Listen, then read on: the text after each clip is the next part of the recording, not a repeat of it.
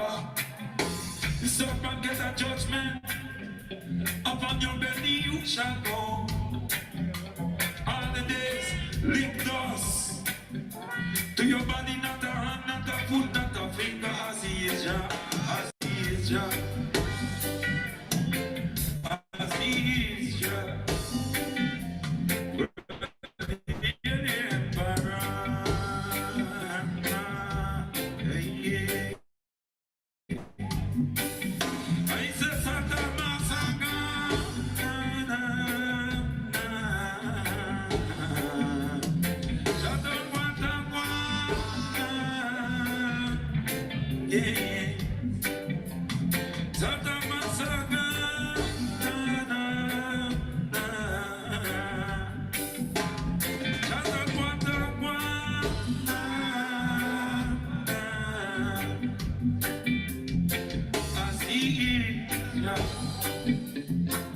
As he is Jah, well, hear the emperor.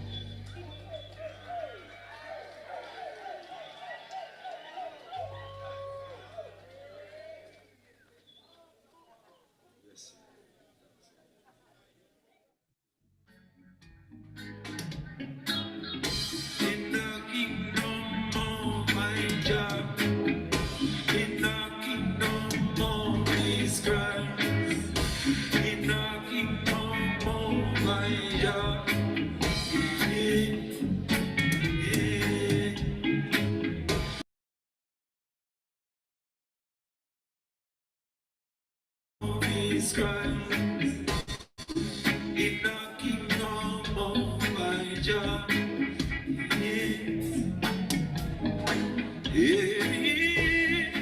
some people are sunray in the thanksgiving,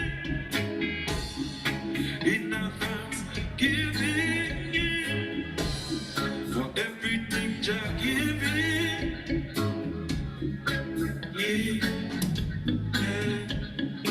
From the melody of the argue with your rhythm, it itself so missing,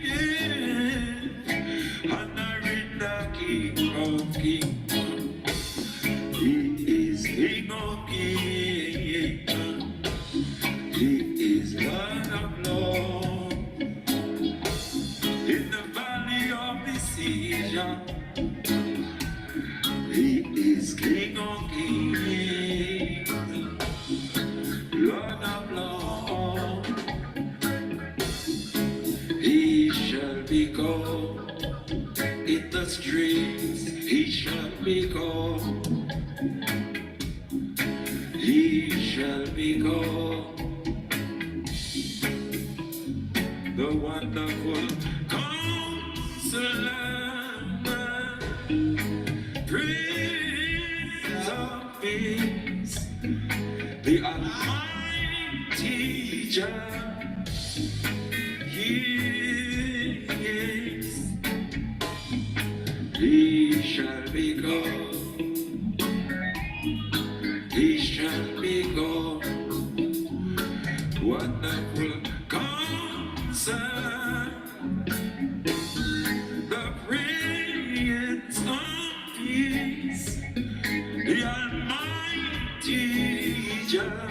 You see,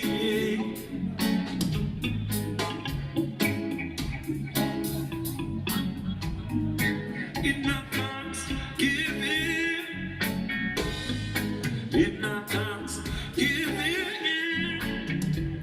the everything Jah giving, yes. From your melody, not be argue with your rhythm, fit in terms of missing. Honoring the King of Kings, He is King of Kings, Lord of Lords.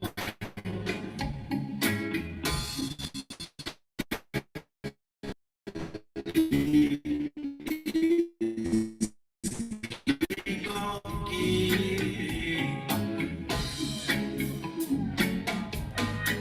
He shall be called. He shall be called Rastafari. Yes.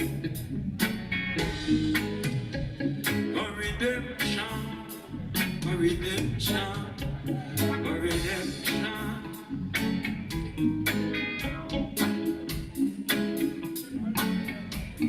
Redemption is a serious thing. The need to be redeemed is so much pain.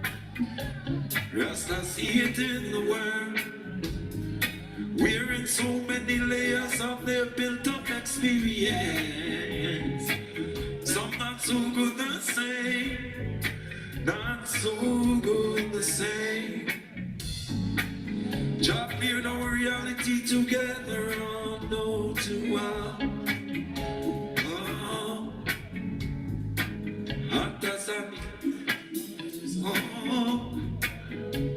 Actors and actresses trapped in your role. That's what they call on you to play in everyday life the same way. You know that's not who we really are. Downside said that's not what you would ideally say. You know that's not how you uniquely stay. So they give you no chance to redeem your way. The children are hardened into cruelty and stay. And still,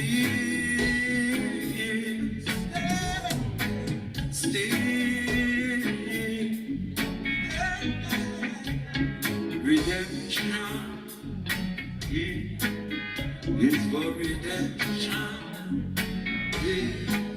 Yeah.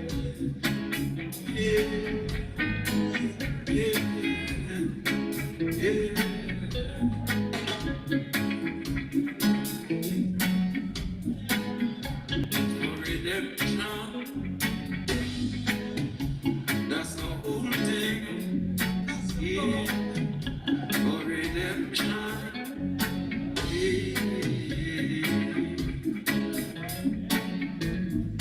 He shall be called. He shall be called the wonderful Counselor, the Prince of Peace, the Almighty Jah. Is He is.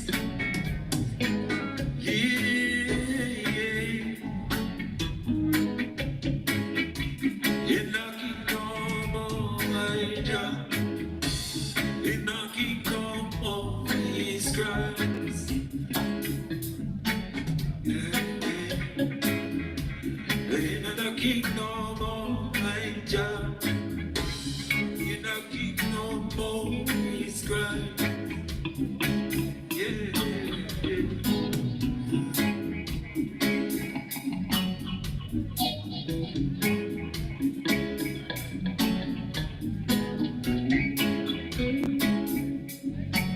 Wonderful Counselor, the Prince of Peace, the Almighty Jah. Yeah, yeah, yes, yeah. You no king no more, my Jah. You no king no more, His Christ. Yeah, yeah.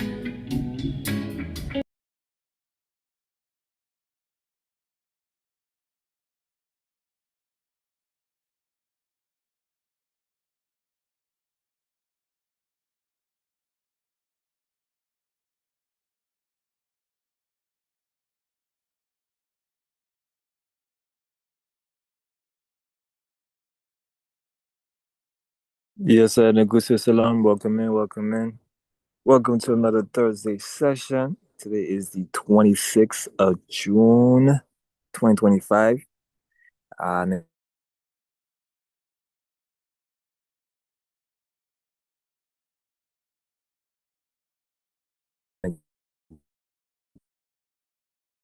Negusi welcome in, everybody. We'll be starting up pretty soon.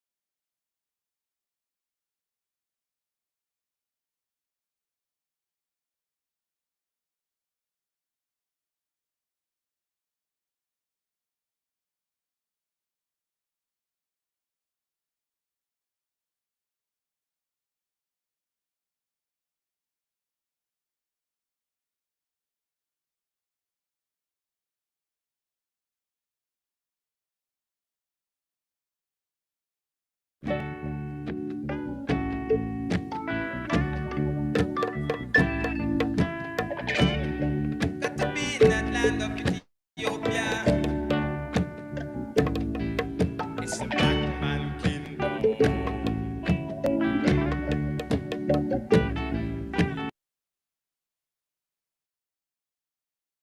Ethiopia, the land of our fathers, the land where our gods come to be. Like bees to a hive swiftly gather, Jah children are gathered to thee.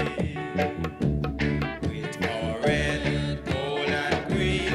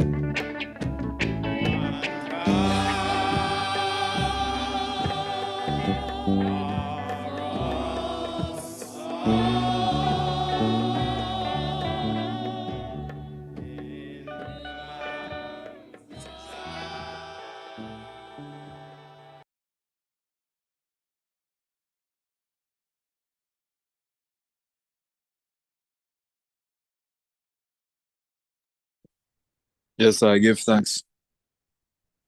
Right now, we'll ask the chaplain to open us up with a prayer.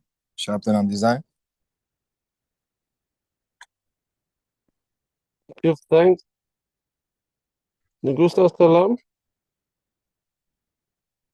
Ekuleki Apakudus Kermawe. Aeris the last day Siam. Exhibit. Adho Ab. World. Memphis Kudus. Hali Akel. Apakudus Kermawe. Haile Selassie Siam. Exhibit. Bahaman Ab. World. Memphis Kudus. Hali Akel. Abakudus Kermawe. Haile Selassie Siam. Exhibit. For Exhibit has not given us the spirit of fear, but one of power, of highly akal apokudus kadamawe, highly selassie siam, Exhibit, ababa jahai, sila, yelem, madahani, tanachi, yetelebin, mon besa, zemenagata jehoda, Katamawe, highly selassie siam Exhibit, Nugusa Neges, zi Ethiopia, zi Hamanat, zi Bele Tebeke, Abakudus Katamawe, highly selassie siam Exhibit, Nugusa Salam, Lekemu, Makam Negatu, Abakudus Katamawe, highly selassie siam Exhibit, Yi Nugusi Negesitu, Yedele, Meskele. Niguse Kidus Ziridi Amlakana Halina Wasawana Hassana Sata Amasagana Amlakana Halina Wasawana Hassana Sata Amasagana Abukudus Kirmawe Adisalasi Siom Exhibia. For I will sing of mercy and judgment to thee, O Lord, where I sing. I will behave myself wisely in the perfect way.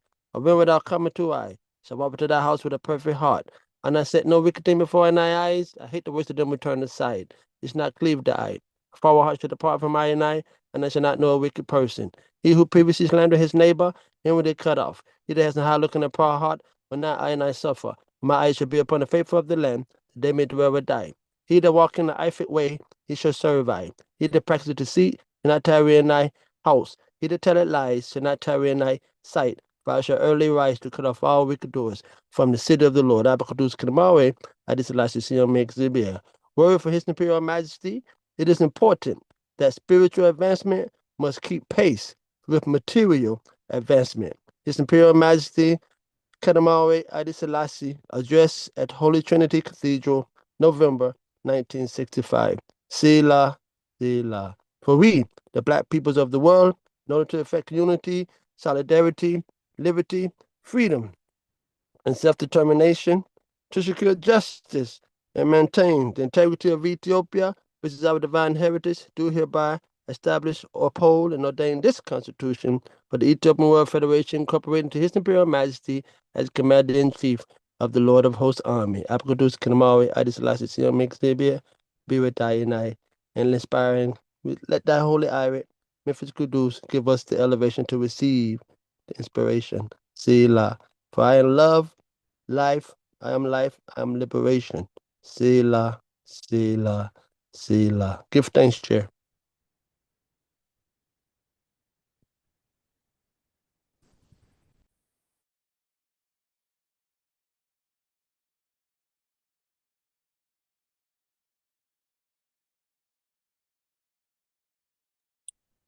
Yes, I give thanks. Give thanks. Still waiting on Minister Lazarus at the moment. For this evening, we're going to have a very interesting topic, good topic, and it deals with a whole lot that we're facing with as a people right now, and we're getting prepared to take care of ourselves in the next stage of what is happening on a worldwide stage, what is happening within it as well.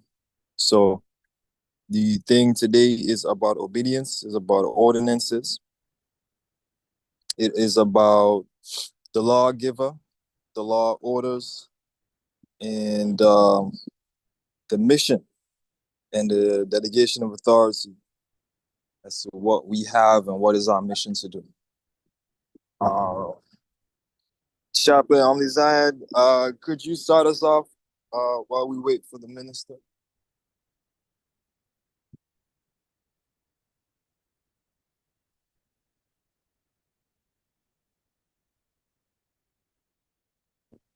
Musa salam. Leku lekimu. Makam nigatu. Yes, I. Well, I give thanks. Well, when we look at Isaiah, we're talking about the obedience given to I. For in this time, obedience is greater than sacrifice. In this time, after the enslavement and the chattel slavery that is experienced, it shows I that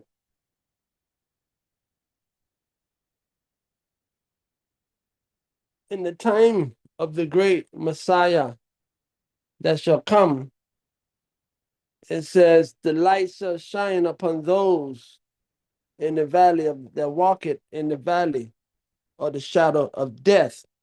Those who walk in great darkness and tribulation and deceitfulness and violence. So he shall save them from deceit and from violence. So that's showing I that in that time, obedience is what I will seek out to the Most High. When he reestablished Zion upon I in this time, when he reestablished Zion for I in this time, I want to go forward into Isaiah 65. Isaiah 65. For in Isaiah 65, it talk about this in accordance with the Aritical prophecy word sound. Open you the gates of Zion, so the nation who keepeth the truth may enter therein. For in the time of the restoration and the setting of Zion, the messianical place where this Messiah will come and be crowned, that will be the place that's called Zion. Zion. For Isaiah 65, it reads, I am sought of them that ask not for me. I am found of them that sought me not. Overstand not. I am sought of them that ask not for me. I am found of them that sought me not. I said, behold, I unto a nation that was not called by my name. I have spread out my hands all day unto a rebellious people. which walked in a way that was not good, after their own thoughts. Overstand that. That's why we're here in this session talking about obedience. For this Negus, Messiah, said, I have spread out my hands all day unto a rebellious people, which walked in a way that was not good, after their own thoughts. A people that provoke me unto anger continually in my face, that sacrifice in gardens and burn incense upon altars of brick, which remain among the graves and lodge in the monuments, which eat swine's flesh and broth of abominable things in their vessels, fireball hot, which say, stand by thyself, come not near to I, for I am holier than thou. These are a smoke in my nose, a fire that burneth all day. I hold, it is written, before I will not keep silent, but will recompense, even recompense unto their bosom, fireball, overstand not. Your iniquities and the iniquities of your fathers together, says the Lord, which have burned incense upon the mountains and blasphemed me upon the hills. Therefore will I measure their former works into their bosom. Thus says Adonai, as the new wine is found in the cluster, and one said, destroy it not, for a blessing is in it, so will I do for my servants' sakes, that I may not destroy them all. Fireball hot. A remnant, overstand not, a remnant, hallelujah. And I will bring forth a seed out of Jacob, and out of Judah, an inheritor of my mountains, fireball. And my elect shall inherit it, and my servants shall dwell there. Siam Exhibir is the title of elect. It's a Masonic title. I will bring forth a seed out of Jacob, and out of Judah, an inheritor of my mountains, and my elect shall inherit it, and my servants shall dwell there. Overstand that. And Sharon shall be a fold of flocks, and the valley of Achor a place for the herds to lie down in, for my people that have sought I. But you are they that forsook the Lord, that forget my holy mountain. Aha, that prepare a table for that troop, and that furnish the drink offering unto that number. Fireball. Therefore will I number you to the sword, and you shall bow. You shall all bow down to the slaughter. Because when I called, you did not answer. When I spoke, you did not hear, but did evil before my eyes, and did choose that which I delighted not. Fireball. For His Majesty did give a repatriation offer in 1954 to I to return to Ethiopia to help him develop the country. The repatriation offer included a job equivalent to that with a salary with that or one in America, a house rent-free with the automobile provided, and 6-month paid vacation to come forward to America again to visit relatives.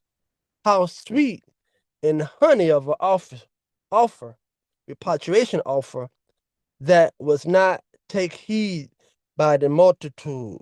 Fireball.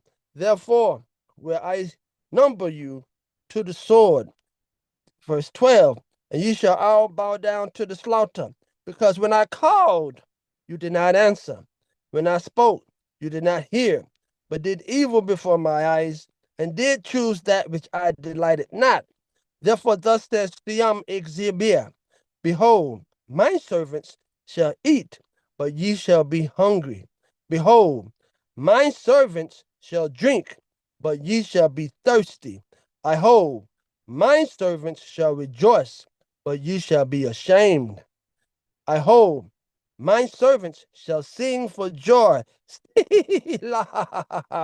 of heart, but ye shall cry for sorrow of heart, and shall howl for vexation of the irate. And you shall leave your name for a curse unto my chosen.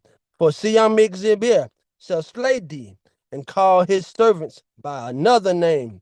Overstand that he who blessed himself in the earth shall bless himself in the exhibit of truth. Overstand that. And he that swear in the earth shall swear by the exhibit of truth, because the former things, the former troubles are forgotten, and because they are hid from my eyes. For behold, I create a new heavens and a new earth, and the former shall not be remembered, nor come into mind. For his father, Abakadus Kedamari Adisalas still makes it bear. He did liberate us and return to us our heaven country. Still, for behold, I create new heavens and a new earth, and the former shall not be remembered, nor come into mind. But be ye glad and rejoice forever in that which I create.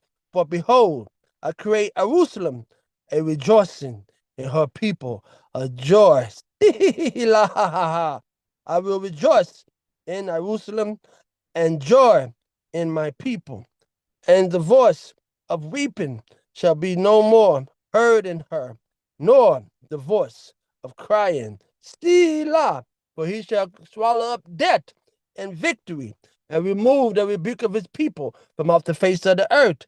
Isaiah 25, verse 8.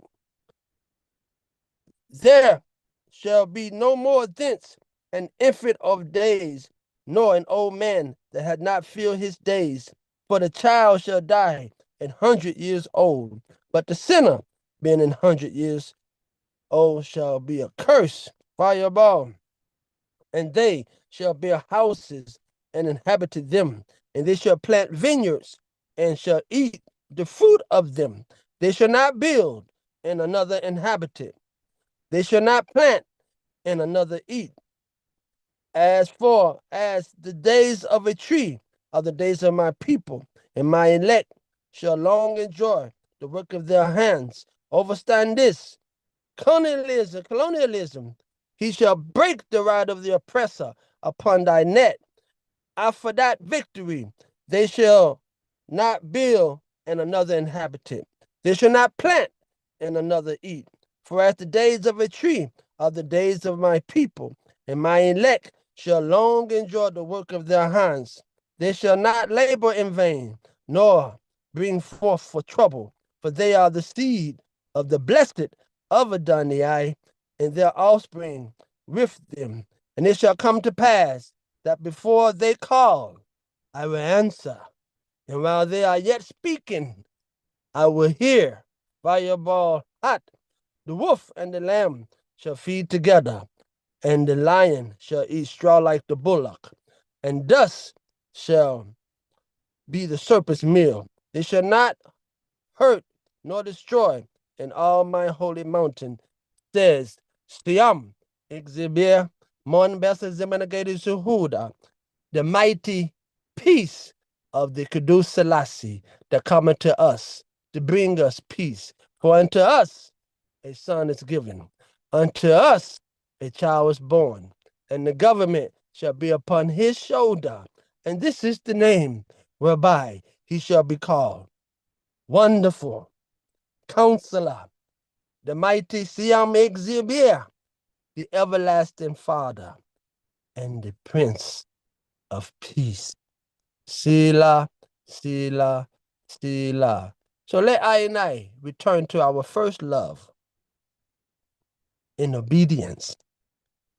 For the lion, Judas, wept, has rise for the prey, and prance upon the prey for I and I. But we have to overstand the fire that go before I and I, in front of I and I, and devour our enemies. It's non-partial. It devours uncleanness and unrighteousness. For a fountain of sin and purification has been opened for the cleansing of sin and the purification in Zion for all of I and I, for the restoration. Overstand that. But he has taken the king's song, which is the king's oath. Psalm 101. He said, I shall rise early to destroy all the weak heart of the land, that I may cut off all wicked doers from the city of the Lord. He said, I hate the works of them that turn aside. It should not cleave to I and I. So we have to understand this, that His Imperial Majesty come and show I and I. When we see the picture of the king standing at the coronation, no, and he holding the sword in his hand, and the sword is held in the double side blade. You see, the blade. He's holding the sword in the blade. What you see, right? Look at him. He's not holding the sword to the side, like What we see when you come upon the king, those who rush him, their blood shall be sprinkled upon his garments, right? For he was clothed in the vesture dipped with blood. For he trodden the winepress and the footers of the wrath of the Almighty. It was prophesied in the way that he holding the sword. Look at his fingers upon the sword. This is the symbol of victory. For in his hands rests his holy power. But it's a non-partial fire. So we have to hold up the cleanliness. In the conflict of Adam and Eve with Satan, their weakness came when they adhere to the words of Satan. When they gave ear to Satan, that's when their downfall and trouble came. So we must not give ear to the left, Satan. We must adhere to our brain leader, Abakadus Kedamawi, Haile Selassie Siomik Zibir, and let the holy irit of Kudus, Memphis Kudus, lead us to the heights of his word, so we can overstand in this time and stand in the righteous land. Abakadus Kedamawi, Haile Selassie Siam Exibir, Sila, Sila, Sila. The angel of the Lord before us. For upon my holy hill has I set my king, the inheritor, right, of the covenants, the fulfillment of the proclamations of the prophets. Return ye and take heed to the foundation, to the words of the prophets when the foundation of the house was laid, that the temple may be built. And the capstone of the temple is the Lamb, great David's greater son, the sacrifice given in this time. For we believe that Kadamawi Haile Selassie Siom Exibir was made king by the will of Exibir, and his life is for our own benefit. Because not by might shall no man deliver themselves, but by the holy irit. So this, we come to guard this, not with hands, but with a righteous stand.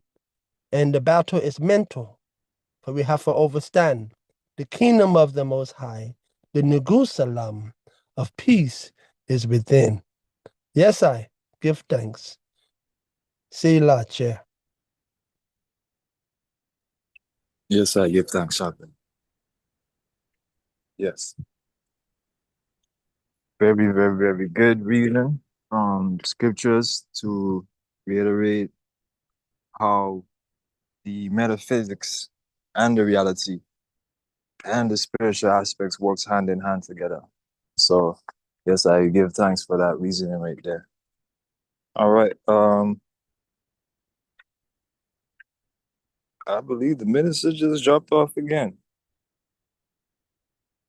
But yes, sir. Rasifa, did you want to come in at this moment for a little bit? Yes, sir.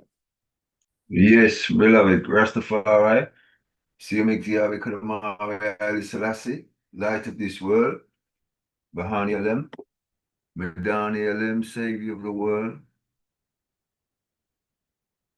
Talaku Medi, the great leader who rules everything in his way, in his light, by his will and his right, to the mirrorness of the people.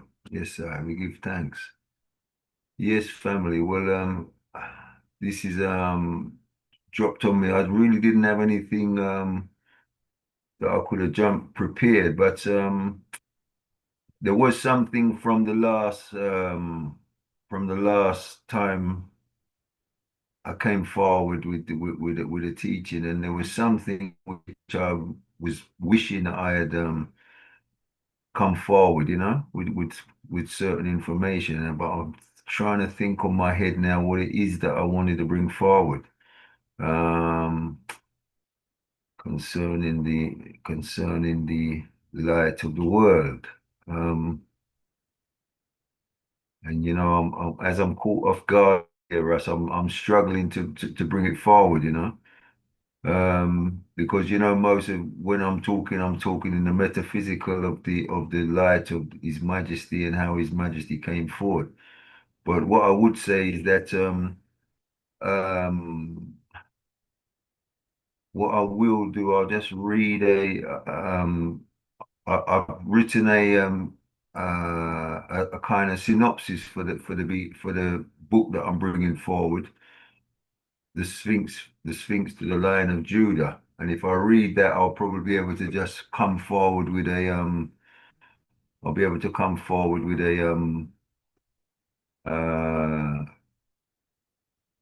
something will flow from it. Let me just read it, and then Yes, sir. Sounds good. Then I'll be able to bring something forward from that. Yes. Oh, one thing I did see the other day. I don't know if the item saw what I share on the program of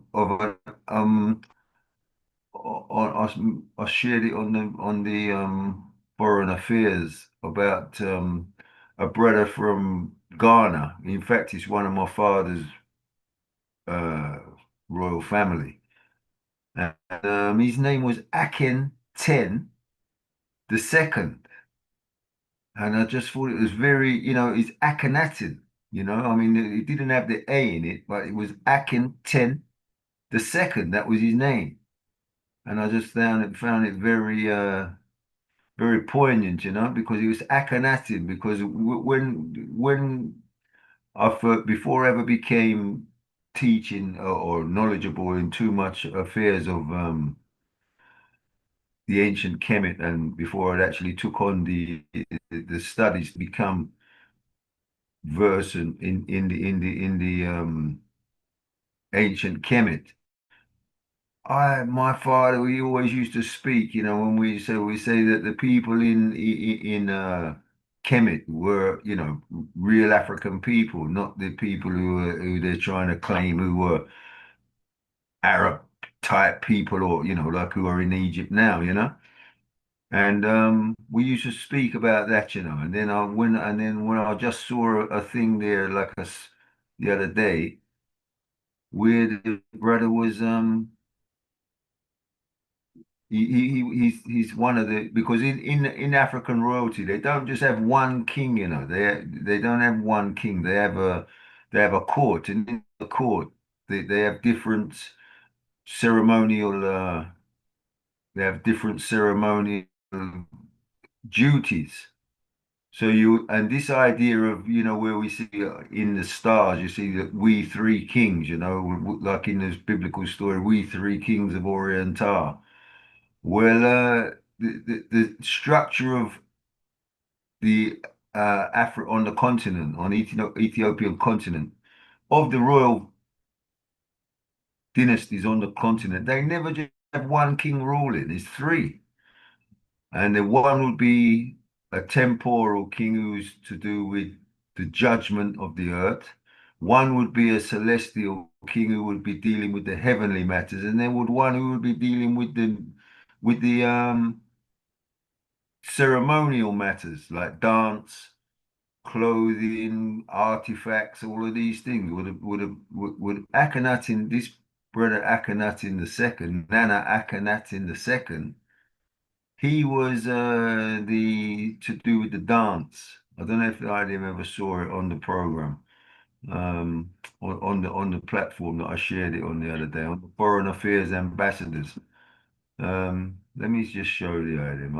Can I get a share on the? Can I share uh the screen? Yes, I go right ahead. Yeah, I'll just show the item. Let me just see Foreign Affairs Ambassadors. I did share it on there. Let me see if I can see it.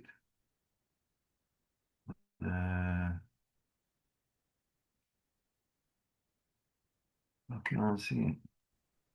Welcome back, Minister. Whenever you're ready, just come back Is it in Minister? after. Is it Minister back? Yeah.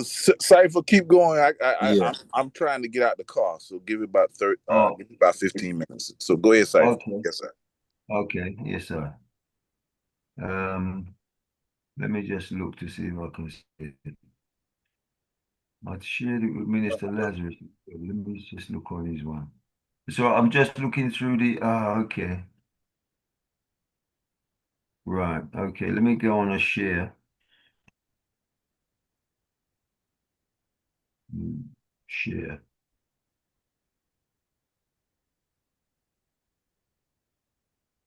Share. Okay, family. Let me just see if I can bring this up.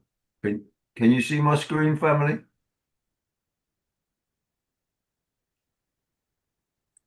It's coming up. Yeah. Okay. Let me just show you.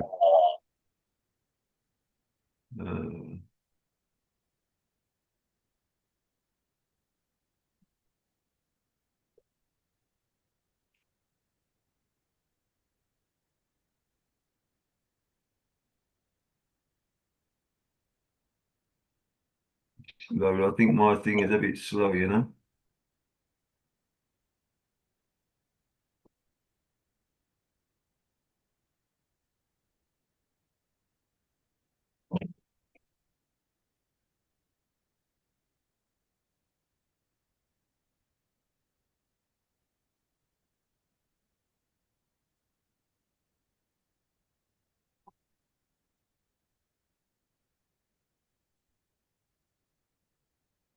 Uh-oh. Uh-oh. Yeah, What you happened paused there? it. Yeah. Yeah, pause it because something else has come on the screen. Hold on. Oh, hang on. I've got the wrong. I want to take this off the screen. How do I do that? Oh, right. Okay. Now look at his name here. Can you see his name? Let me see. Screen still paused. So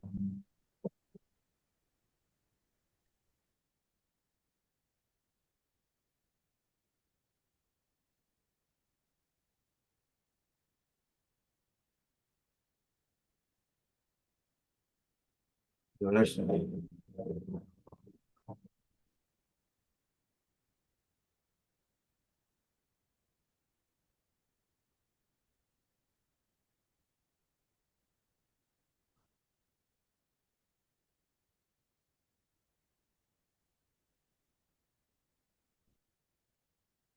his name is Aken Netil, which is like, because in the linguistics, his name is spelled Aken, A-K-E. Did you see it on the screen, family? His name was at the bottom. See his name there at the bottom? We have it. No, brethren. It's You see still his name there? paused. Aken the It's second. it's still paused in the moment, so we can't see anything unless you go off from the screen and come back again. But it says the screen has paused. as All part right. of screen sharing. Okay, hang on. Let me stop the share. Bring it back again. Let me try again. Share the screen.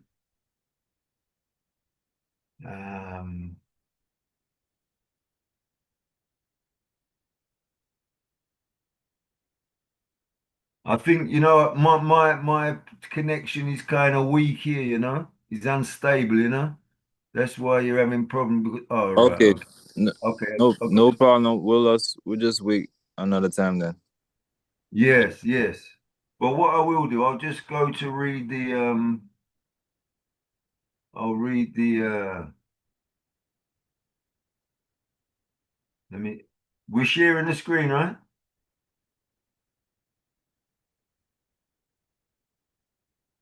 Can you see the screen, family? No, no. No? Is it you see nothing? No, like you say, it's a problem with the delay.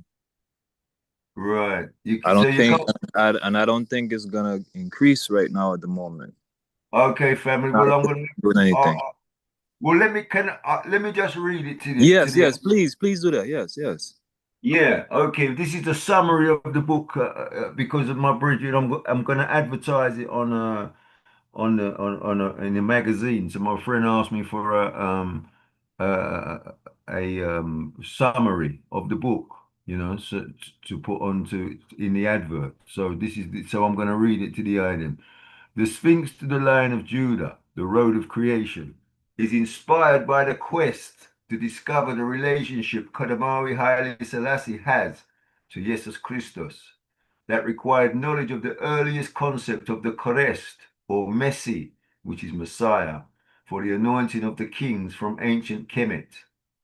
This led to overstanding the knowledge and science of the ages, inspired by the Ethiopian Kings List and its earliest recorded history dated to 5530 BC. And I always put AE BC, Ethiopian BC, you know, as opposed to the Babylon BC, what they use. In my writing, I always use the Ethiopian AE together with a BC. That's for Ethiopian calendar. So yes, so it's its earliest recorded history dated to 5530 BC that far predates the given history of Kemet and its early placing this dating framework on the world clock, commonly called the zodiac, opened its functionality in the interpretation of time with astronomical cycles as a timepiece. Having the earliest written account of creation on its reverse side, the Shabaka stone is the earliest model of such a timepiece, which this penman has deciphered, discovering its predication on a solar lunar eclipse of 17,300 BC, confirming the astronomer priest Manetho's claim of the Greco-Ptolemaic period 300 BC that the Egyptian kings list had begun 17,000 years prior. The Shabaka stone's geometry has the origins of the Ark of the Covenant, being a golden triangle as depicted on the fallen obelisk at Axum. Its measurements are also hidden in the Ethiopian kings list. The Shabaka stone decipherment and mathematics open the key to the seven seals and Kedemari Haile Selassie's role with the repositioning of the Ameta feeder, which is a 5,500 year period in the operation, using a formula of 7 steps to the beginning of the world, 63,897,054 years BC, precisely from the ending of the age of the dinosaurs, according to modern science. There are bonus decipherments within for Christian readers of the Rota Square, which consists of magical names of the 5 nails by which Christ was nailed to the cross, and the Lefaf HaSedek, which is the Bandit of Righteousness, an Ethiopian Book of Life, also known as the Ethiopian Book of the Dead. The wait for the Messiah is ended. Merdha, a word. which means the blind guider, Ras Cipher to Lassie. So that's the introduction to a summary of of what is inside the book and what inspired me to write the book. And it's um yeah, it's very poignant, but one thing I would say, I don't know if the item, because I know when I gave the presentation at the last time, most of the item had dropped off or dropped to sleep, because it's 5, 6 o'clock in the morning this time, and must be like 2 o'clock in the morning or something like that for the item in America. But the 64 million years, that is a formula which is coming from His Majesty's when he made the church autocephalous in 1952. And there are some steps which are there's some steps which are 787 years long, which come from the Shabaka stone. What it is that where we separated the Shabaka stone into months, which are 2,363 years, 2,363 year months, instead of 2,160 year months. The reason there's a difference is because the Shabaka stone only has 11 ribs, and the zodiac has 12 ribs. So the 11 ribs is the foundation of the zodiac. And in the Great Pyramid of Giza, when they sent a robot up into the shaft of the Queen's Chamber, which are two shafts which are aligned with the Orion, they're pointing to the Orion constellation, and also going out one side, and also pointing to the Sirius star going out the other side. Well, when they went up into the shaft, which was going towards the Orion constellation, they found a door. They put a robot up there. So when the robot went up there, they made a special robot to climb this channel to try to climb the shaft. When they went up into India, they found a door. Well, the robot couldn't go behind the door, but they managed to drill a hole in the door with the robot. After they used the robot technology and drilled a hole in the door, and then pushed a camera through the door, which they could remote control they could control it by remote. And then when they turned the camera around, on the back of the door was the number 11 written in red ochre. So that 11 is very, the number 11 is very poignant.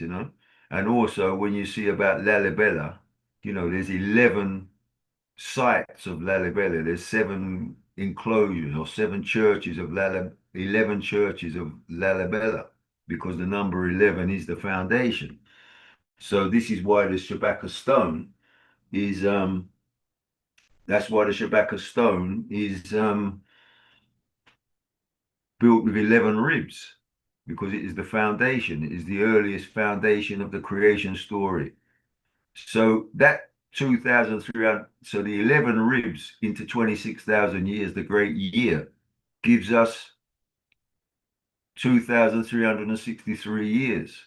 Well, if we divide those by the power of the Trinity, which is the number 3, you'll get 787 years.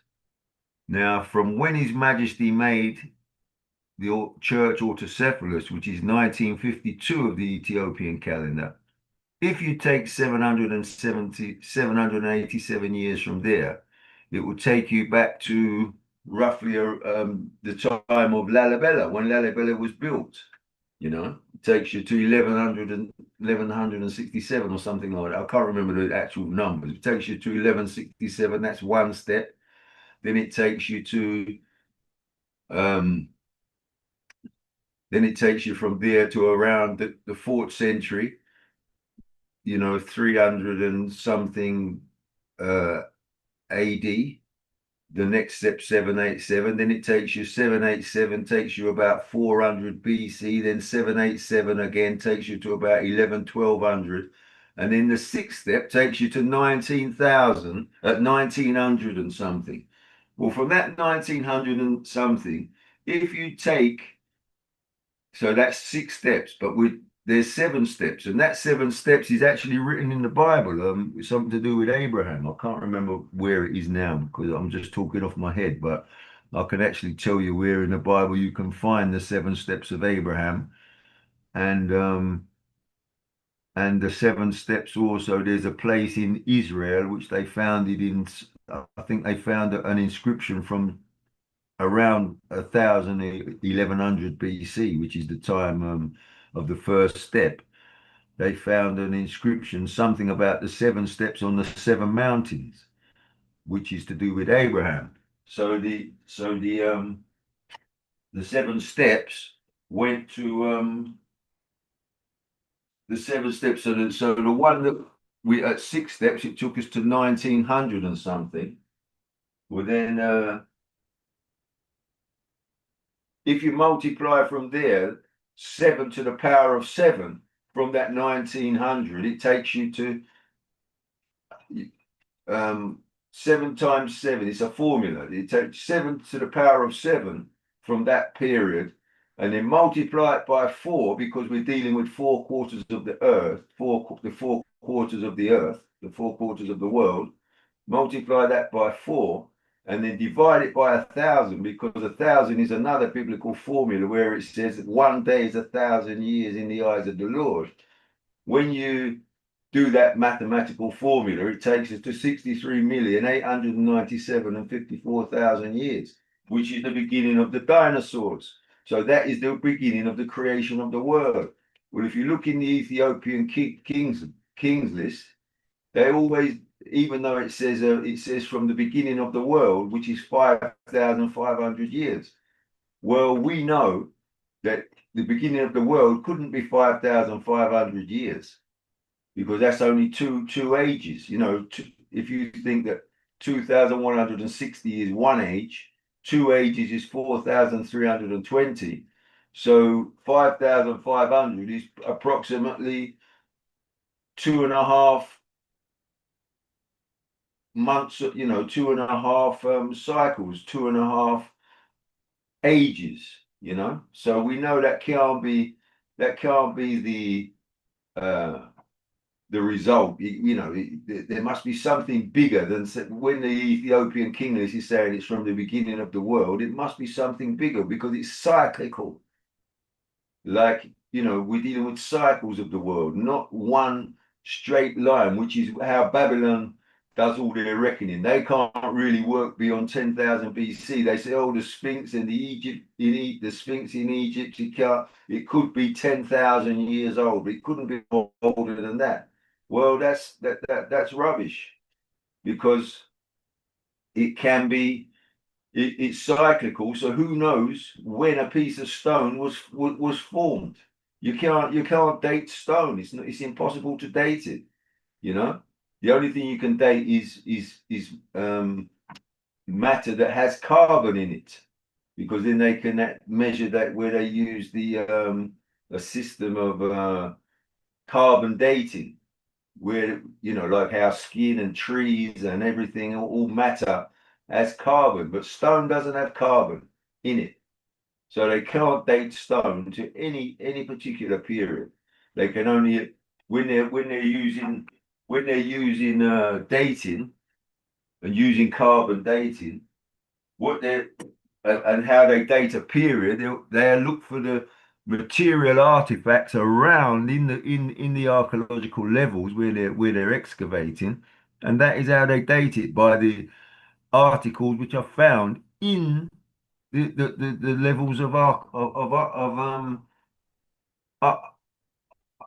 do they call it? When I just used the word, not architecture.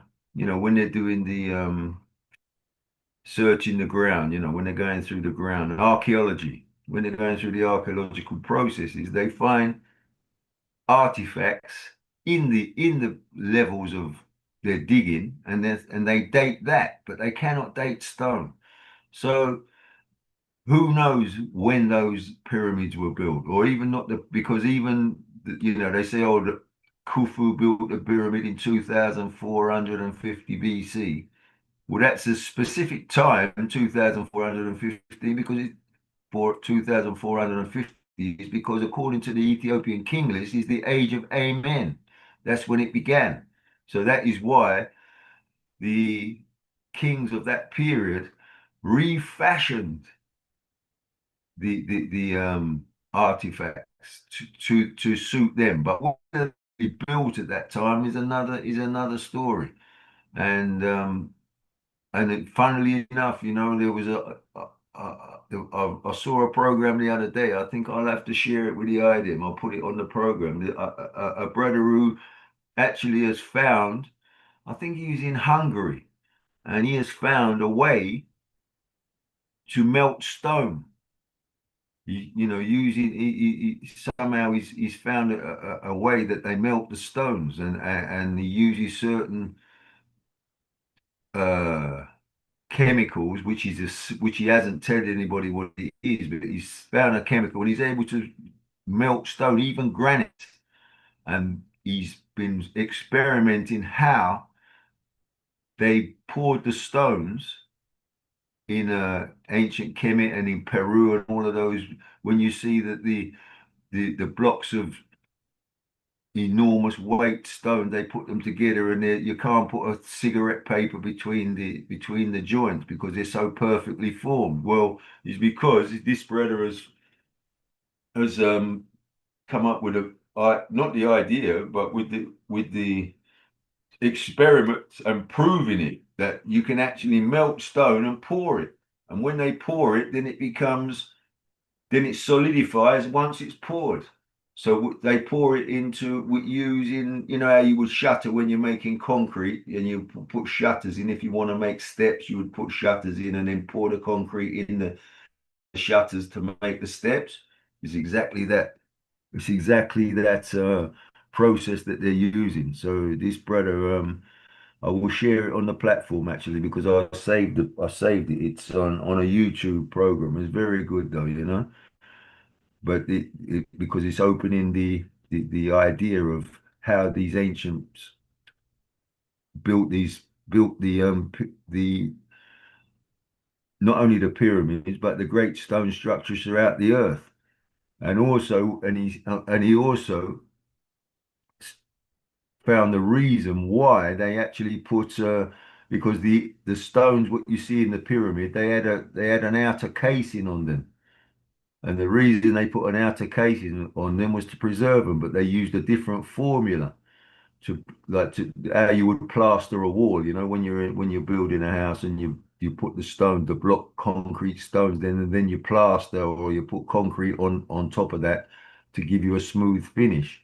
Well, they used a different type of combination of material to put the outer casing on, and they did that to protect the stones in underneath, because the stones underneath, with the method that the guy was using, it pushes out all the water, but still they're not waterproof, and water can go into the stones and cause them. When you see a pyramid and you see it's crumbled and it's fallen to bits, it's because the outer casing what they put on has come off of it, and then the stones themselves are prone to become distorted through through the weathering, through the rain, etc. So it's a very interesting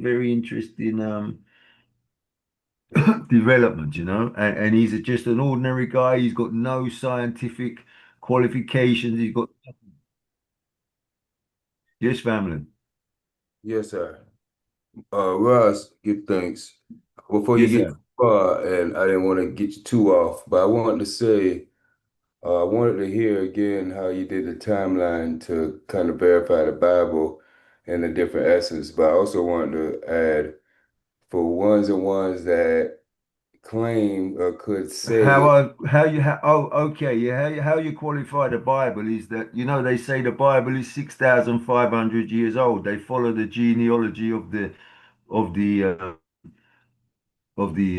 people, the personages in the Bible, and they follow their genealogy, and then they go back and they say, oh well, it goes back to 6,000, roughly 6,000 to 6,500 years through following the genealogy.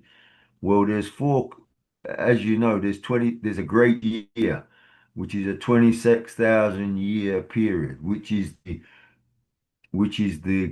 key. It is, without knowing the knowledge of the 26,000 great year, 26,000 year, which is called a great year. If you divide that by four, you get 6,500, which is a quarter of 26,000. So the 26,000 years divided by four gives you 6,500. And in the Bible, it says in Numbers, don't forget, if we always go back to Numbers, because in the book of Numbers, you see that there we see the Melchizedek, not Melchizedek, um, Ras Lazarus is always talking about him. Balaam. This is the chapter where we see of Balaam, who speaks of the scepter out of Israel, and the star out of Israel, and the scepter out of what is it? A star shall rise out of Jacob, and a scepter out of Israel. That's Numbers 24:7, 24:17. And before that, it's Numbers 24:7, where it says, "He shall pour the water out of his buckets, and his seed shall be in many waters." That is the symbolism of the age of Aquarius. So that is telling us when this man will appear, which is now, His Majesty. But prior to that, I think it's in Numbers 10. It says, "Who knows the quarter of Israel?" You know, this quarter of Israel, because that is the key. That knowing the quarter. So that number, the book of Numbers is the most important book in the Bible, as far as I know, concerning the age science. So yeah, and it says in Numbers 10, I think it is, chapter 10, I think, Numbers, it says, "Who knows the quarter of Israel?" Because if you know the quarter, which is 6,500, you know the other three quarters are um, multiples of the quarter.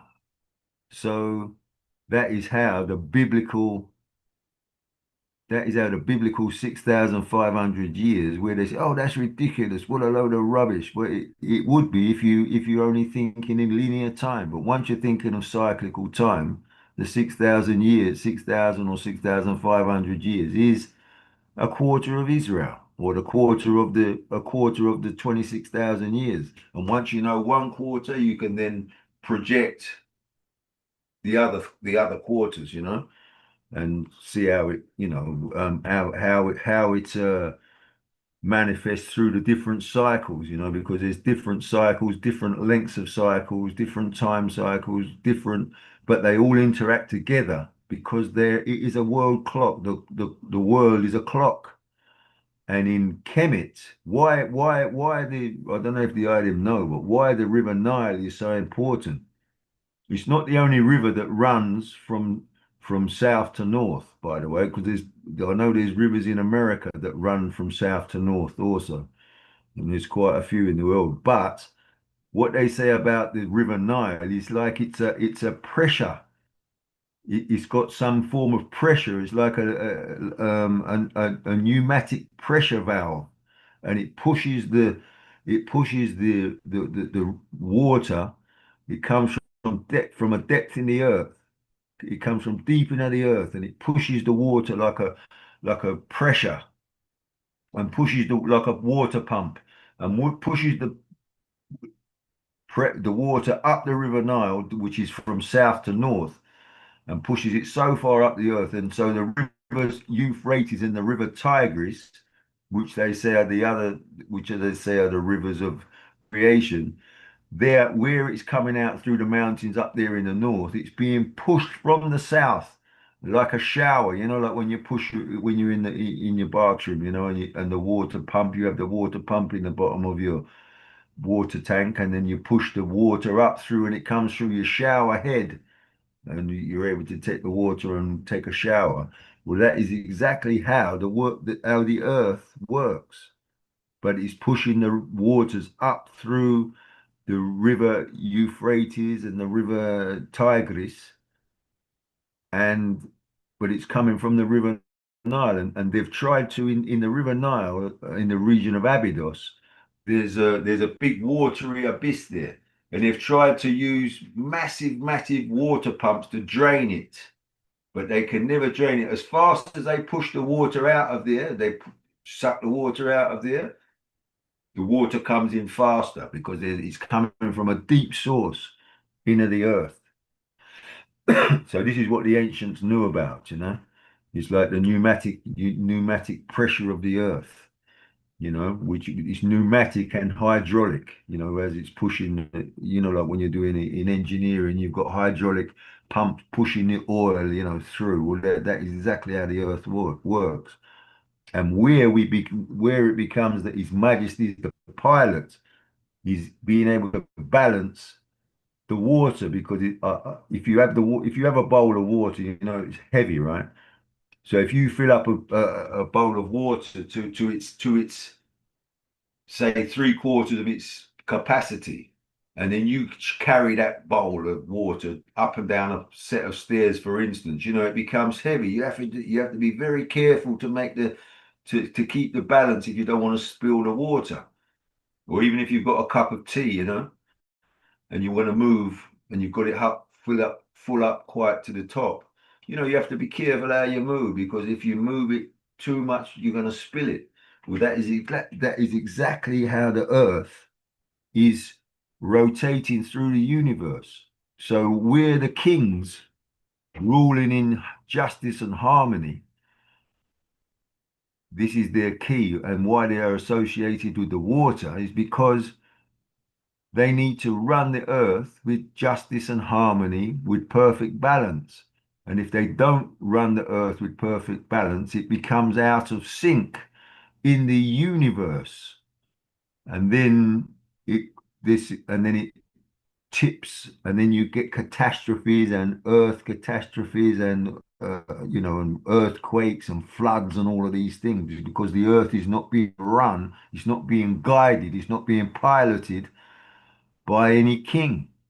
And this is what His Majesty was able to do. He was able to balance the earth. When you see that he went to all the different countries of the earth and made them independent, you know, when he was freeing I from under colonial oppression, he would go, well, when he went to the different countries around the world, because there's a sister, Ascali Selassie, my sister of mine, she's been making calendars for years of his, you know, of the Ethiopian calendar of Rastafari world, she calls it, and in there she always has the different countries that His Majesty, when they got their liberation, and when His Majesty visited them. Well, if you look at the dates of His Majesty's visitations of these countries, you will find that they're all astronomically aligned.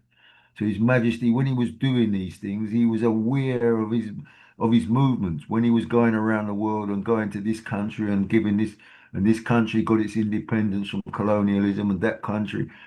If you look at the dates, there's specific dates that His Majesty done it. And then if you look in the Ethiopian calendar and the Ethiopian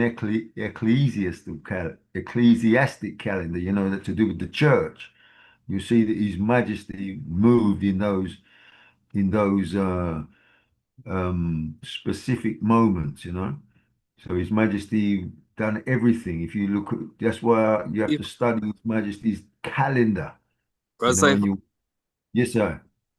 I just saw something today where they were talking about the electromagnetic field of the earth with the polar shift happening. And they were talking about how they noticed a pattern with the star. Certain stars had a negative or positive effect on different parts of the earth. So is there anything that the eye has seen in the eye studies that recollects with the like the ley lines of the earth with the positioning of the stars at certain times of the year or stuff like that?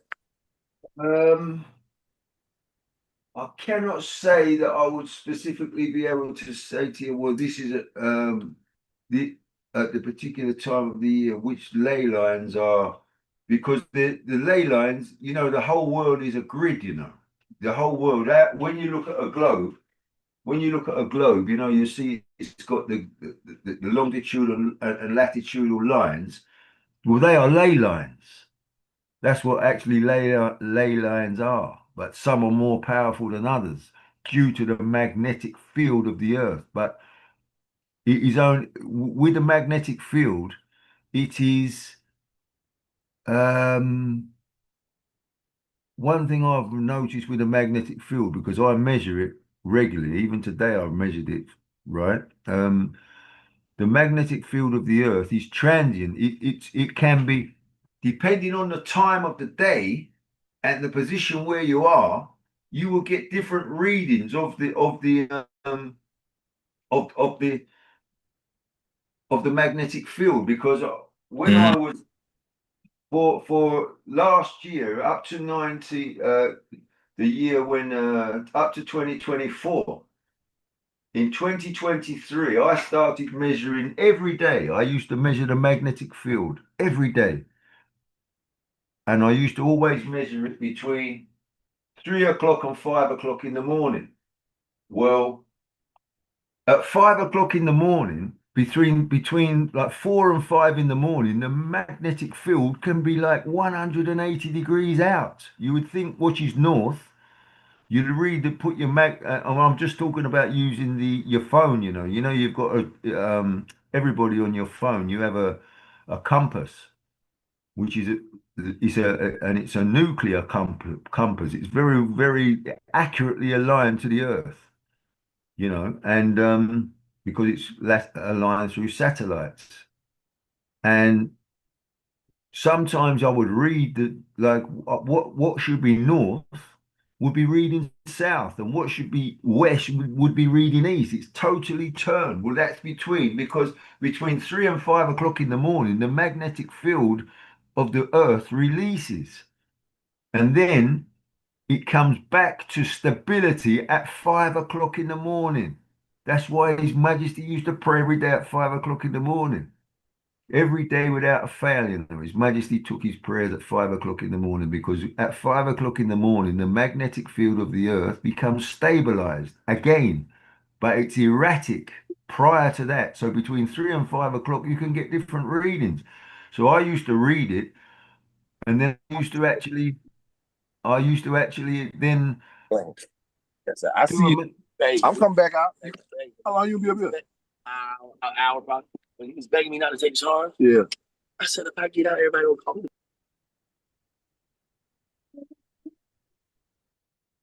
Is someone coming in there? I believe that was the minister just came back on. Oh, okay, yeah. Well, anyway, family. Yes. So the magnetic field, Russ, is transient in the moment, and even tonight, I've got a specific place in the forest where I pray, and I was there this evening, and normally what was north and south and east and west at 8 o'clock this evening, which was an anomaly, I actually found that there was a 90-degree shift from north to south. The north was what should have been north was roughly in the west. It was in the like north. It was come round about 30 odd degrees into the northwest, and what should be east. The whole magnetic field had shifted backward. It had turned, like if you was going to go anti-clockwise, it had gone anti-clockwise around 30 odd degrees. So it's very interesting. I mean, so the magnetic field of the Earth is not static. It's transient, and that is what we're talking about when we're talking about the power of the Trinity and the quadrennial. The north, south, east, and west is quadrennial reckoning, and power of the Trinity, which is the 360 degrees divided into three, which is like our star, what we've got on here in our star, which we've got here, the local 49 star here, those 3 points of the star where it's touching the yellow circle, that is the magnetic field. So that is going forward to the right hand side, and then the four corners of the earth, which are, which is quadrennial, going in anti-clockwise, which is called the precession reckoning, the precession of the equinoxes. It's reckoned on the precession of the equinoxes, but the forward motion is the magnetic field of the earth, or is the forward motion creates the magnetic field because you've got one cycle going in the anti-clockwise direction, which is the quadrennial reckoning, which is the four corners of the earth, and which is when Ras Lazarus is showing us the triangle and the square, the square and then the triangle on top of it. That is exactly what we're talking about. We're talking about that is a magnetic symbol, because the triangle at the top is the Trinity reckoning, or the triennial reckoning, and then the box of the square is quadrennial reckoning, which is the four corners. So, and the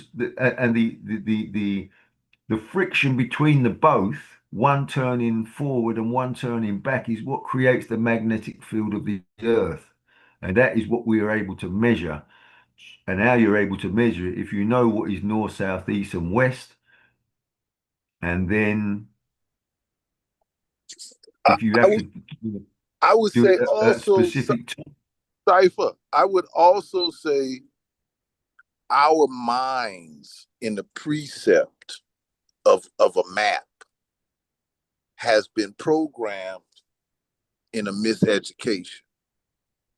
In one construct, all of the maps that we've ever been raised with, they're upside down.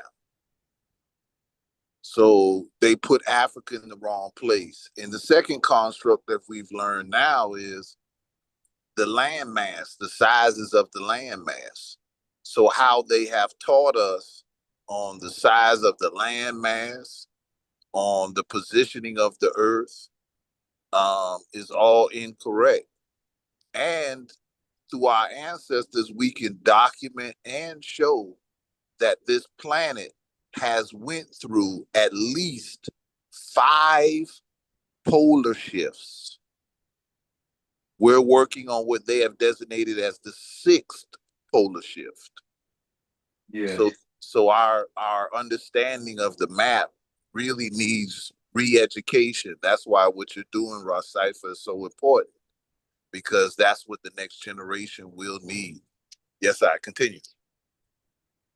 Yeah, but what it is, Russ, that you see, the maps aren't really upside down, and because what it is, there are, as I told you, that the magnetic field goes on the move between 3 and 5 o'clock in the morning.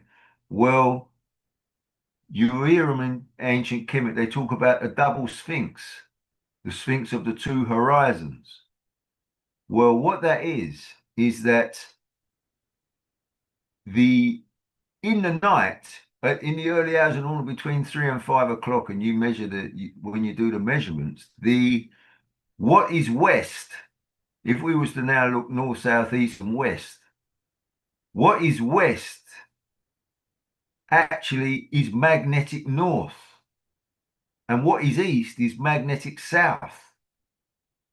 And if we were to observe the constellation of Orion at that time, in November, this is why the kings are crowned in November, by the way. And this is why when they spoke of the kings of Egypt, and they say, oh, the first king is the Scorpion king. The Scorpion is the Scorpio, the November month, right? And we've got two. So like I'm saying, so in the middle of the night, or in 3 o'clock in the morning, after 3 o'clock in the morning, magnetic west, cardinal west is magnetic north, and cardinal east is magnetic south. But how would you observe that? Well, how you observe it is by the movement of the Orion constellation in November, and it stays like it stays in that period. It stays in that it starts in November and it goes on up to about April. It's in that position, like you'll see it going to the west, but it's obviously not in November. It's actually specifically positioned on 270 degrees 270 degrees west. You know, if you say 0 degrees is north, and then you've gone around 90 degrees to east, and then 180 degrees to south, and then 270 degrees to west, and then the other then you go from 270, 90 degrees up to 360 again. Well, that west point is where the Sphinx is located. If you can imagine, when you're looking at the Sphinx is actually positioned perfectly on the west-east line, and it is gazing east. This is why the people them are praying to the east, because the Sphinx is praying to the is pointing to the east. But if you read in Ezekiel chapter 8, he says it's an abomination to be praying to the east because they're turning their backs on the temple. So that means then so there's some reason they're praying to the west, not east, because the magnetic field of the magnetic field of Orion is in the west in the night. In the daytime, there's north, south, east, and west, but in the night, the west is magnetic north. You know, it's actually rotated 90 degrees. There's a 90-degree shift over the night. And so that 90 degrees is the magnetic field what you're using. So how then you're looking at how you're getting the north south through the earth, which is the pole of the earth. This is why when west becomes magnetic north, we're now looking at the pole of the earth. And what symbolizes the pole of the earth is the stars Rigel, and there's a star Rigel. The stars of the constellation in Orion is Rigel and what's the other one? Can't think of the name of it. But there's these two stars. They align straight through the Earth because the Orion cycle has rotated. And I wish I could share my screen with you. I'd show it to you because there's a. Let me try and share my screen just to show it to the audience. I'm not sure if I've got enough bandwidth. Let me move my computer. Hang on, I'll just move my computer. See if I can get a bit of bandwidth. Because I'd love to show the item this. I think I've shown it to you before. But while I'm talking about it, I can explain the actual what we're talking about, how the magnetic field works. Let me see if I can show you.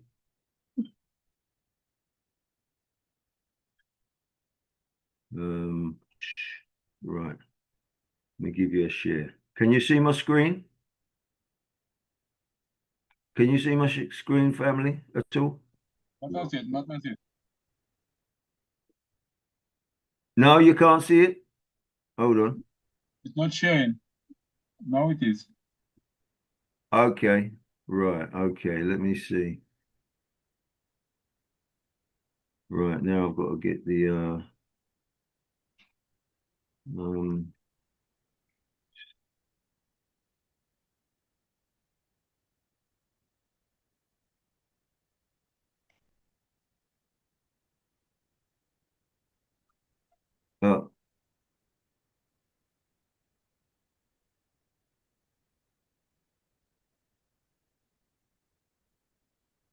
uh, no, I don't want to be showing this. Hang on, I'm going to stop the share to get up what I need, and then I'll show it to the item. Hold on. Yeah.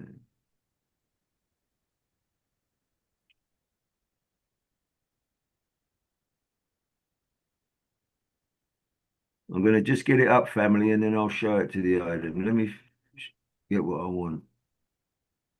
Uh,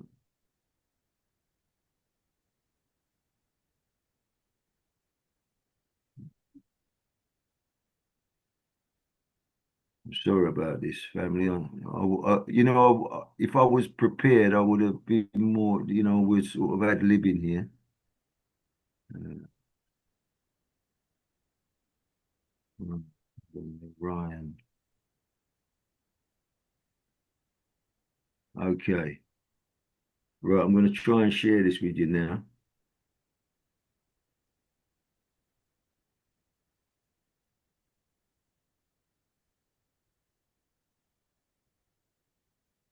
Okay. Can you see that, family?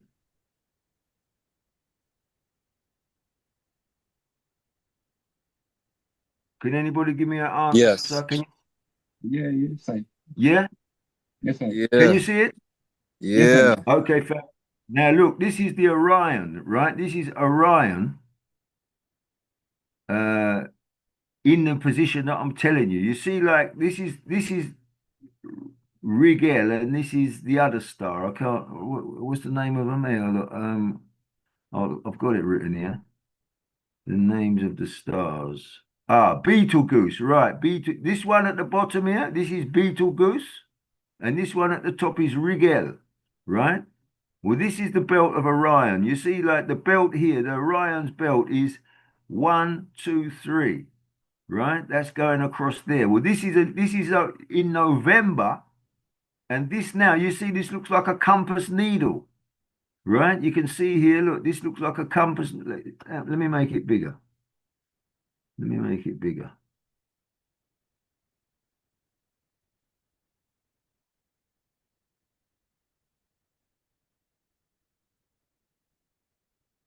Right. This is like so this is Rigel. So what is happening as this is coming into position, this is now positioned at 270 degrees west, cardinal west. This is the point. So this would be the point on the head of the Sphinx in Egypt. This actual point here, this will be pointing straight through the head of the Sphinx in Egypt. These are the three stars of the Orion's belt, right? And this is the, you know, you've got this is the Orion. These are the three belt, and these are the arms outstretched and the legs outstretched, right? And this is the sword. Okay. So this is now going straight through the earth. This is the pole of the earth. This is a line, the pole of the earth, and this is what the ancient mariners, you know, the ancient Kushite Empire. This is what they used to navigate. You see, this is what they use. They use this to navigate because this is the compass needle. This is north south, and that is perfect.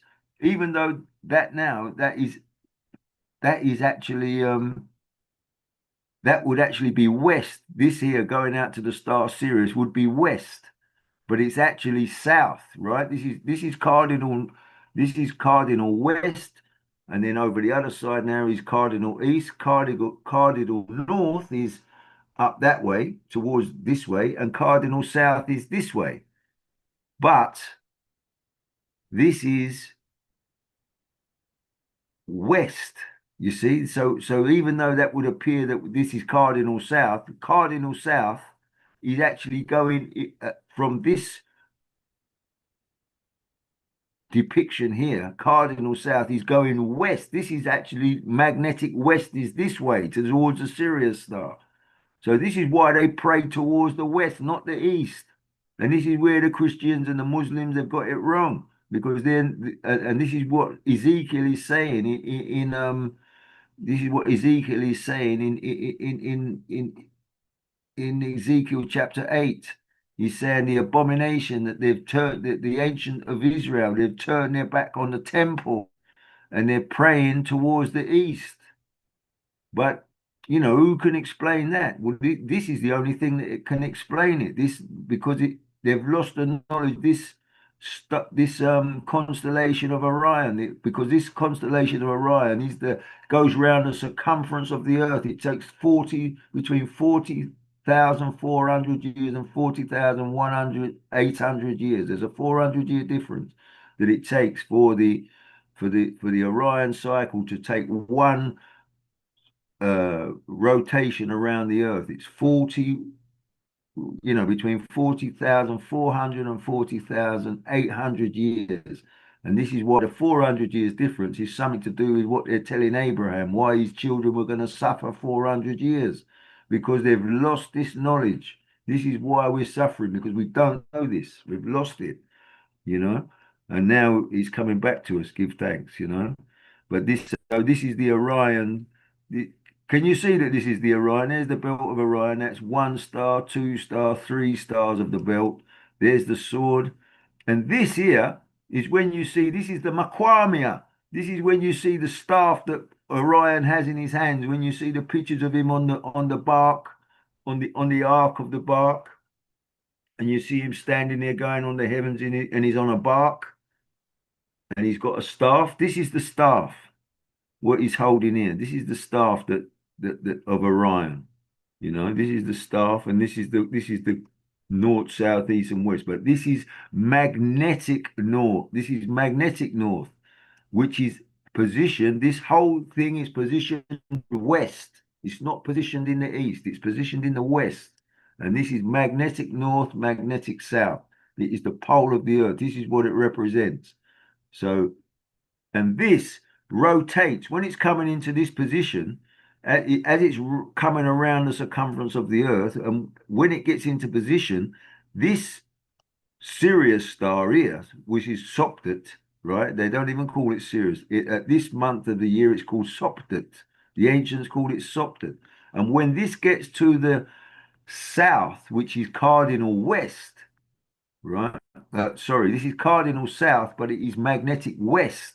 When this is here, and this lines up, this line here, this star here, this is the offset star. They say that the pyramids, like one of the stars is offset, one of the pyramids is offset. It's different.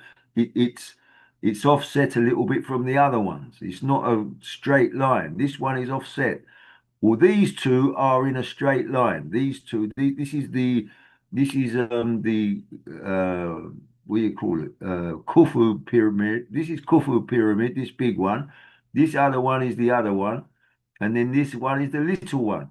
Well, how this works is when these two stars are in line across here, this one is a little bit higher because this is the offset star. But when that offset star is a little bit higher and it gives you a straight line with the Sopdet star, this is when it is perfectly in line. And it is called the stretching of the cord, right? And this is what the king and a priestess of the church of the temple, they used to watch this live. And when they watched it live, they then put a peg in. They put a peg here, which gives you the direct north-south line. They put a peg here, right? And they put a peg there, and that gives you, and then they are able to get, this is how they align the temples to the perfect time of when they build temples in different epochs, they use this Sirius star and the stretching of the cord, because what happens when this is coming round, family, this is turning clockwise. This is actually, before it gets into this position, it's actually turning clockwise. It's moving clockwise like this, and this also is moving around the circumference of the earth. This one is moving around the equator, so it's moving. So the whole thing is like a ballerina doing a pirouette.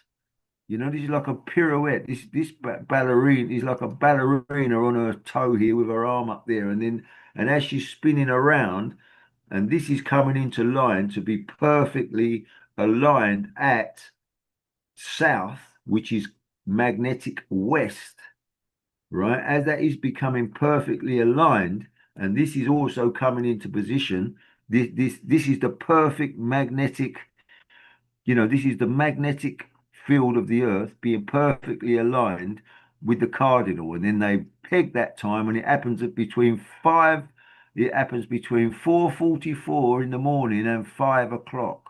This is happening between this actual last bit of this movement here is between 4:44 in the morning and 5 o'clock in the morning. This 15 minutes of time there is the time that the ancients were looking for. They'd be watching it for that, and then they would peg it then. And this is why the prayers, why His Majesty always prayed at 5 o'clock in the morning, because this is when the magnetic field becomes pegged again. You know, it becomes, because it's movable. It's not, it's transient. You know, it's but at 5 o'clock in the morning after this occurrence, it becomes static, and then you've got and then that's how they get cardinal north, south, east, and west. That is how they peg it. That's how they pegged it in the ancient times. It was called and it was Seshat. You know, this is the goddess Seshat. The priestess was representing the goddess Seshat. Well, Seshat is she's the woman of the snake. You know, that is the 7 pole star changes of the earth. In 26,000 years, they measure 26. They measure 7 pole star changes of the earth, which is every 21,630 years. The pole of the pole of the earth changes every 3,090 years, because 21,630 divided by 7 gives you 3,090. So every 3,090 years, the pole star changes. And if we go into history, when these things are happening, you will see that there are specific political moves by different kingships to take over Egypt, and they're all done at specific times. Like you see, 500 BC was when the Persians came into Egypt, into Kemet. And also, you see, they say that the Temple of Solomon was destroyed at 587, right? They say it's 587. Whether it is actually 587, I don't know. But what we do know is that from around 525, is that the pole star changed. But the pole star, it doesn't happen overnight. It takes 500 years to change the pole star. You see, so because we're dealing with cycles, it doesn't just happen, or there's a change. So, but when it's coming down to the end of the change, you know, when it's coming to the end of the cycle of the change of the pole star, that's when you'll find that another civilization has gone to overtake Egypt, because they're aware of these star movements. And like in 3090, they say that's when the Scorpion King became, you know, they say in Kemet, they say about around 3100 is the time of Nama, or the Scorpion King. Well, the reason that is because there was a pole star change at 3090 BC, you know, and then the next one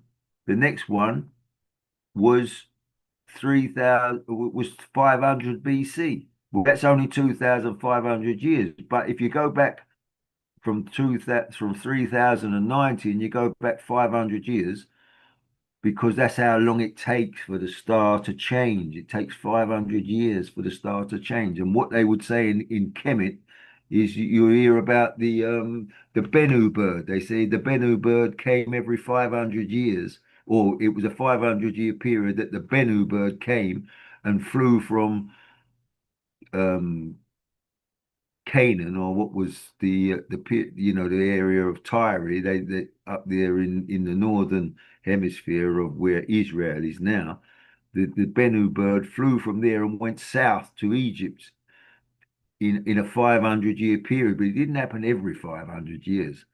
But the 500-year period is to do with the pole star change, because from 500, around 525, 525 to 500 is when the last pole star changed. and we're going to have another pole star change around 2590, and it's now going to change to, because now it's Polaris, and it's going to change to the Ethiopian king Cephas. That's going to be around 2590. And the one that changed in 3090 BC was Kurban, right? It was called, or Kuban, it was called Kuban, Khubn, or Thuban, Thubam. Why was there two different names? Why was it Kuban and Thuban? The reason it was Kuban and Thuban is because there's two Sirius stars. There's Sirius A and Sirius B. That's why it's Kuban and Thuban. Kuban will be to do with the male, and Thuban will be to do with the female. And very interestingly, when you take the sacrament in Ethiopia, they call it Kurban, Qurban, which is because, there's a different, you can use a Q or a K. When you see like Kedamawi, you can see it spelled Kedami, but we know that it's spelled Qed, because you can use different spellings, and you'll see sometimes when they write, the Ethiopians, they write sometimes using a K, sometimes using a Q. Well, so we've got Kurban, and there's a Muslim festival called Qurbani, Qurbani, which the Muslims use. So it's all related to these stars and the Sirius star. And I just want one thing. I'll just say to the item about there's the 400 years difference in the Orion cycle, which gives us something to do with the slavery, because we see 400 years, 430 years, and 480 years. Well, because the cycles are never really fixed. They're never really fixed, because of the wobble of the earth. They can be a little bit longer and a little bit shorter, depending on when you measure it. So the 430 years, you see that he said that Abraham's descendants will be in slavery for 400 years.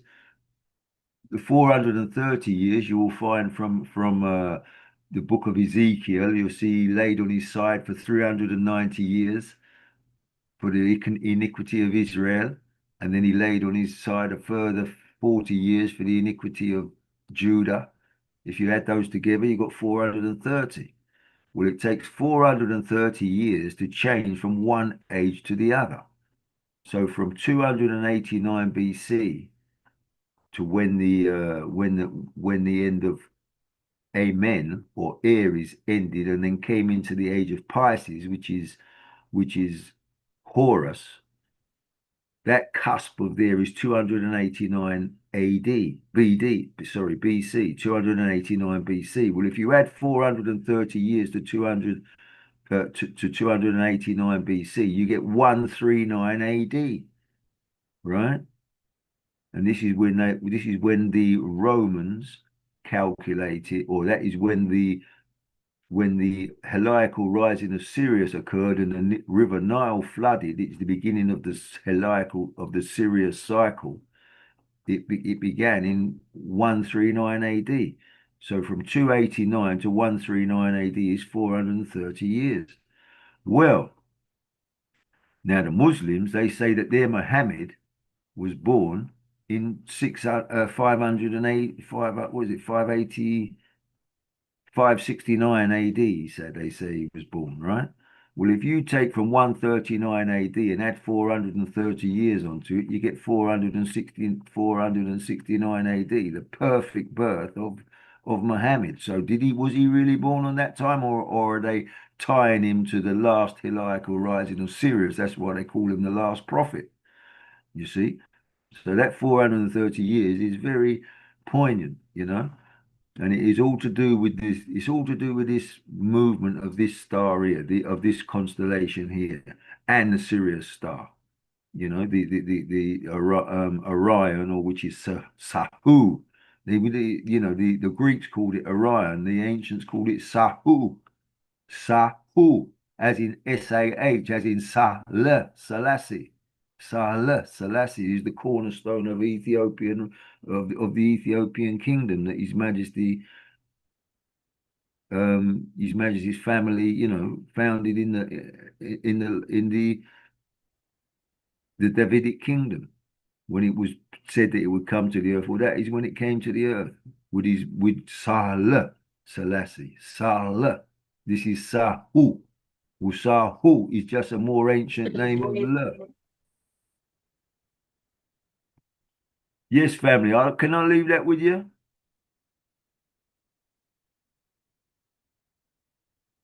Yes, I guess, I think what you said there was a very important key here. And I love it. And I want to explain to many of you that's on this call right now that most of the scriptures that you read and you try to interpret it with spiritual or certain type of interpretations for relevance, a lot of it's astrology, a lot of it's star science. And until you trace it back, a lot of things, I come from the Bible thumping background as well. But the further the knowledge went, it stopped Bible thumping and started Bible studying. And really coming to understand how cycles in nature were defined and given to us by our ancestors. And these definitions of the cycles in natures became equivalent to quotations of religion. But the people today under religion, or the concepts of religions, have no understanding or ability to see cycles or to see the prophecy of cycles and to understand what we would say inevitable manifestations in nature. I put a video out the other day and I wanted the minds to think. And I said, well, when a person goes blind, they teach you, or you learn, not teach you, but they learn from science that this person's other senses increase. So a person blind starts to hear good. A person deaf starts to see better. So nature has a natural countering force. Nature has a natural countering force. Most of the time, we don't get that from nature. We're in a destitute. We're in desperation. We have no understanding of what we're living through. Why is this going on? What is happening? We're lost. Who's going to help us? Where will the help come from? But it was already written in nature. So our ancestors gave us knowledge to help us discover that it was already written in nature. See, because it don't mean nothing for me to tell you about the discovery unless you realize the highest of the heights, that it's already written in nature. So not to go long or keep this too far, because I was traveling trying to make it back to the house. So I appreciate the tolerance. And as the topic says today, it's called The Lawgiver. And we're talking about cycles, star now. Ross Cipher asked a very equivalent question. He said, they give you this number, the 430. They give you this number, the 400. They give you these numbers. Even in the Bible, Solomon's temple was completed on the 7th month and the 23rd day. I said again, even in the Bible, Solomon's temple was completed on the 7th month and the 23rd day.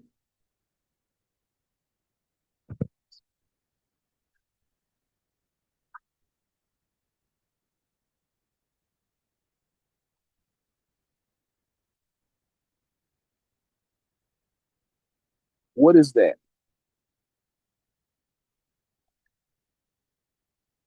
So the Bible says Solomon's temple was completed. They speak about the 7, they speak about the foundation. But Solomon's temple was completed on the 7th month and the 23rd day. What does that mean? And for Rostas, that was a big thing. Yo, that's His Majesty's birthday, July 23rd.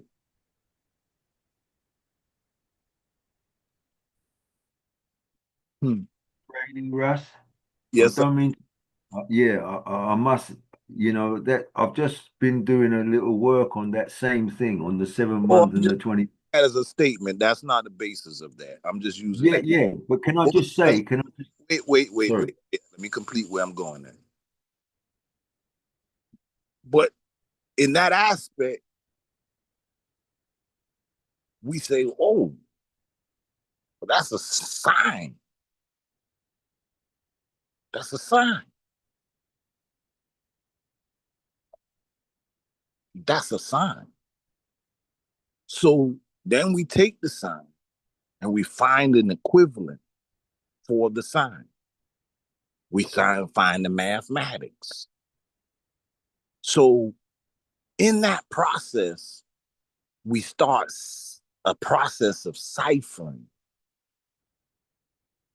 But when we start the process of ciphering, like we then have to go back and say, okay, we got to learn what our ancestors say about this. So there's got to be somewhere where they were trying to indoctrinate or teach us something to be able to carry these equivalents. So when we start our studies and we do a repetitious statements in multiple classes, most people will not get that it is a training to help the mind process something. Because most people you introduce something, they won't hear it for, like, you can drop some seeds of knowledge on most people. Now it's trendy. So it's being reinforced with the cultural enforcement. That's why culture is so important. That's why they destroyed our cultures and our customary ways. Because those things reinforce certain things. But now it's trendy on a certain thing, but consciousness is not just saying I'm woke or just saying I'm no, it's getting back in line with the strategical plan. There's a flowing through creation. So it's not just I can debate. It's finding the blueprint and the pattern and recognizing. So we started off many studies talking about the Joseph key. And Joseph is important in the scriptures on 2 levels. So Joseph is a holder of 2 pillars. You have Joseph, the son of Jacob or Israel. And Joseph is the son who has the rainbow coat. And Joseph is the son who sold into slavery. Now, in the next part of the story, Joseph is supposed to be the father of Isa, Jesus, Mary's husband. And Joseph is known as a carpenter. A carpenter. But for those that have been in some of the studies, we went through the word that was given to Joseph. He was called a Nagar. A Naggar. So y'all like here, where do people call you where they get that word? Nagar. Negro. Nah. But here goes a word that describes certain people as master craftsmen, master builders. the Nagars. This word also goes to a word that comes in the equivalent of Greek that is tecton. You know, you trace tecton into where you get tech and architect. So then when you go to certain components where they start talking about masonry and you find out masonry then goes to an equivalent of architect, masonry, temple building. But we were always told through our childhood that Joseph was a carpenter, but never really described as a master builder. Now, the terminology, if you put master builder, it's got a serious meaning. Now, when we go to the other pillar of Joseph, the other pillar says Joseph is the son, is one of the 12 sons of Jacob. And Joseph is the beloved, the one who holds the rainbow coat. And he is sold into slavery. Sold into slavery, rainbow coat. Codes. So in our builds, we went through these codes. And we say, okay, well, let's start with Joseph. If Joseph is here in the time of the book of Exodus and Genesis, but we go into the book of Genesis at the end of Genesis, and we have Joseph. And Joseph has two sons, Ephraim and Manasseh. Now, this is very important because you have to pay attention is that there are 12 tribes or 12 sons of Israel or of Jacob, but somehow the sons of Joseph become partakers in the birthright because then they become listed in the 12 tribes. But when you go into Revelations, there are certain tribes that are listed and tribes that are not.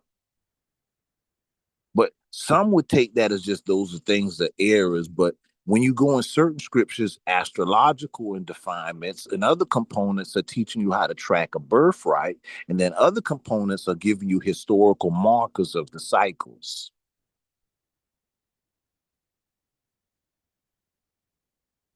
So we do a repetitious until you're able to recognize the story, and then we be able to speak the complete stuff for you to have a understanding in the message of the stories. So when we go from Joseph, we have to go back to where we have been building for the last two sessions is we start off with chronology because we're talking about star knowledge. So we're talking about time. We're talking about positions in times, prophecies in times, people who existed in times and who will exist continuously in time. So we're looking at those cycles. So when we get into that, we go back to the Quran, chronology, time. And the Quran is a correction of time. So here the Quran states that Mary, because why are we dealing with Mary? Because we're still on the Joseph key. Because Joseph is important because Joseph is here with Mary and Jesus or Isa. So we go to Mary, where the Quran says Mary is the daughter of Amram. Now, some take that as, well, that's just a statement, but but according to Islam, according to the Quran is right and exact, it's not error. So why would the Quran place Jesus and his mother 1,500 years before their time? Time. So it's a message in time, it's a message in a science, it's a message in a cycle. But sometimes we miss the message because we have been programmed out of the cipher, we've been programmed into religion. So the message becomes distorted because we have to prove our religion and not deal with the cipher of the science. That's why most of the time religion ends up bumping head. That's why we say if I ask you a certain question on archaeological findings of biblical characters, you can't find them. They never existed. So hold up. Because our people are best top record keepers. And everything is records. There's documentation, there's buildings, there's all kind of things left over from many generations of nations and people. But yet there is none for Israel. So you have to then say, okay, are we measuring the story correctly? Are we looking at the story correctly? What do we see? And why would people adapt to a story if the story is incorrect? Or is their mindset different from ours and an understanding or overstanding of how these cycles have taken place in time? And what do they mean? So when we study the Amram and the Mary, we find ourselves in the Moses time.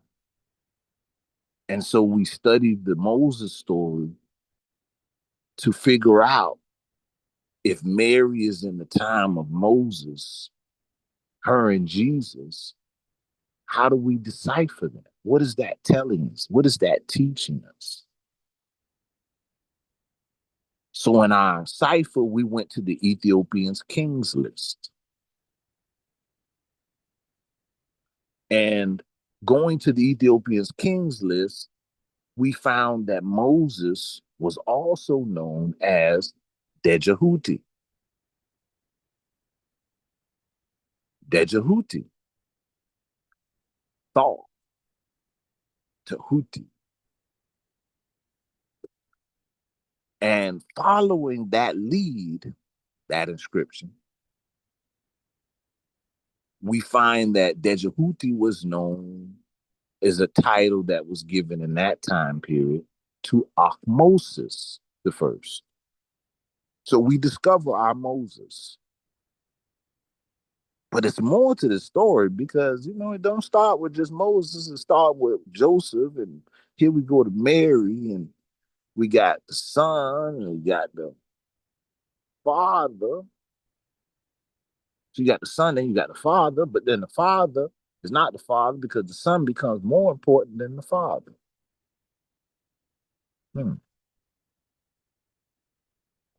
So we have to be careful on what we're speaking on those levels because the language is very intrusive there to try to lead you somewhere.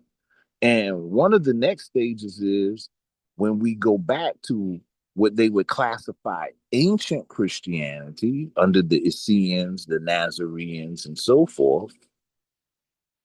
They mentioned the Melchizedek. Melchizedek. They're not waiting or pushing for the Jesus, but for the Melchizedek. So our studies are getting us an alignment here. So last week we showed that the equivalence of Melchizedek goes back to Cush. And even in that aspect, in the biblical aspects, Melchizedek is also known as Shem.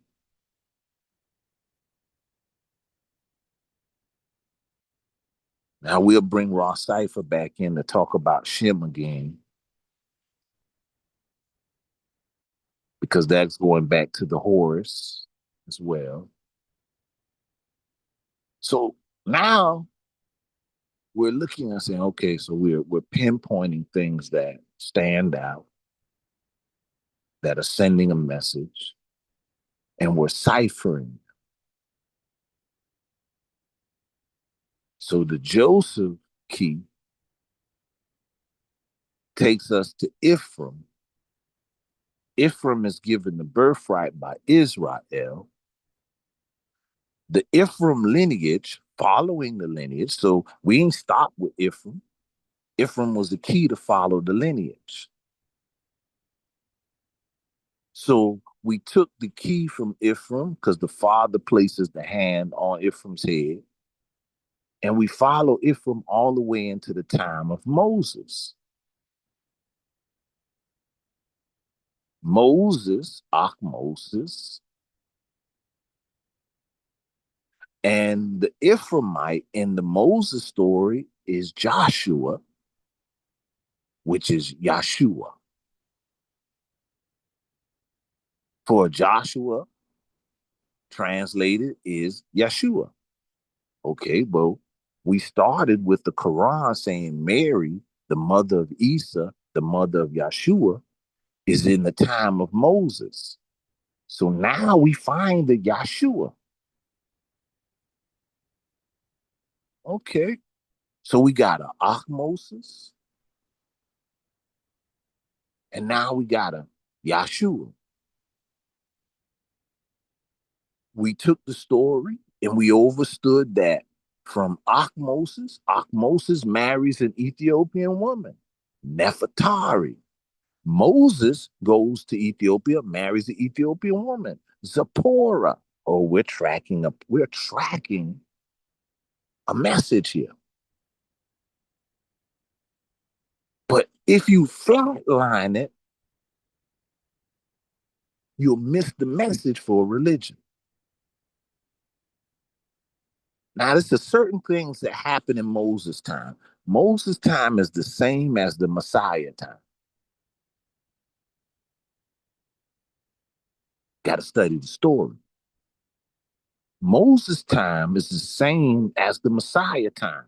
Why? They have equivalent factors. What is equivalent factor?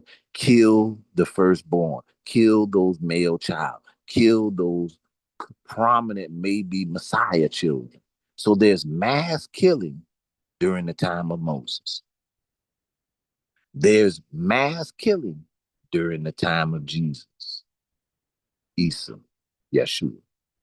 See, it's a pattern. But, you be so caught up in the matrix, we'll miss the patterns. So, it's like when you're blind, you got to put your finger on the braille and read it.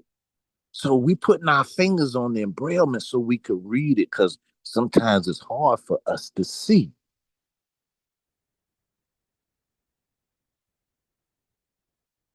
So now we are seeing this cipher. Moses time, mass killing. Messiah time, mass killing. Moses is Moses, but then we have a Joshua, which is a Yahshua, which represents the Messiah element. But the Messiah element comes after the Moses. So Joshua comes in power after Moses.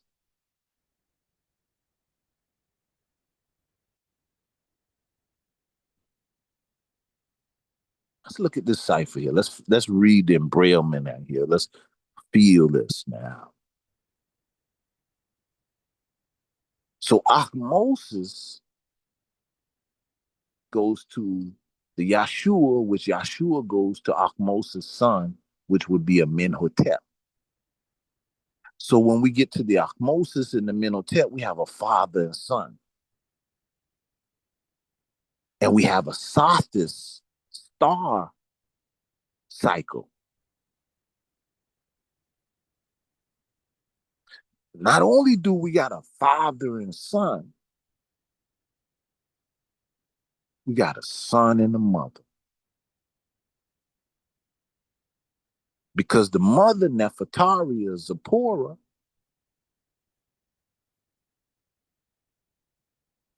Zipporah was the birthright. Nefertari was the birthright. Zipporah's father is named Jethro, excellency. That's what it means. That ain't no name. That's a title. We feeling it out so we could read the braillement. Because sometimes we blind, we really can't see it. So we had to put our hand on the braillement so we could read the word.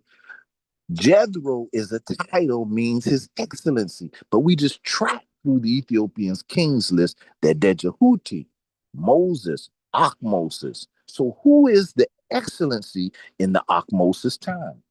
We have syncreteo, where that is Nefertari's father. That's where the name osmosis comes from. Oh,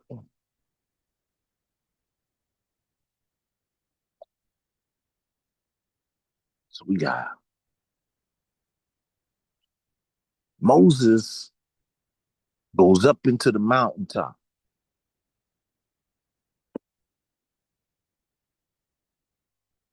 to receive the law and bring it back down to the people. So Moses is the law giver, but then you have the law fulfiller. Now, I got two videos I'm going to show in a split second, but I'm going to talk about them before I show them. One video we watched before that showed that the area from the archaeologist search to where was Moses going to Mount Sinai and where was up on that mountain. And the archaeologists went up into this mountain to Mount Sinai to see where Moses went to talk with God. And they found the temple of Hathor, the temple of Het-Heru.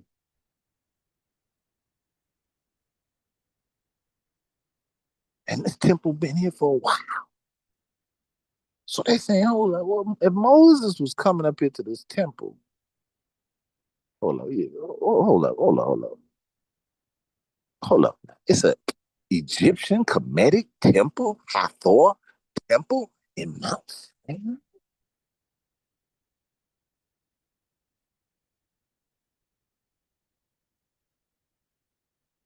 But we want to say there was a man, Moses, that went up in the mountaintop. But as we study it and we start to see, we see it was a person named Moses. Because Moses didn't go to the Egyptian temple. He would have told us that. The Bible would have said that, right? Unless the Bible just giving us a message.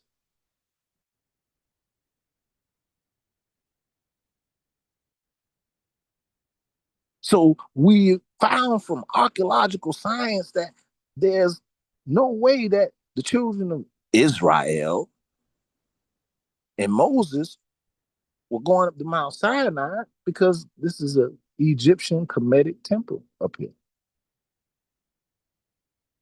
And it was there many years before them and many years after them. So, then we go to our illustrious Baba Williams.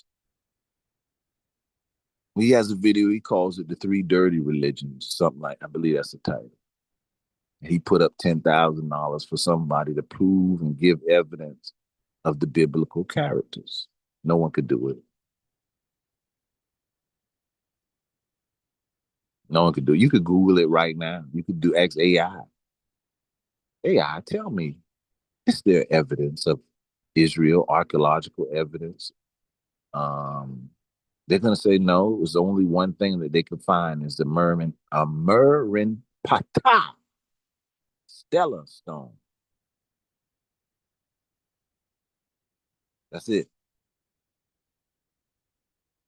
So now you got to look at this because I want you to catch something. I always try to tell people if you say something is prophecy, it has to come true. Right now, if you saying it ain't came true, it's just a vision. Until you say you've seen it live and direct, then it's not prophecy. So the things that we have religiously entailed, because we're talking about chronology, time, so we're talking about cycles. So if a person has knowledge of the cycles, well, let's talk about a little deeper with the cycles. Let's talk about, because we started off with if a person is blind, their hearing increases. And if they're deaf, their sight increases.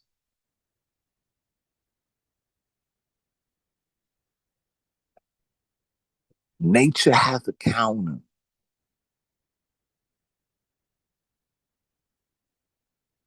If we go through the cycle of sleep, devolution,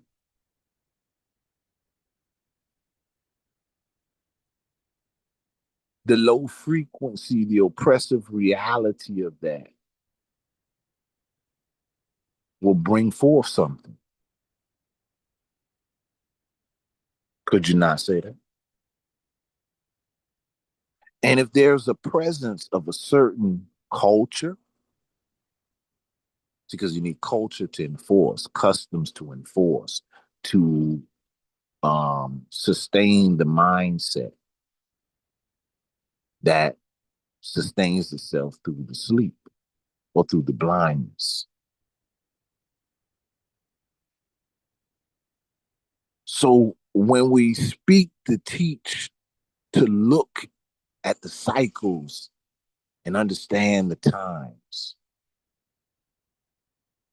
we go to the star knowledge of Akmosis and Amenhotep, that Sophist star people.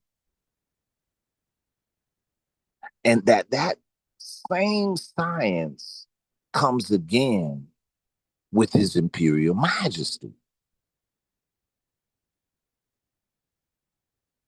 who marries the Kushite princess. That's what Empress Menenem was. And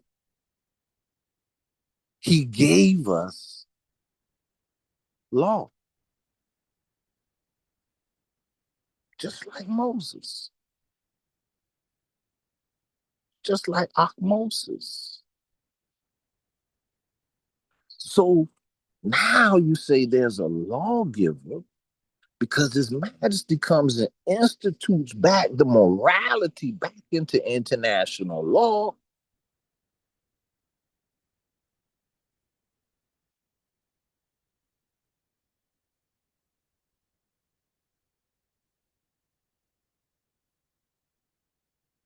He gave us a constitution ordained so that we have a standing in law.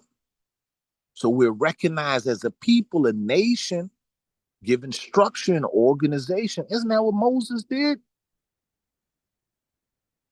Didn't Moses have to set up a governmental body so that he wouldn't have to make all the judgments and decisions for the people? So he had to create a government ordinance.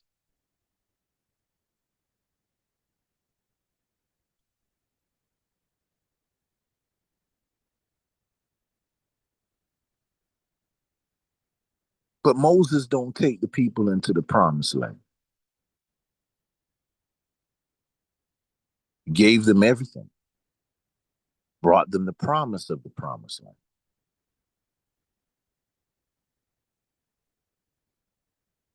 But the Joshua, the Amenhotep, the hidden piece. Where's it hidden, Dred? Hidden within you. The hidden piece. See, so a people who were born in a state of darkness and oppression and feeling oppression every day, eventually something is triggered in them that this is not their life.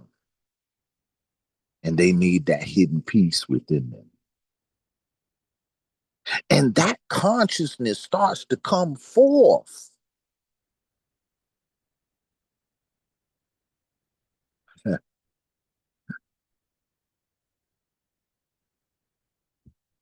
It's a cycle. So the lawgiver comes, then the law fulfillers. I don't come to change the law, I come to fulfill the law. So the Christ consciousness have to awaken in the people to fulfill the law.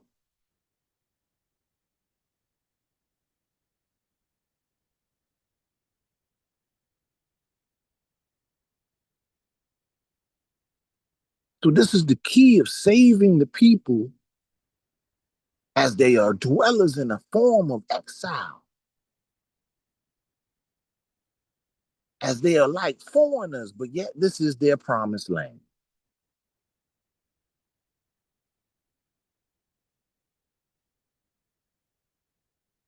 Cycles. The King of Kings, His Imperial Majesty brought us law. Now, will you fulfill the law? Will you accept the commandments, the ordained constitution given? Will you move as a nation and the people redeemed?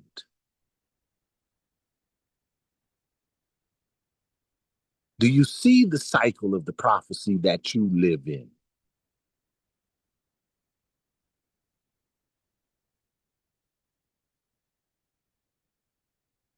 You know, our chaplain reads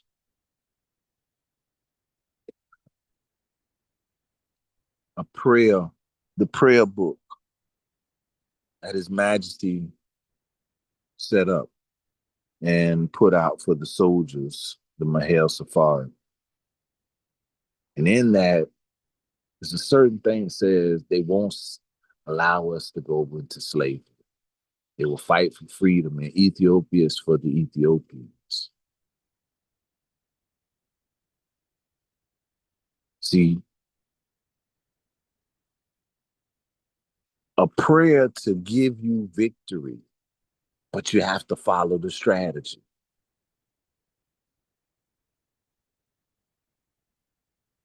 But how we know is it? Look at the cycle. The lawgiver, now the law fulfiller. Star codes telling you the times, telling you even through oppression, they will rise up in an awakening. It's written in you. There's a counterforce, meaning just because you're being oppressed does not silence the spiritual forces within you. They only make them fight to be free. But somebody has trained you from childhood to not listen to the inner world. Trained you from childhood to not see the inner workings, the forces, the star knowledge that are working every day around us. In every little essence of our existence, there's a correlation, there's a correspondence to everything there. So if the Creator, the all in all, says, I will protect you, I'm your guidance, I'm your light. My language is nature. Learn it, and you will always know my guidance to you. So our ancestors accepted that,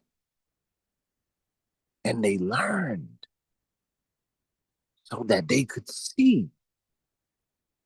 So even in the time of darkness, there are those who are bearers of light, that we will see each other in the time of darkness. Our ancestors accepted to receive the Netaru, the knowledge, the Metuneta.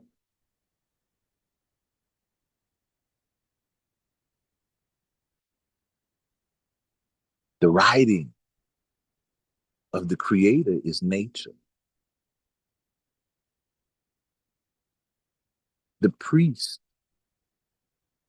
of the Creator are those that harness the knowledge of nature. The balance, the overstanding, the humbleness from seeing the infinite benefits that the creative force has given. Now, do we know how to operate within that? Do we see the cycles within that?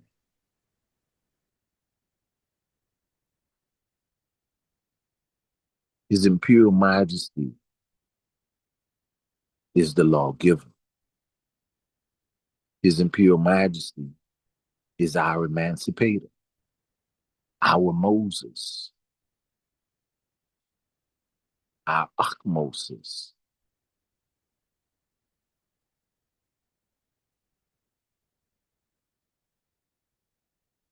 When we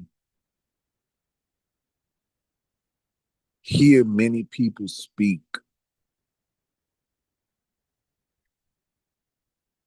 when we say His Majesty is our lawgiver,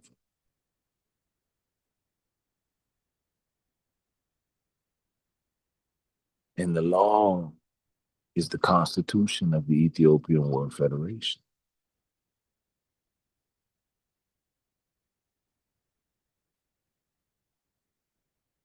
A divine institution of protection and guidance for us, to allow us to be one in our collective security for each other, to allow us not to infringe upon each other based on religion or any kind of belief. But we are in the governance for self-determination, for unity, for love, for our peace.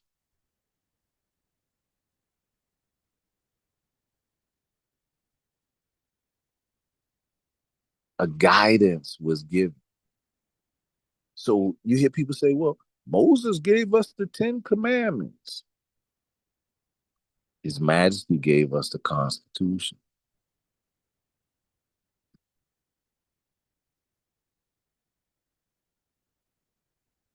The word ordained is a very serious word.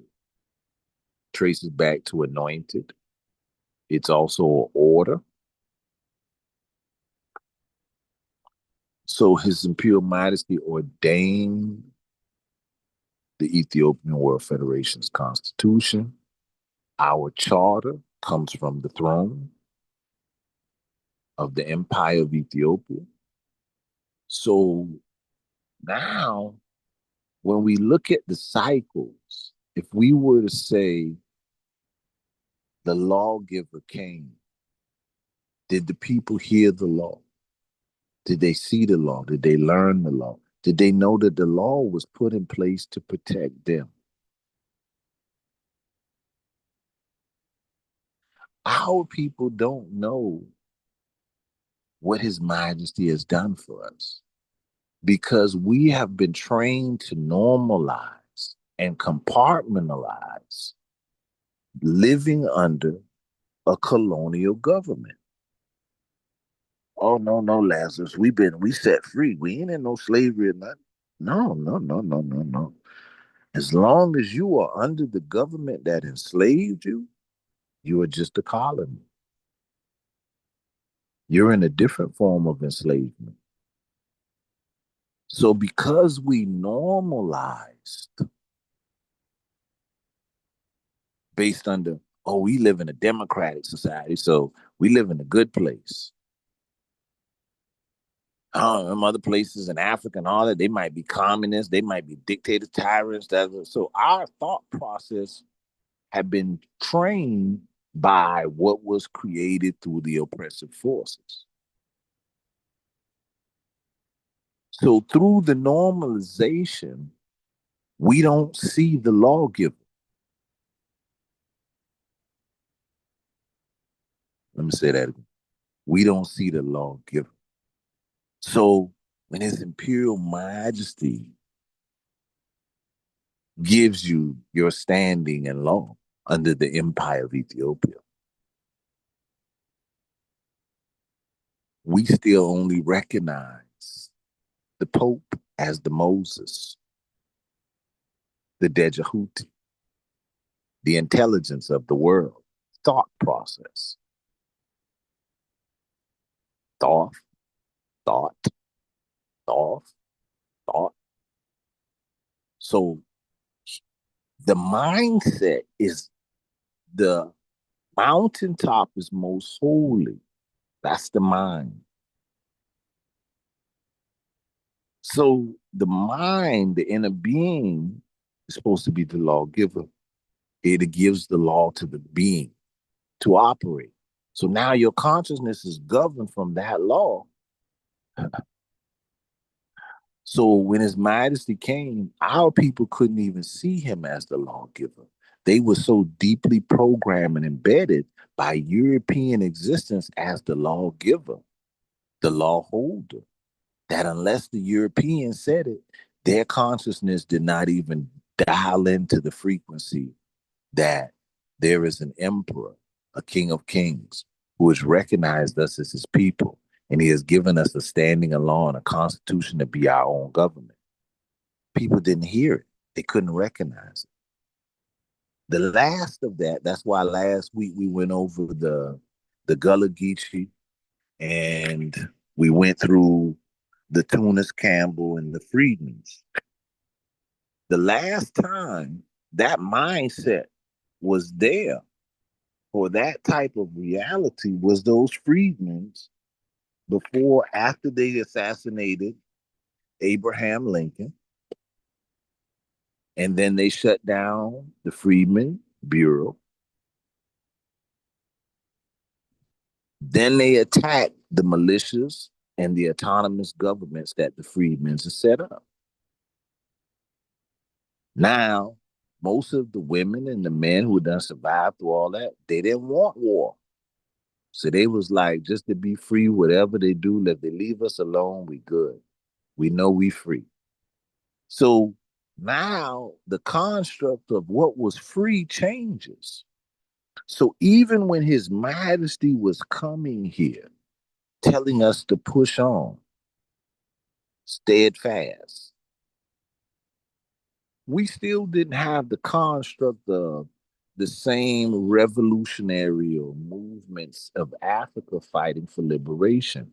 Our people were in the mindset of like, the king is proud of us of getting civil rights, but they weren't thinking for the next step.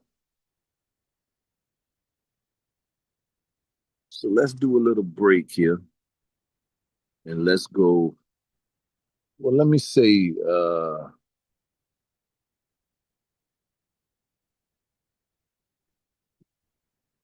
we're in another period also where we're witnessing mass killing.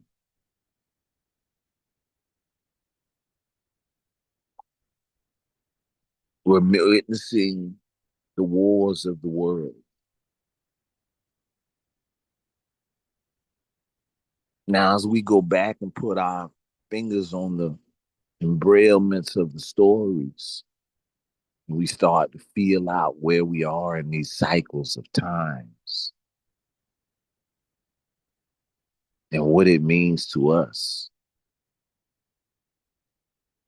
Our being becomes even more freer and freer from the oppressive's coil.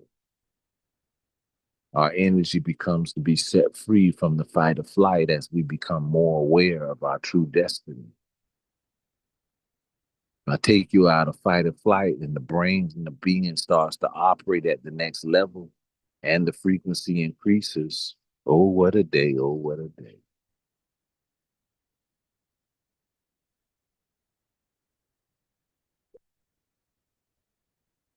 His Majesty, the lawgiver, you, me, we, the Black peoples of the world, we are the Yeshua, the consciousness that must walk into the promised land.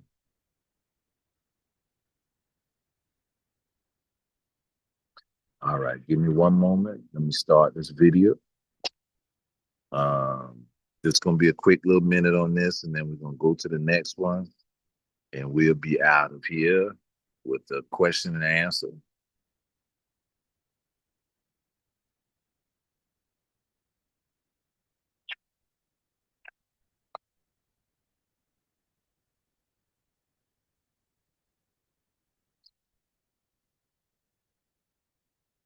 supposed to have been done in 587 BC. And then in 536 BC, Cyrus II, the supposed Persian king, which has never been any Persian king, but we won't go into that, came into Babylon and freed the Jews out of Babylon and sent them back into Judea, which is Jerusalem, to build their second temple. Now this is tradition is saying that. Okay? Now, in the minds of every Christian, every Muslim, and every Jew out there, reading this story, then what have you created? You have created a BC Jew. That's what because of the story, because you believed it. Okay? Judaism cannot predate Solomon Bar Isaac called Rashi. Number one. Judaism cannot predate the First Crusade of 1096. Judaism cannot predate Moses Maimon called Maimonides of the 12th and 13th century. You can't do that. See, this is historically incorrect if you try to do that. But now this is all in telling you about what has happened to us as a people, about how you cannot allow these religions to take over and control your life. Take your life back. Take your life back. We're going to get into questions and answers. Take your life back. Okay? Don't allow them to take control of your life. You are a free-spirited human being. The only thing that you need to know is to have knowledge of who you are spiritually, what you were born with and given at the time of your birth by the Creator-Creator's force that used your mother and father as human instruments to give you your humanity. And with giving you your humanity, a religion was never given to you. Okay? That's your first step of understanding who you are spiritually that will liberate you. Okay? Now, let's go to the second step of our liberation. Okay? We're going to go to that second step. And the second step of our liberation is that we have to divest ourselves from all religions. That's what we're going to have to do. We're going to have to divest ourselves from all religions. Anybody walk up to you and try to hand you a dead white man on the cross? Run if you don't want to hit him upside his head. Somebody tell you Assalamu alaikum, you tell them to go straight to hell. And take Assalamu alaikum with you. And alaikum salam also. Okay? Somebody walk up to you and tell you about you some kind of black Hebrew Israelite.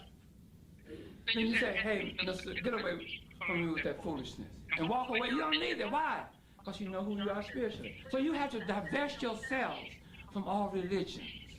Because if you continue with the religion, this is what all religions will do for you. It'll give you side effects. Give you side effects. That's true. Now, if you go to the doctor and you're sick, right? The doctor is going to give you some medicine. He's going to prescribe some medicine for you. And this synthetic medicine that's made into a factory that you're going to intake into your body is going to do what? Give you side effects. Is that right? Religions will do the same thing for you, give you side effects. The first side effect that these religions will give you is confusion. Confusion. What do I mean by that? You are confused as to who you are spiritually. You see? If you were not confused as to who you are spiritually, you see, then you wouldn't even embrace a religion in the first place. That's where your confusion come in. You're confused because you don't know who you are spiritually. So, and then this religion, like I said before, these religions were imposed upon you at a young, innocent age in your life as a child. And you couldn't say, Mom, Dad, I don't want to be no Christian. I don't want to be no Muslim. I don't want to be no black Hebrew Israelite. I don't want to be no Jew. I don't want to be no Buddhist. You couldn't do it. You were in your innocence. So that's the first side effect is confusion. Okay? The second side effect, it limits your thinking. See, these religions will limit your thinking because you don't have to think when you embrace a religion. All you got to do is do what? Believe. Huh? All you have to do is believe. There's no thinking done. Okay? Everything is laid out for you in a package. When you go to church, you sit up there in the pew. Is that true? That's right. The whole package is laid out for you. All you got to do is believe it and have faith in it. Don't have to think. See, because, listen, belief does not give you knowledge. Because I believe in the Lord Jesus Christ. They ain't give me no knowledge. Huh? Oh, I have faith in the Bible. That's not giving you knowledge. Huh? Don't give you knowledge. See? So therefore, you sit in the pew of these churches, and you sit there, not thinking, just like a mummy, or just like a robot. You're sitting there dead. And then the minister, he don't have to think either, because he's got a book full of lies that he can preach from and embellish the lie and add some more lies to it.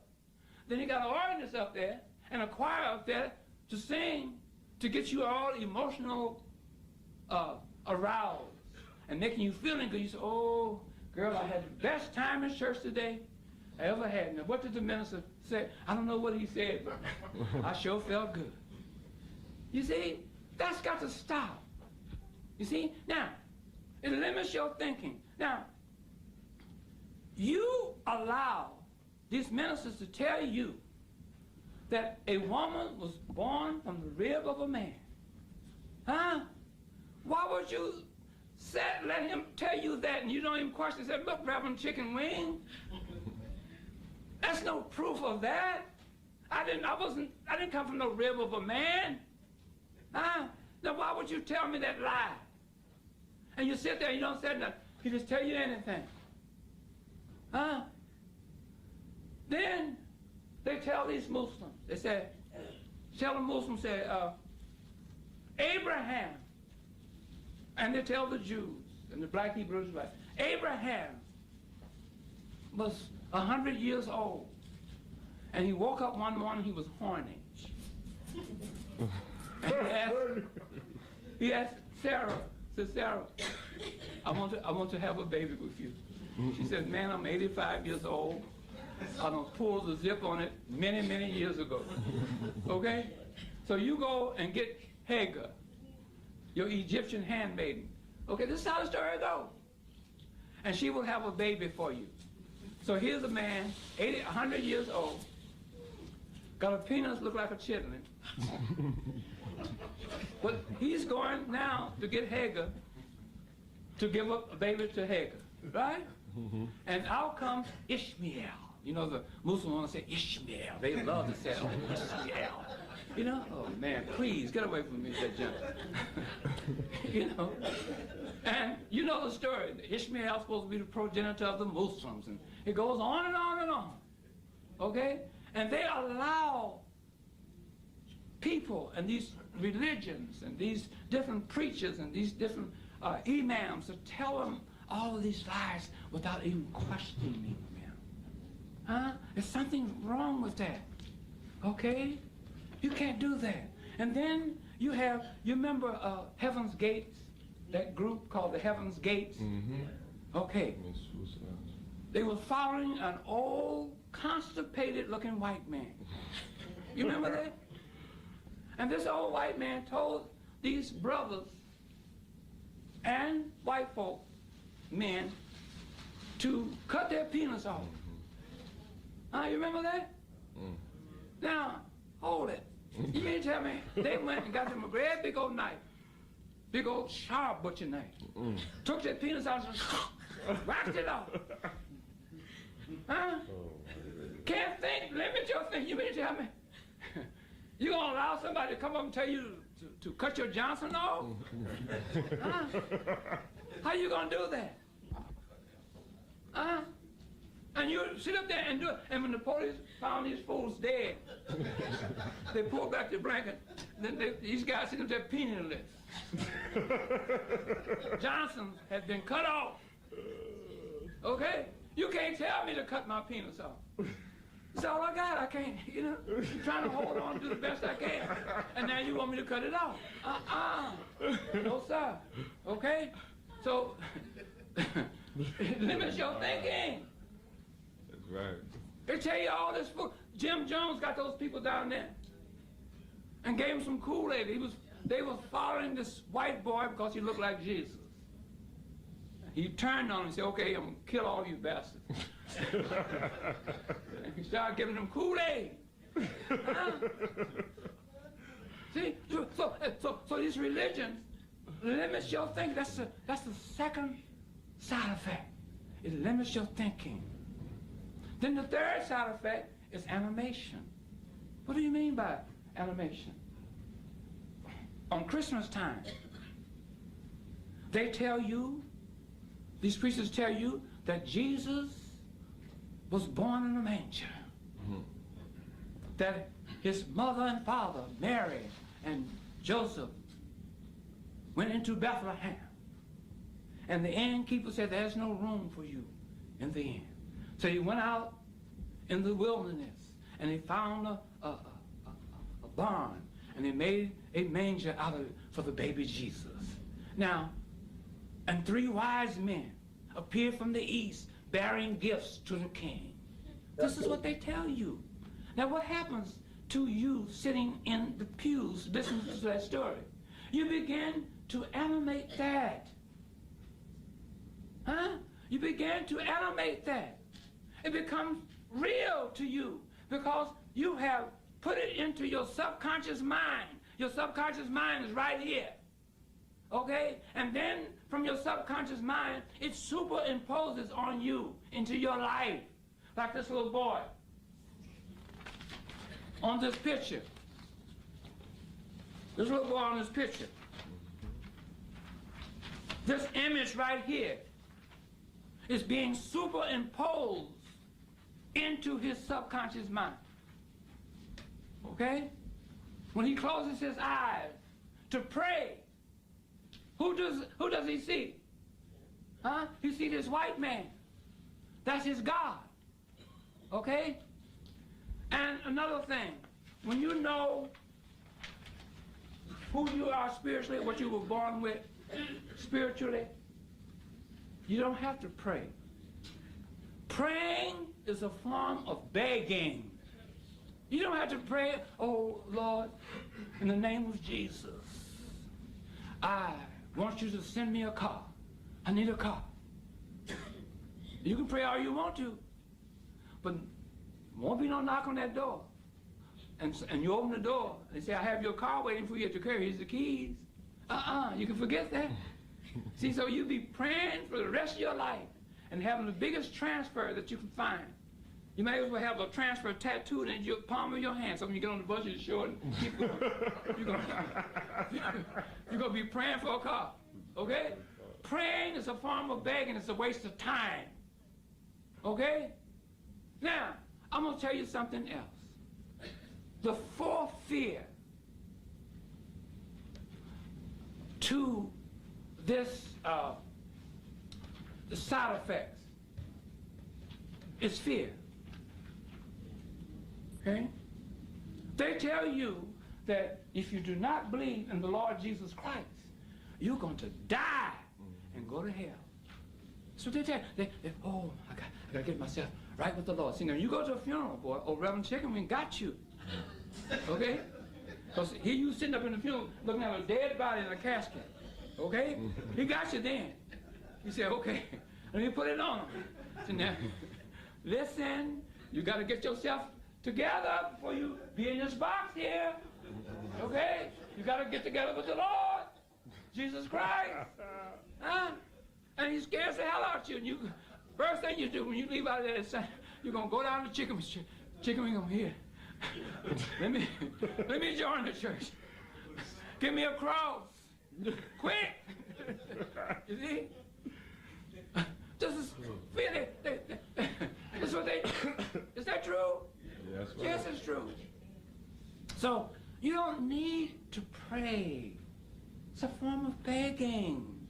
You don't need that in your life. You see? So that is the second step of our liberation. We have to divest ourselves from all religions. Okay? Because you don't know about these religions anyway. A woman came up to me after a lecture. She says, Dr. Williams. I said, yes. She said, I'm a Christian. I said, okay. See, I have no right to tell you not to be a Christian. That's not my message. You can be a Christian. You were born a free human being. You can divest your spirituality that was given to you free into a dog. I can't control that. That's your choice. You see that? So I have no right to tell you not to be a Muslim. If you want to be a Muslim and say Islam alaikum, fine. Don't let me stop you. You want to be a black Hebrew Israelite? Beautiful. You got it. Okay? So she told me, said, Dr. Williams, I am a Christian. I said, okay. And I believe in the Lord Jesus Christ. I said, okay. I said, is this your guy? Pointing to this dead white man here. I said, this your savior? She said, yes, that's my savior. I said, now, does he look like you or any member of your family? And startled, the woman was startled. She says, no. I said, then why are you worshiping something that don't look like you? Huh? And she had to stand back and think for a moment. I said, now, do you go to church? She said, yes. I said, what's the name of your minister? She said, his name is T.T. Teeny Weeny. I said, now, Reverend Teeny Weeny, does this image look like Reverend Teeny Weeny? She says, no. Or any member of his family? She says, no. I said, then why is he encouraging you to bow down to this dead white man on the cross? And it took her back. She couldn't answer that. So we have to think. You're worshiping something that don't even look like you. You know nothing about it. Another woman came up to me, told me that she was a Christian. I said, okay. I said, now, let me ask you some questions about this. She says, okay. I says, beyond your belief in Christianity, beyond your belief that a man walked the earth by the name of Jesus Christ, beyond what the Bible that you believe in has been telling you, what do you know about Christianity that's based on facts? This big silence came over. She said, Yoo-hoo, are you there? And she couldn't answer me. She don't know. I was on television with a white minister debating him about Christianity some years back. Or Reverend David M. Cheesecracker. Or Reverend Cheesecracker, he couldn't do nothing with me. And after we got off the air, he says, Brother Williams, I said, please don't call me brother. I'm not your brother, but what is it that you want? He says, you should be a Christian. I said, okay. I said, what advantage will Christianity and me being a Christian, what will it give me? Okay. He says, it will make you humble, okay? It will make you docile. It will make you love everybody. It will make you do good deeds. And it will make you a happy, decent man, that you can get along with all of mankind. I said, okay, I'll tell you what you do, Reverend Cheesecracker, is this. If you take exactly what you told me, and I want you to teach every white man and every white woman and every white child on earth about this lovely, beautiful Christianity that will make you humble, docile, not want to kill nobody and turn the other cheek and all that.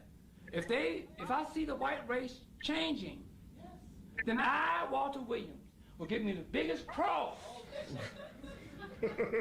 And the deadest white man I can find, put it around my neck and I'll be a Christian. He walked away and left me alone. He better leave me alone. Okay? So we have to think about what we are doing. Divest yourselves from all religions. You don't need religions in your life. It's a waste of your time. Dispose of the Bible. Dispose of this dead white man on the cross. Dispose of Christianity. All these religions should be disposed of. Dispose of God. You don't need that in your life. Divest yourself from all that. Then you become free. That's your second step in your liberation. Okay? Now, are we together on the first two? And I'm going to question you all. At the end of my lecture, I'm going to ask you, I want you to prepare. What are the 3 liberating steps for us Africans living in America and throughout the world?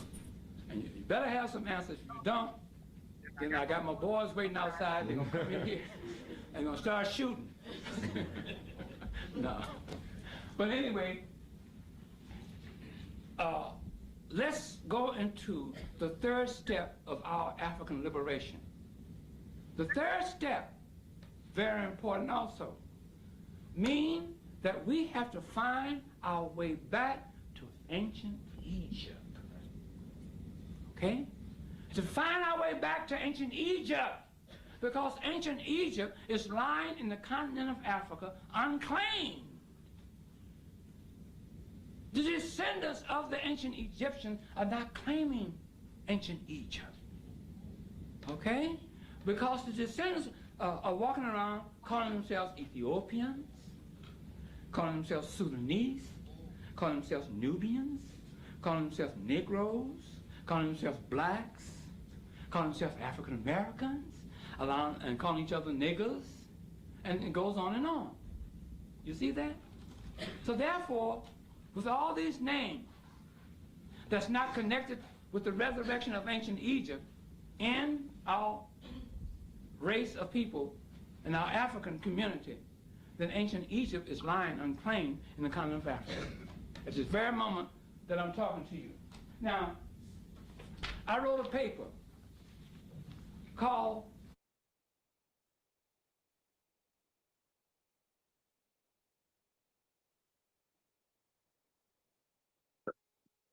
Now,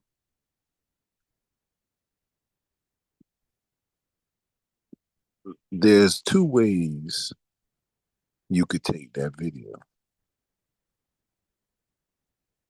When we doing studies of the mind, I'm actually to be honest.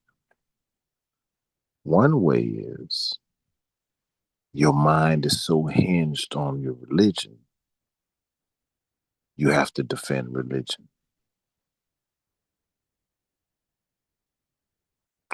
And thereby, you don't hear a philosophy of a strategy. The second component is what you heard him say at the end, divesting yourself, dropping it all.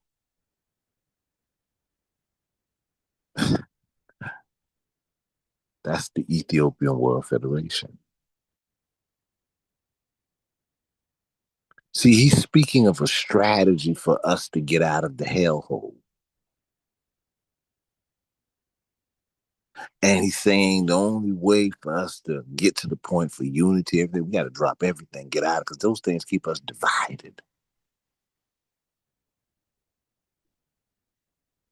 So when you come into the Ethiopian World Federation, it's not based on your religion or nothing. You divest yourself of all of that. And if you have an oath to something that keeps you from being able to be dedicated and uphold your obligations to the Constitution of the Ethiopian World Federation, you're asked not to take a position of office.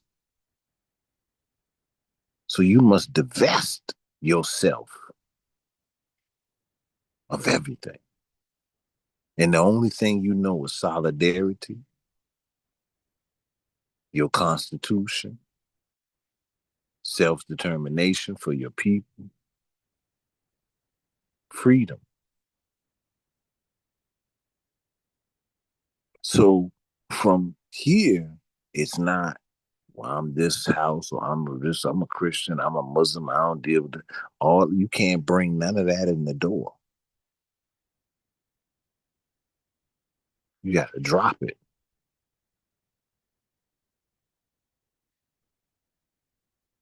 You're here to serve the people in an unbiased way. See, so His Majesty in the works of the EWF and the law. See, so you hear him saying, do this, and this is the key. So a law was given for you to do this to operate a government. Still today, we have battles with that. We got people saying we could put white people names on our nationality list for Ethiopia. But that means you're invested more into your religious construct as Rastafari more than upholding Constitution. So you can't bring that in the door together. See, because then that means you would be biased for one, and that's a violation. See, so when you hear the brethren speak, Brother Williams has done extensive research on archaeological and all of the evidence of the different religions, even to the Prophet Muhammad. And he's raised questions on all of them.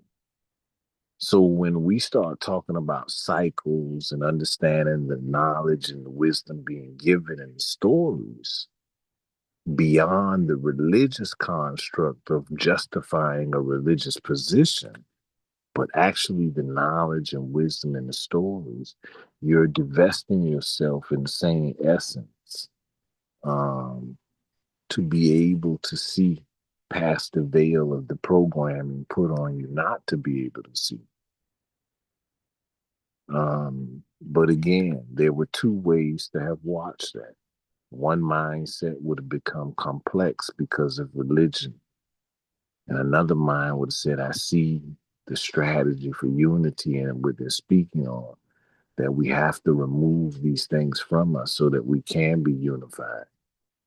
So then you say, well, damn, people like to say Egypt when they say unity and they don't say drop that.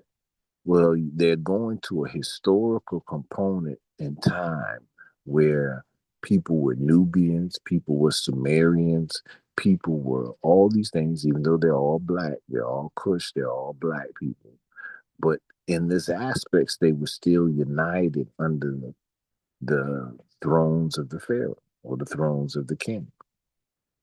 And so people go back to that to say, well, if we can have our power and people could still have their different temples here and there and still be united, that was a powerful time. So in the equivalence, that's what they're searching for. And they're looking and analyzing, and they're saying anything that hinders that, we have to let it go. We have to reevaluate it on how we're dealing with it. Is it bringing value or is it bringing a deficit to our reality? Okay. At this stage, I ask, is there any questions before I show the next video and we continue with His Imperial Majesty is the lawgiver? But who are we?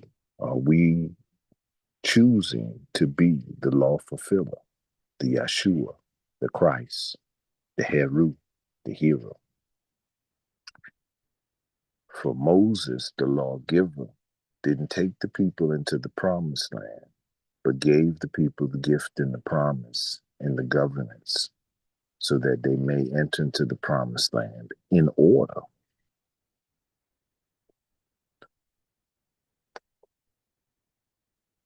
So is there any questions? Anybody want to say a word before we go into the next video? Yes, sir. I would have liked to say something because I find the message of that brother there, I find it quite contradictory because when we're talking about His Majesty, he gave us the Constitution, but he was also a person who not only believed in the Bible, he encouraged his people to follow the Bible. So the contradiction there is that to say to divest ourselves of religion and the Bible, I mean, there's a difference between the white man's religion and there's a difference between the white man's interpretation of the Bible as to what His Majesty gave us.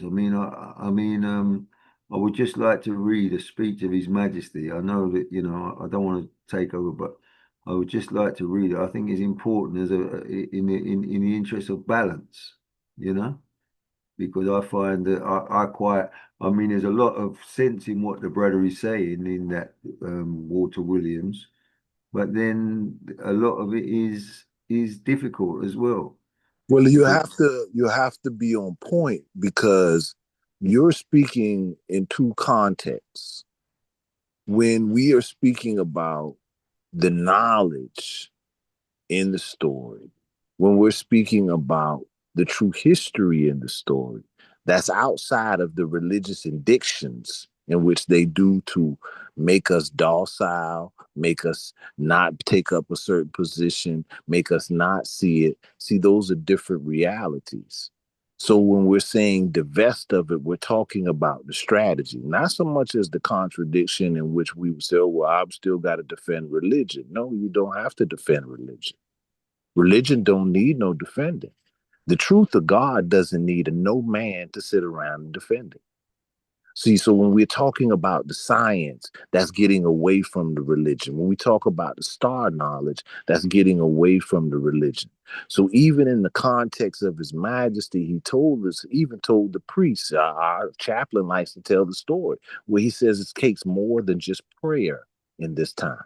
So that means you have to acquire the knowledge. You can't just say, I have faith in Jesus and that's all I need. So someone could say that and they say, that's religion. That's religion. So you don't have no knowledge. You can't go nowhere. You can't do nothing because you think the basis of it is that's all you need. See, so we are not divested into that way. We divest ourselves from that because we're not called to be coming into ignorance. We're called to come into knowledge, wisdom, and understanding.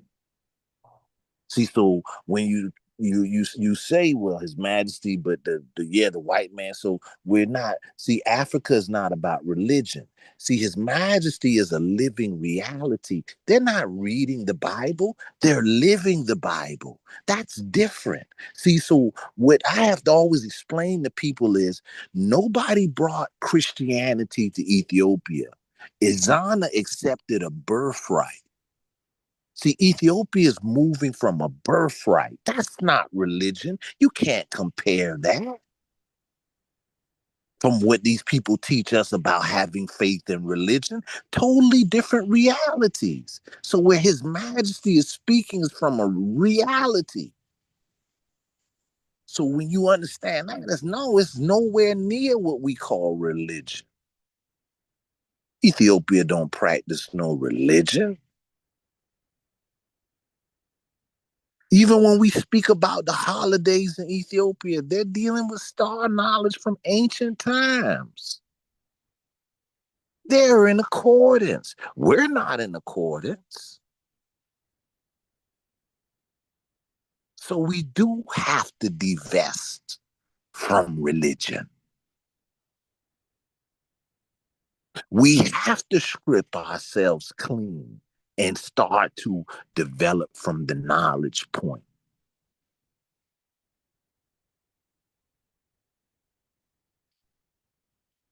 It's a reality that's been said over and over, even in His Imperial Majesty speeches.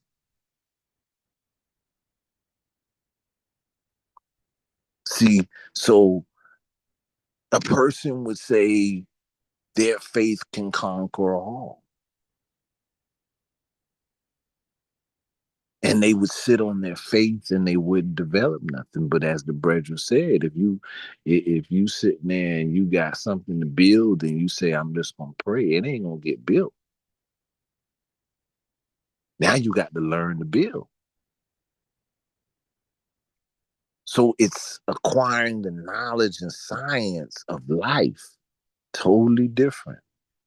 Until we're able to divest ourselves from that, we're going to always be caught in a stagnated point. Even in the reality of watching that reality fight His Imperial Majesty, because they were religious and they weren't dealing with the living reality. We say this every day.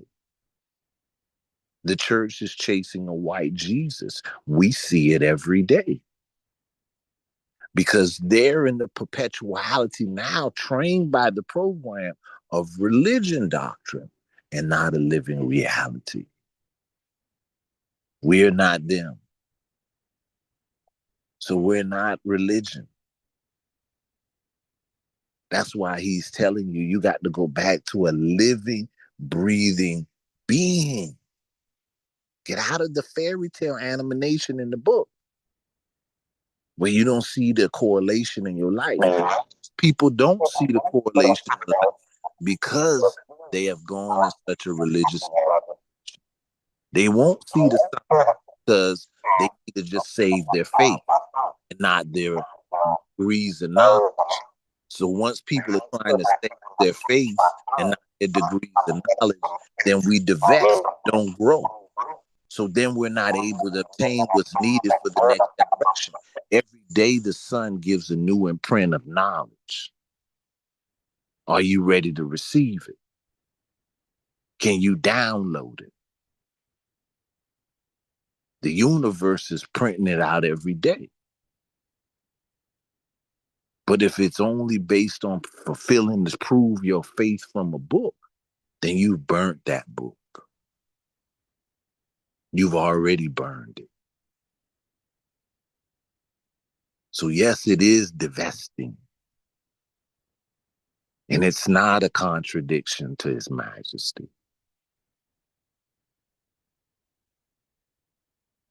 You have to study the psychology from the living point. Get out of the religion and the animation. This is why most of the time we don't have a living reality. You know why? Because we still have to get prepared for our living reality. How do you have to get prepared for your living reality? It's your living reality. It's your knowledge. You should speak it, eat it, sleep it, know it. But we don't. What? Because we were satisfied with proving that we had faith. Faith where? What? So I'm going to stick with my ancestors.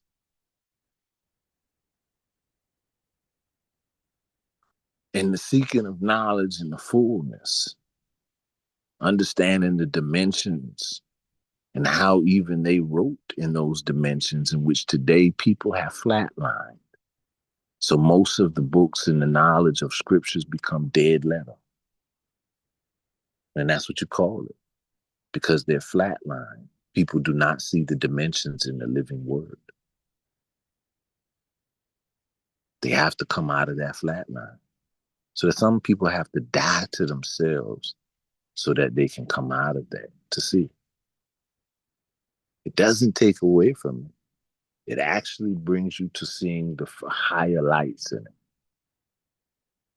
Back into the living reality. So the lawgiver brings you a law, but what else came with Moses? Since you were speaking on that, Cypher, what else came with Moses? What else? He didn't just bring no commandments. There came an ark of a covenant, the measurements to the temple, to the ark of the covenant, to the tabernacle. So now you study tabernacle, the ark of the covenant, So then you go back into the Ethiopians, Kebra Nagash, you're coming back into the Ark of the Covenant, the travels of the Ark of the Covenant. Cycles, signatures in science in place to allow you to see when you are blind. The engrailment is right there. But now it's time for us to awaken and move to the new heights. His Majesty said, you got to become more than what they taught you to be. Who taught you to be? The church, the school, all of them. So it's a contradiction if His Majesty, but His Majesty didn't contradict. There's nothing that's a contradiction. He said, move further. Become more. How do you become more?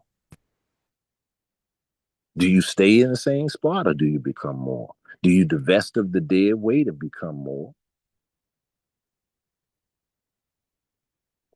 It's a calling to become more because that's when action happens. That's when development happens. That's when the vision is enlightened to see the way. See past the stumbling blocks. See past the fight of the flight. See past where we've been boxed in by those who try to box us in. How do we see past their boundaries and borders that they've placed on us? See, it's not an illusion on how you awaken and get to the triggering point and get to that point.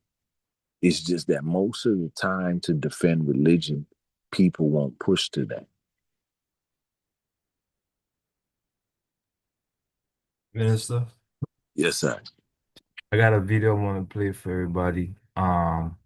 It's not out there. I got a Patreon to this page on YouTube. I got a segment from Dr. Phil Valentine. And he's talking about fear. So go ahead.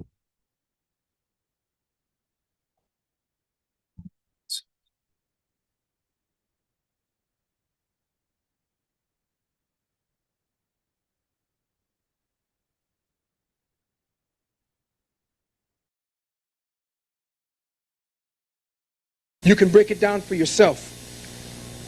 You must understand that the fear you feel, the confusion you sense, the disorientation you experience from time to time, the hopelessness, the self-anger, the hatred, the jealousy, the greed, the insensitivities, the feeling of abandonment, of being lost, all of the so-called diseases you are diagnosed with, all of it is fear. Byproducts of fear. In truth, an unnatural fear. A fear programmed right into you. A fear programmed world sustained by the chemistries of your own polluted bloodstreams, with all of the toxic garbage you put into your face as food. Through the demonic sciences of fear-based reality manipulation, we have become death-oriented, disaster-prone, disease-susceptible organisms. The medical church aggressively promotes the fear-based reality of disease, the fear-based reality of unbearable suffering, and the ultimate reality of a contorting, disease-ridden death if you don't worship at our altars. Because of your fears, you have assigned an almost deific quality in worship to the beasthood of the medical church. They have bestowed an almost godlike quality that is virtually unapproachable by logic and common sense. And just how programmed, hypnotized, and brain dead have we all become to the madness? I'm going to say a few things right here. You look at their Frankensteinian activities with childlike awe and wonder. You celebrate and praise the invention of their stupid gadgets.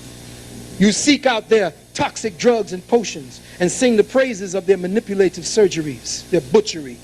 You stand transfixed and bedazzled when they put the heart of a baboon into the chest of a little girl, a little black girl. When they put a gorilla's brain into a human's head, a human ear onto the back of a rat, a human fetus into the sheep's uterus, insect DNA into a human fetus, the head of a man onto the body of a goat, monkey testicles into a man, monkey ovaries into a woman. What in the hell is wrong with us as a species, as a people, that we would allow this, condone these diabolical rituals? Because that's what these are. demonic rituals. Now, I know Bobby was talking about demons. But see, demonic rituals, by what they have for us and what we know true demonic rituals are, this is it. They have called what we do demonic because they know that if we were to get hip to it, it'd be demonic for them. Can you not see that this is the devil? The beasthood of the Christian church has found and saying, they are fond of saying that the greatest trick that the devil played on man was in convincing man that he didn't exist. That's bullshit. The greatest trick the devil ever pulled on us was in getting us to believe that he was not the father of religion and the God of the Christian church. The greatest trick the devil ever pulled was that he was not the father of medical science, that he was not present at the drafting of the Constitution, that he was not present in the courts, that he has not established Hollywood, that he did not construct the education system, that he does not sit on the throne of the Vatican, that there is no such thing as mind control, that he did not orchestrate the drug trade, that he isn't poisoning our air, water, and earth with deadly chemicals, that he is screwing with our genetics, and that he is doing this for all our ultimate good. But the slickest thing the devil ever did to Africans in the diaspora and around the world, the most insidious trick he ever pulled on melanated peoples, was to get us to trust him by forgetting the name of your archetypal Godhead. That's right. He got us to trust him by using his other name. With his name, we have been mind-fucked into babbling drones for 500 years. This name became the mantra of comfort and salvation for Negroes, to the exclusion of all other common sense and cultural legacy. The devil played us to the max when he got us to call him Jesus Christ.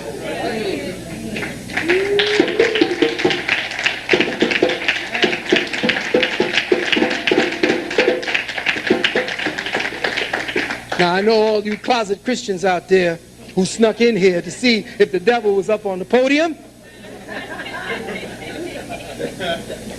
You see, the ruling beasthood knows who you are and that you are God. There is no discernible God but man. The so-called Jesus of your Bible himself said he was the Son of Man, therefore denoting his origin. How come you didn't get that? I am the Son of Man. He ain't never said he was the Son of God. Man is God inverted, folded over on itself. That is the most difficult thing for most Christianized dark folks to accept. That's right. Tell the truth. Again, to the European Caucasian, war is a biological necessity for his continued survival and control. The designs of our biology today is based upon what is called the cosmic Merkaba blueprint, programmed into the light code receptors of our overmind. Science tells you that your mind is simply an ambient residual or reflection of biological experiences stored and replayed through the chemical operations of your brain. In other words, the mind comes about solely as a result of electrochemical activities. But they are wrong. In fact, ass backwards is more like it. The mind is in fact the tabernacle of the knower. The brain is the tabernacle of the thinker, and the body is the tabernacle of the doer.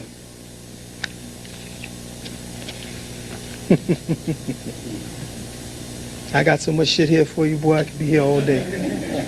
This is important, even vital to us to understand from the very beginning, because the beasthood and the adversary knows this. To truly control humanity, you must control all three. The beasthood has evolved its sciences to expertly co-opt and colonize the biopsychic terrain that exists between the doer and the thinker. Now, how do they do this? Microelectronic mechanical systems, MEMS. If you have been following the Harp and Mazers, the technology, their connection to mind control has been demonstrated. MEMS are micro machines with pumps, regulators, distributors. Micro machines with pumps, regulators, and distributors, releasing certain chemicals into the bloodstream and or to induce certain chemical reactions. Now, on the reverse side, medically, this could be a help. Now, they say medically, this could be a help for people with I say, what? Diabetes. It gives you insulin.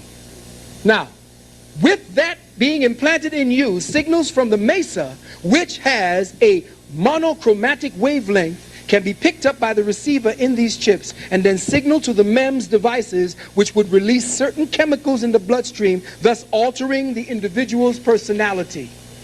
See that beeper? Signals can trigger the MEMS to release chemicals on a microscopic level into your bloodstream to divert and change your thinking patterns. The technology to make these biochips uses X-ray lithographic or X-ray lithographic processes, which has the beginning of the new generation of superchips. Now you got to listen to this very carefully. It's called Silent Sounds and the Supercomputer. Listen very carefully, brothers and sisters, because this devil has learned to manipulate the ether.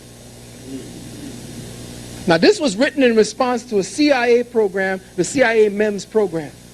Now, this mind-altering mechanism is based on a subliminal carrier technology. It's called the Silent Sound Spread Spectrum, or SSSS. It is sometimes called S-Quad, Q-U-A-D, for 4 S's, or Squad. It was developed by Dr. Oliver Lowry of Norcross, Georgia.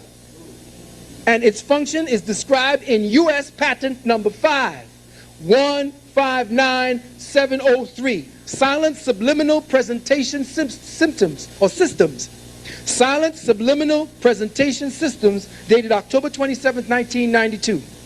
The abstract for the patent reads as follows. Now you listen to the scientific legalese and try to decipher what it is we're seeing, all right? I'm going to read this, and then I know brother wants me to go to a break. You don't have the right. Check this out. This is your squad system, a silent communication system in which non-oral carriers in a very low or high frequency audio frequency range, or in the adjunct ultrasonic frequency spectrum, are amplitude or frequency modulated with the desired intelligence and propagated acoustically or vibrationally for the induction into the brain, typically through the use of loudspeakers, earphones, or piezoelectric transducers. The modulated carriers may be transmitted directly in real time or may be conveniently recorded and stored on mechanical, magnetic, or optical media for delayed or repeated transmission to the listener. Listen carefully.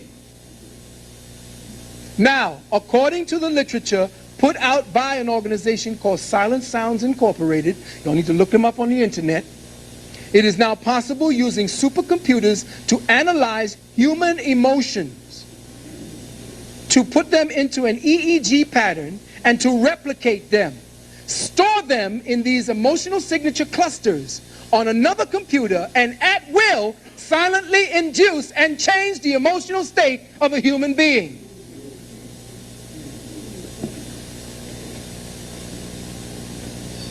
Now, you see, I'm just giving you the surface now because we haven't really gotten into where they're going to affect and how they're going to affect. They can broadcast an emotion to you in crowds, change the chemical according to the signal that was broadcasted, and you begin to pick up the signal of somebody in fear, in anger, in jealousy. Now, according to the literature, put out by the organization called Silent Spring, they stated that it is interested only in the positive emotions. But why? See, this is not just a regular project by some independent scientists. This is a military project. Edward Tilden, president of Silent Sounds Incorporated, says in a letter about Squad dated back in December 13th, 1996, all schematics, however, have been classified by the U.S. government, and we are not allowed to reveal the exact details. We make tapes and CDs for the German government, even the former Soviet Union countries, all with the permission of the United States State Department. The system was used throughout Operation Desert Storm quite successfully. Now, you know when they talk that shit about Desert Storm, they were saying all the Iraqi soldiers saying, oh, please, it's good. That. Why? The graphic illustration called, check it out, in the graphics, they have a part called Induced Alpha to Theta Biofeedback. Now, theta waves come up on modulations, on oscillators, as the number 666. All right, now, the graphic illustration called Induced Alpha to Theta Biofeedback Cluster Movement, which accompanies the literature, is labeled AB116-39495, unclassified, and is an output from the most versatile and most sensitive electroencephalographic machine. It has a gain capability of 200,000 as compared to other EEGs, which is only 50,000. It is software driven by the fastest computers using a noise nullifying technology similar to that used by nuclear submarines for detecting small objects underwater at extreme ranges. The purpose of all this high frequency, high technology is to plot and display, check it, is to plot and display a moving cluster of periodic brainwave signals. The illustration shows an EEG display from a single individual taken from left to right hemispheres simultaneously. The readout from the two sides of the brain appear to be quite different, but are in fact the same. Now, by using these computer-enhanced EEGs, scientists can identify and isolate the brain's low amplitude emotion signature clusters. I'm saying this because when I get to this part 2, you will understand that the technology exists and that this war is now metaphysical. It is not physical.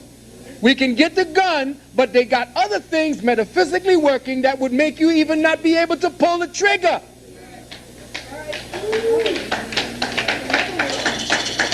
Listen carefully. Low amplitude emotion signature clusters.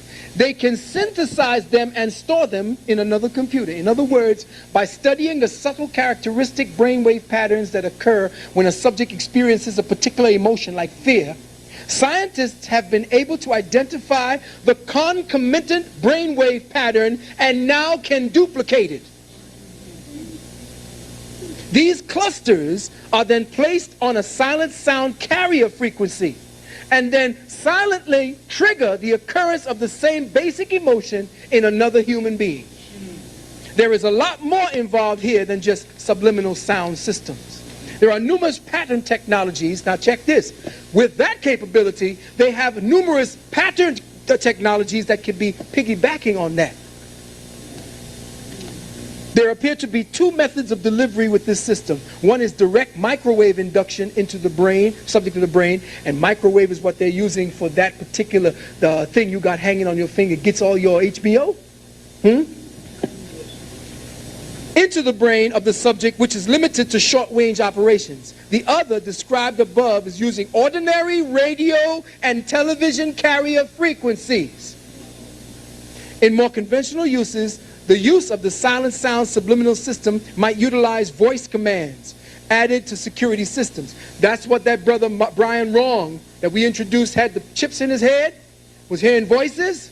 They can cast voices and they can acoustically, through ambient technology, make you think you're thinking your thoughts. Now, in all the other videos, I keep telling you that the science of thought is necessary for you to understand, and why you have to understand your own spiritual self, because then you can recognize that you are not thinking thought, that thought is thinking you. And when thought starts thinking you, you start doing all the crazy shit that most of the niggas is out here doing. Most of the stuff that we as black men are doing. Most of the stuff that black women are doing. This is not an accident. And when we get into the foods and where the poisons are in the foods, y'all get your pads out, because I'm going to tell you which foods are toxic and which is the ones that they're using to deconstruct the integrity of your genes, so it's easy to put those designer genes in your brain. Well, check it out now. Beneath the musical broadcast that you hear in stored and in shopping malls are hidden messages telling you silently, don't steal. You don't hear it. But one voice commands are placed on subliminal presentation systems along with cloned emotional signatures. Could you imagine? They are cloning emotional signatures, and then they're putting voice commands on the emotional signatures and broadcasting it to your brain.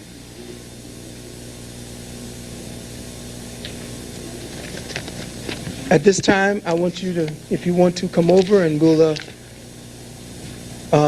come back in about maybe 20, 25 minutes, and we will continue this. Have pens and paper. If you got to run out and get yourself a pad and pen, get it.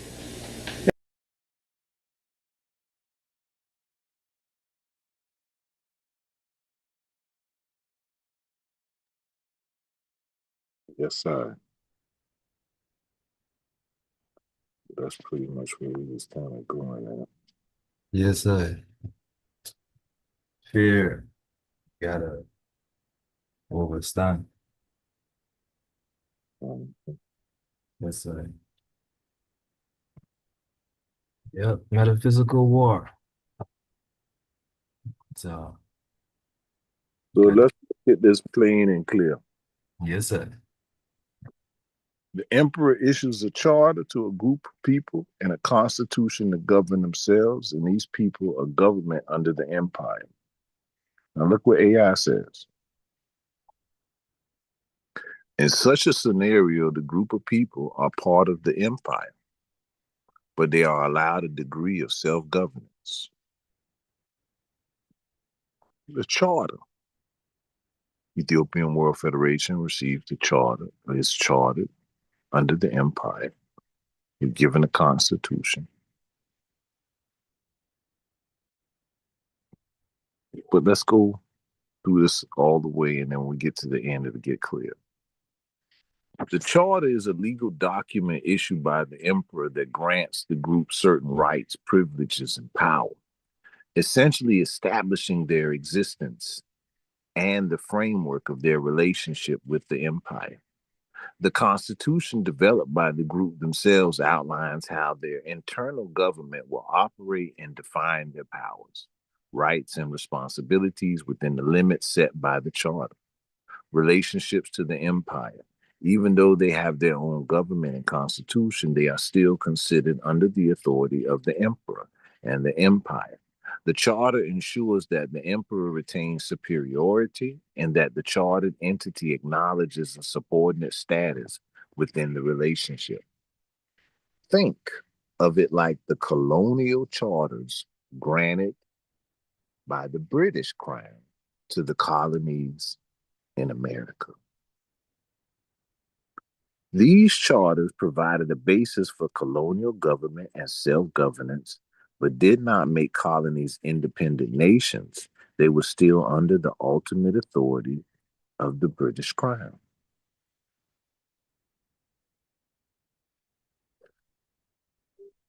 Now,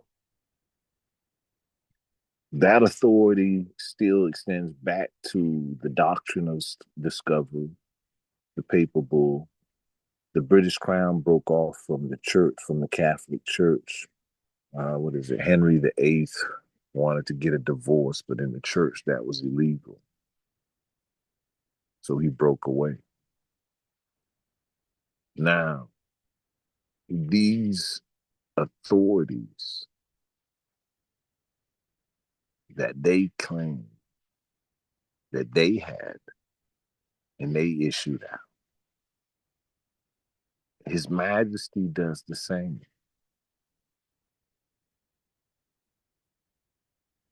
But the people don't see him as the lawgiver.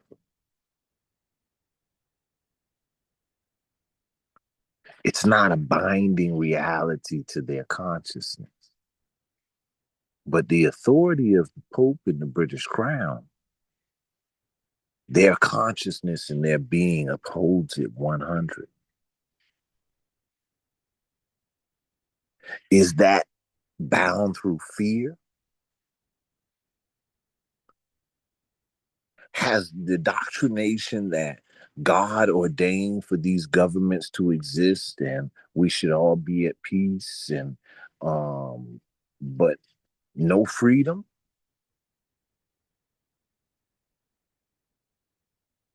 Is that bound in fear?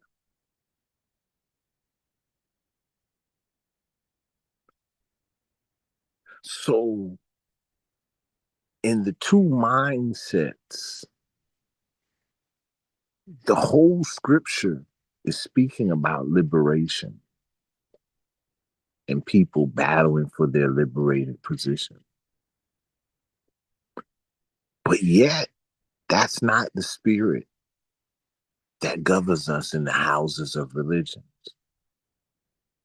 even though it's in the stories.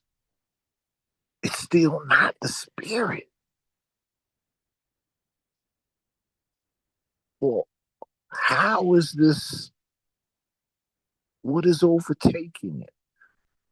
Is that governed by fear? So the components of, well, let's just take it like this. Let's say in the midst of this war in which we're realizing, if I decided to follow biblical dietary ways, I would still eat certain meat. In this war, that's not a good component at this time. And definitely, if you've been going idle, it's really not good to return back. We had a discussion today that in this part of the Western world, especially America, 90% or more of the world still worms, does deworming. In the old days, even in our Gullah Geechee community, we used to have deworming. The people used to deworm. You had to because there were outhouses in the community. Those ways are gone.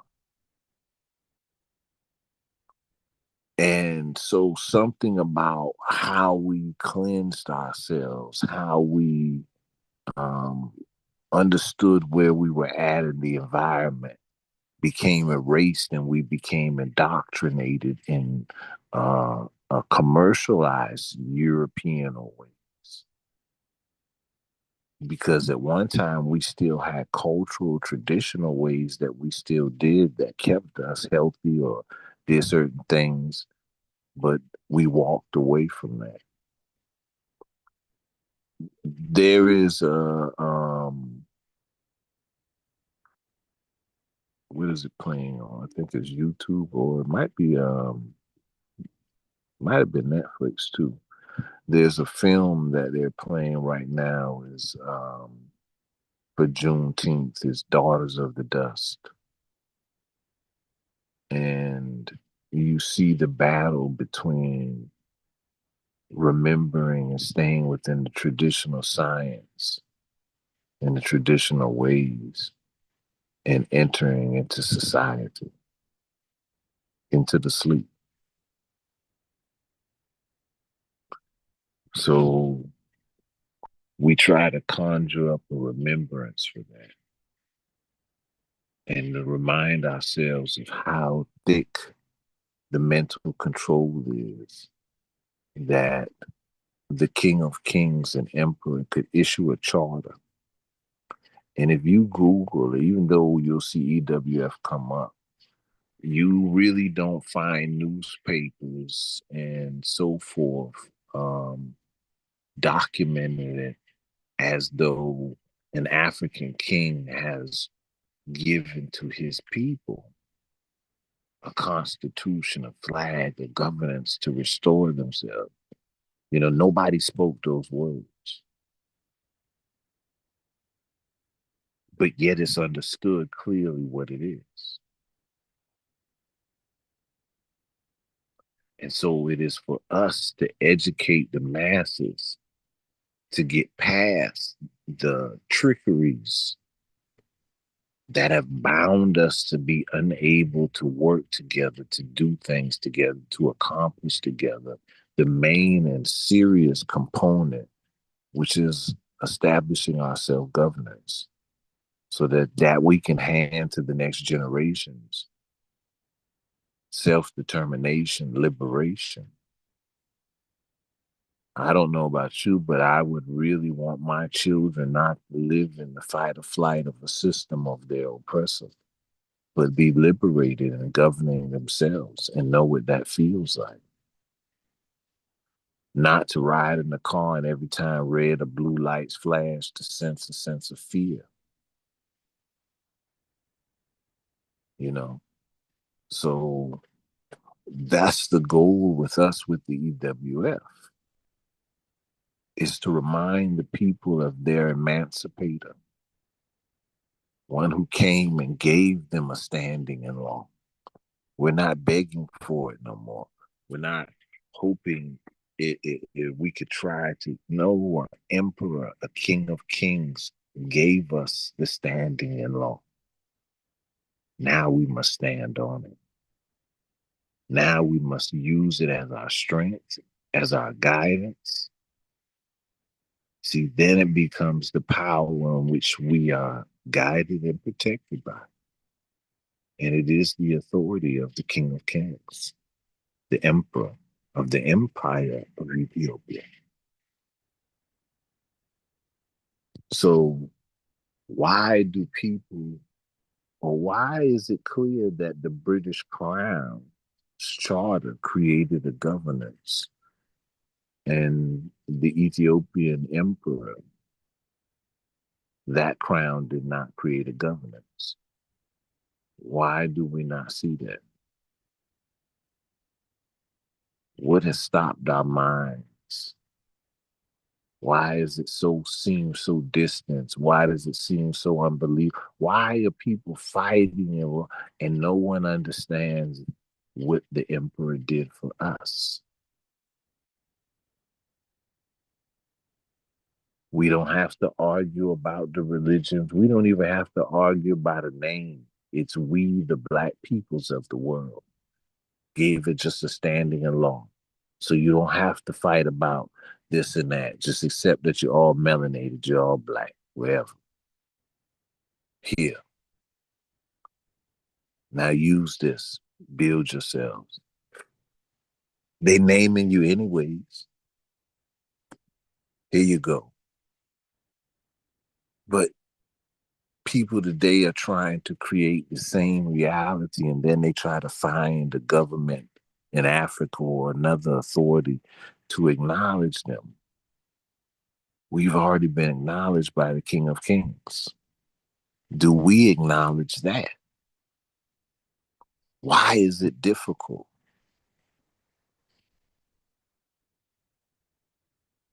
For us to be the law fulfillers, the Yahshua, the Amenhotep, the holders of the hidden peace? Will we give this peace to our children? The great rest, you know? So this is what the goal and the objectives are, is to build those minds, to build that vision, that empowerment, you know? Then we all will take our gifts and create a greater reality.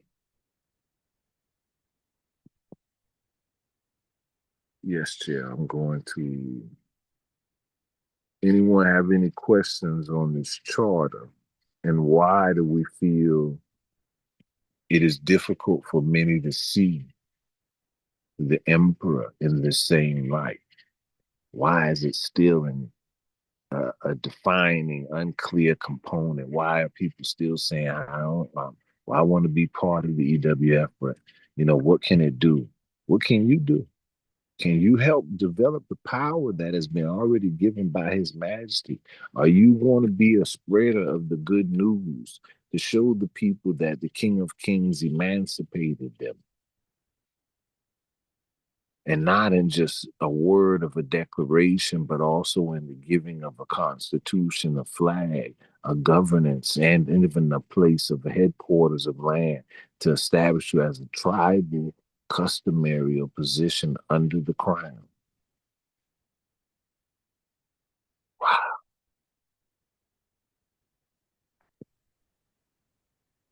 Yes, King. It seems like it's just something that happened, but it's very strategic. It's very strategic. And it's like a mild moving force, but yet in the aging of time and understanding, it is a powerful force that's been waiting to be yielded in which it was developed for. This is the stage in which we the Black peoples of the world, to show them the importance of coming under the emperor. One people, one aim,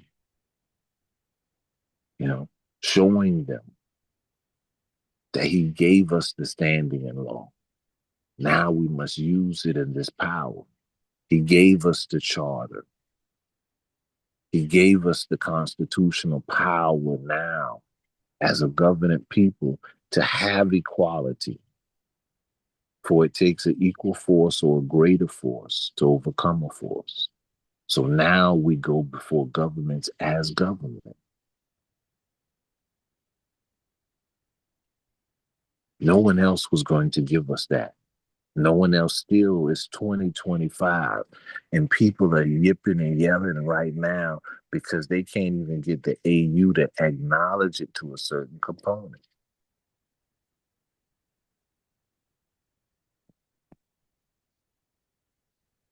And His Majesty didn't leave it for them to do.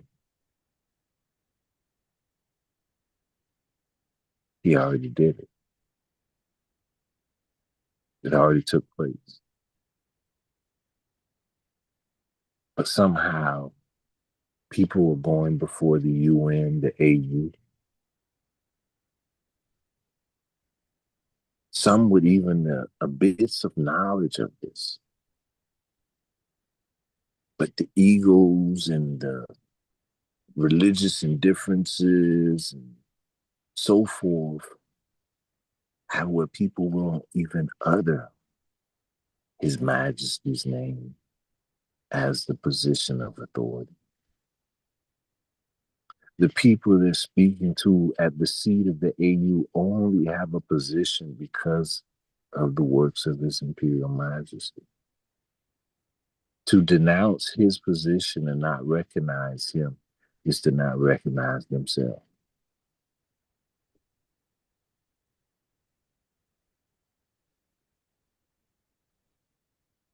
See, we've been given a great position of power that we can move major pieces.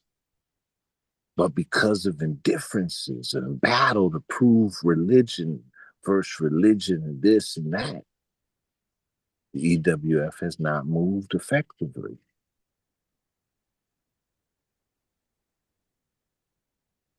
The EWF must cleanse itself.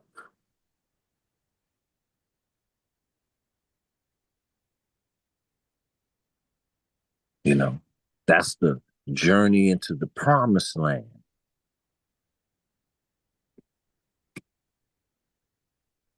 The journey into the promised land.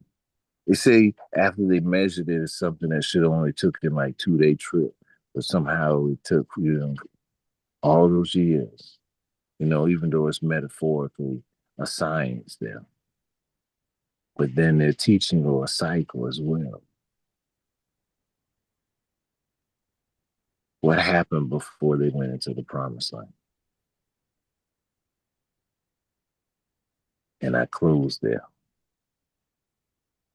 Ross Cypher, you wanted to come in? Give thanks. Yes, King. I just wanted to say that you asked why people haven't understood this, the extent and the exclusivity of his, they're not the words you use, but the exclusivity of His Majesty's gift to the world. But Russ, everything happens in His time, and the eyes, I've said this to the eye before, the eye's interpretation and the eye's gift to be able to see this in its fullness is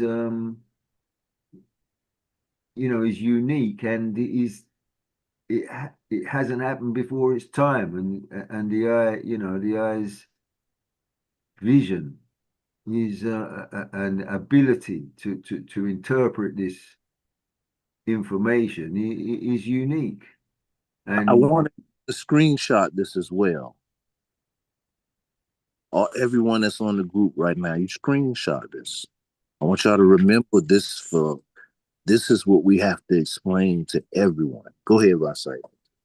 Yeah, and this is where, this needs to be,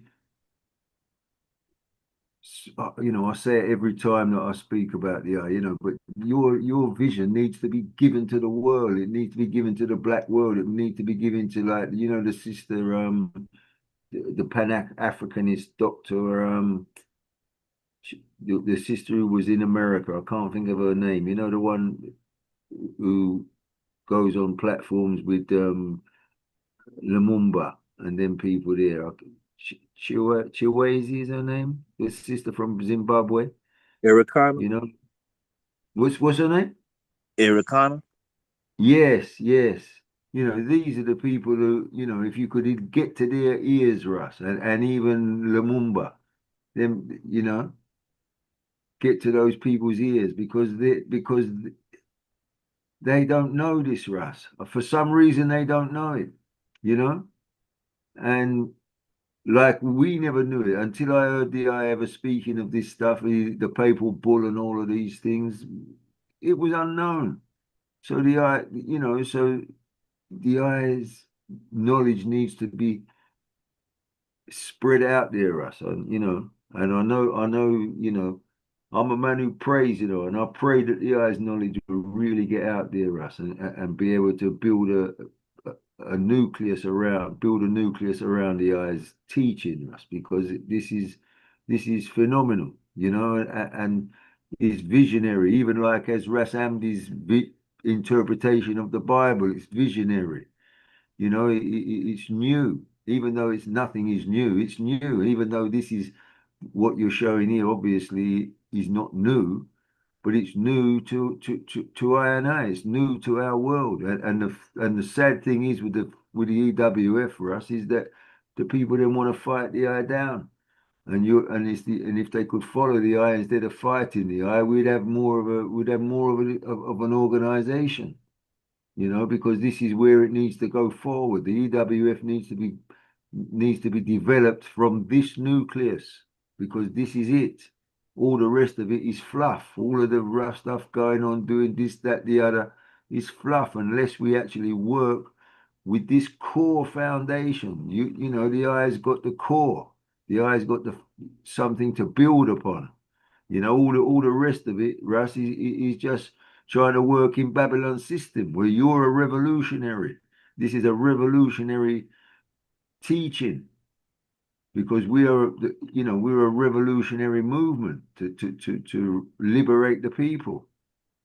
So, Russ, I just I pray, Russ, that I really do pray that the eyes teaching can get more people to it. I mean, I've even tried to link, Priest Isaac and them, man, they're going to Ethiopia and all that. I've sent them your video, of the eye talking about the constitution and that, to try even to go into the Bob Ashanti camp to tell them, listen, what you need, listen to this brother here and get yourself together in a unit of 25 people and make your own local. It doesn't matter what faith you are or what spiritual wagon you're riding upon. This is where it's at, Yes. listening to the eyes teaching, because it's so important. So I give thanks to us, really. Yes, sir. And the thing what I always like to stress is when I am speaking with, we say, religion. When Amdi speaks from seeing the vision in the prophetical manifestation.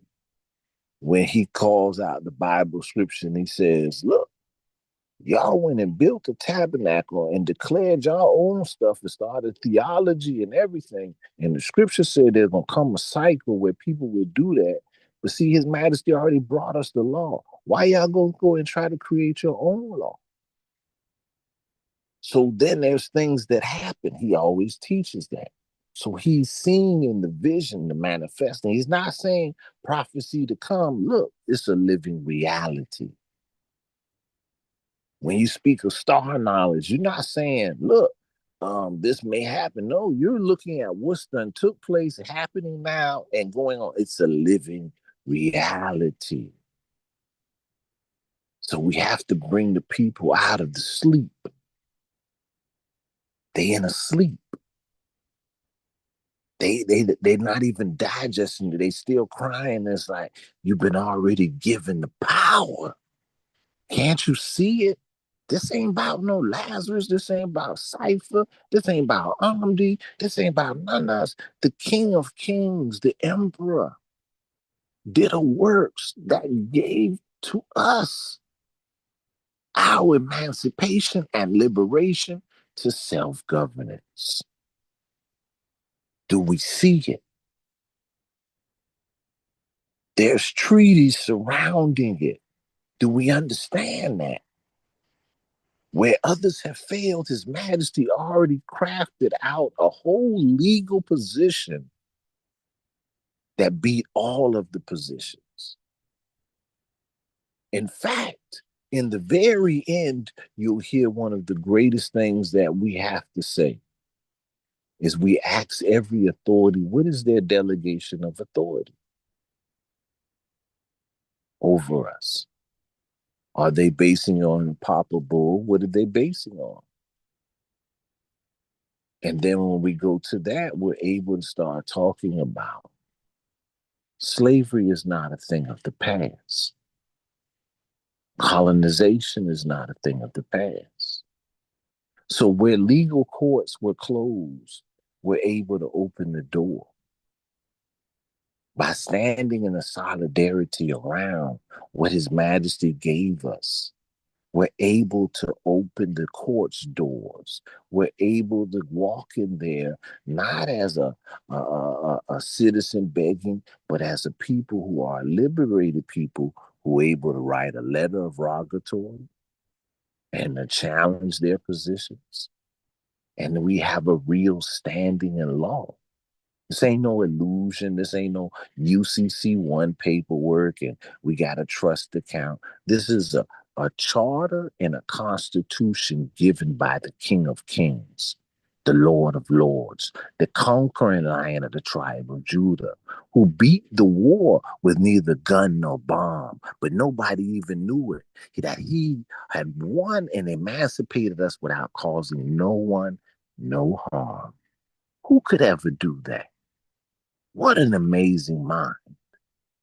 If you doubt, just play it in your minds and see how great the wisdom and the knowledge of His Imperial Majesty truly is. Not a religious belief, but a living reality.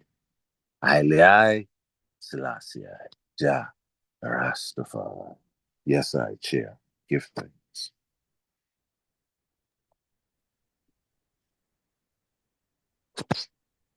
Yes, Russ. Can I just say one more thing? Yes, I. Yeah. Give that. I was just, it just was when we were talking earlier. What dawned on me, when I was talking about, I know it's jumping back to the beginning of the program, but we was talking about the magnetic field, and as I said to you this evening, I went and prayed, and the magnetic field was 90 degrees or 30 degrees out or so, and which is abnormal. Like it didn't happen, and then I've realized the reason that there's a magnetic shift in the field is because from the 21st and 22nd of June, which is the solstice, until the 29th, the sun stands still. And it doesn't move back on its journey to the upper solstice until the 29th. That's when His Majesty went to the League of Nations on the 30th of June, because he went to enhance the power of the sun the first day of its movement when he went there in 1936. Well, we're in that period of 7 days where the sun stands still. So that is the reason there was a magnetic movement in the magnetic field today, why it wasn't fixed. So that's just I just wanted to say that just for clarification, or it came to my mind. That's what really happened today. So I give thanks, Russ. I just wanted to say that, as we were talking about the magnetic. You brought me back to memory too. I asked the question, think about if when person is blind, their hearing gets better. When they're deaf, their sight gets better. But we're under oppression and all kind of things under the fight or flight. What will be strengthened in us? What will be the counter force that awakens in us? They're hindering us. They're attacking us with the very food we eat, with the air we breathe.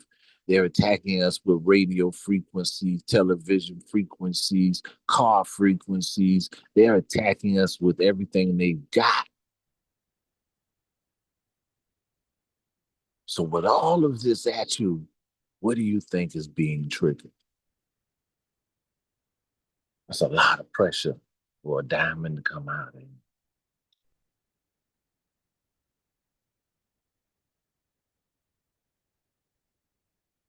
What's going to come out?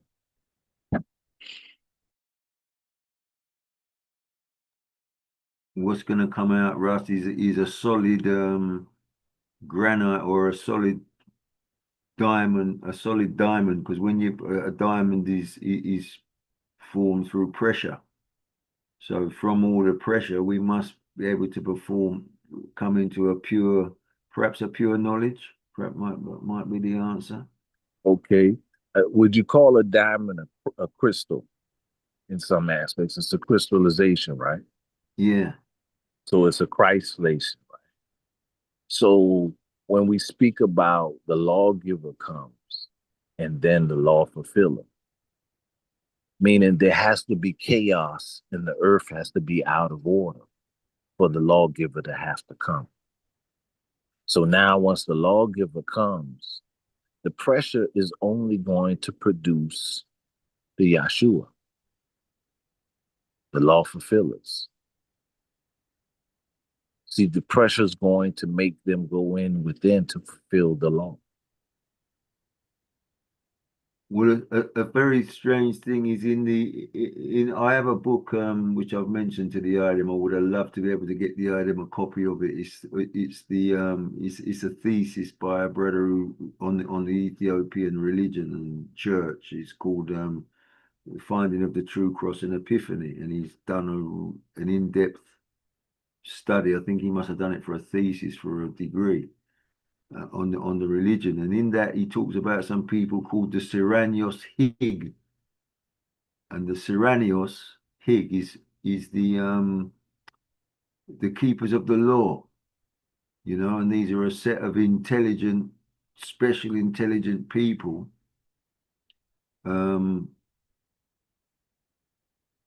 Siranios, yeah, they're a group of special intelligent people who are able to put to put the law of the heavens into social context.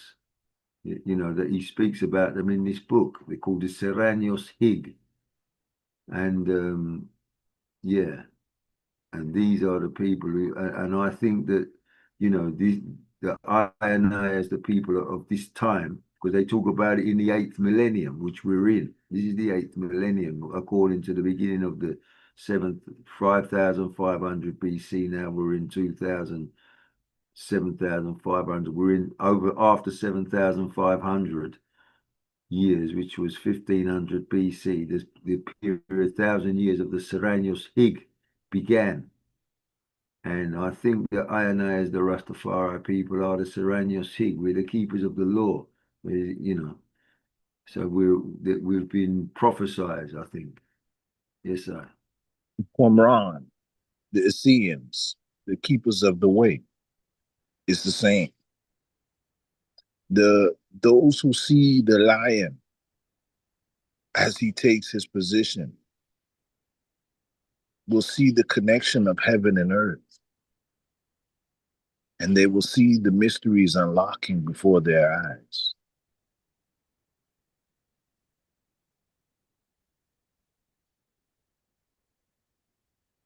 That's right. Yes, sir. Give thanks.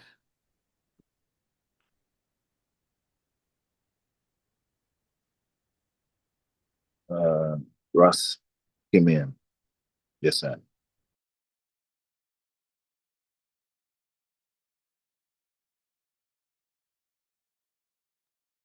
Good midnight.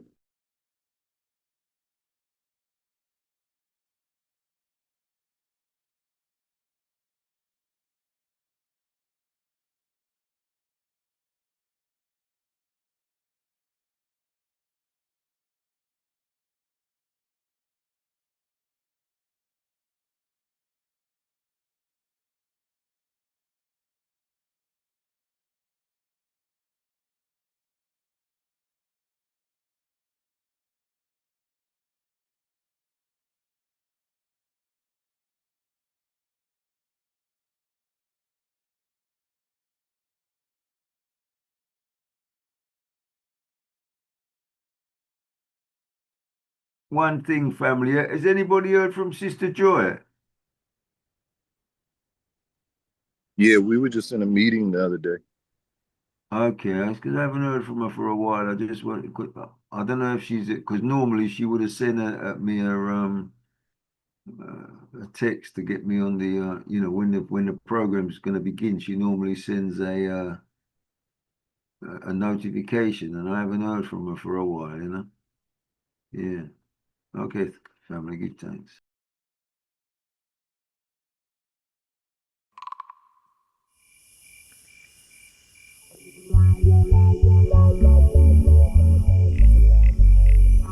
Yeah. Before David Bathsheba, before Solomon Makedah, before Moses Zipporah, Vashti come before Esther, Jah come from Ethiopia. Anything them prime minister within the aptitude of Jah, Omri Ethiopia, in a archangel Michael, not matter how much God the dragon they cannot reach the emperor. Confound them Muta Baruka, the holy mountain of Luna. Give away heritage, Fewa, as better Israel Falasha, as every stroke of amnesia. Now the youth are chant Rasta.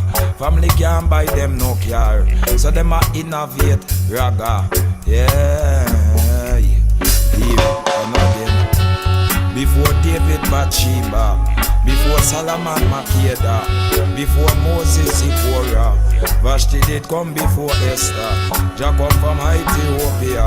Anything them prime minister within the aptitude of Jah, Omri Ethiopia. In a archangel Michael, no matter how much clap them dragon Yeah. Here and again, study the earth and figure out mamala. Too disobedient in a ya. I kill out the earth because of body used by Lucifer. Spark Rastaman burn the chalawa. Give smoke of half a win and to Jah. Nobody got drag down your heart in a wrong thought you project to your brother. Here and again, as I was winter left the summer far, I see the vision of the axe of Jah, a flaming sword of fire car. Figure the garden equator, the whole world this generation, yeah. I got sight up the emperor. Still I say I give I enough power over mental illusion in a red draw. Ganja sativa ya indica, Rastaman a ride ya in a canter. I and I stand up whenever them try to crush ya and step over. For the ones who are in a my gear, please don't bring that over ya. These are right people, leave I share, cause if I share I want to share. Here and again, before David Bathsheba, before Solomon Makedah, before Moses Zipporah, Vashti come before Esther. Jah come from Ethiopia. Anything them prime minister within the aptitude of Jah, Omri Ethiopia. Yeah, in a archangel Michael, no matter much God them dragon confound them Muta Baruka. Hey, this is I bongo over here, without Vatican interfere. To keep the precept worldly clear, without scatter out here and there, without stray out here and there. For the love I keep Jah near, for the truth I keep appearing. Yeah, try make David Kappa disappear in the field, beat I out the mirror and still be seen to so don't care. So aggressive out of fear. What Jessica learned from Delilah. She showed to the innocence of Dinah, and them still a fight over. Before David Bathsheba, before Solomon Makeda, before Moses Zipporah, Vashti come before Esther, Jah come from Ethiopia. Anything the Prime Minister within the aptitude of Jah, Humble Ethiopia, yeah, in a heart, angel Michael. No matter how much cloud Jah can't touch the emperor, them cannot reach the emperor, confound them Muta Baruka.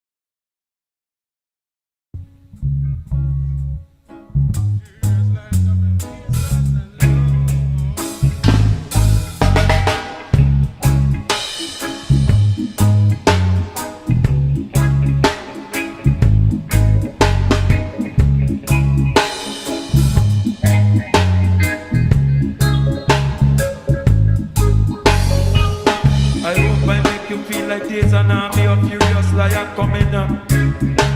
Hey, look how they come in fierce fast and low.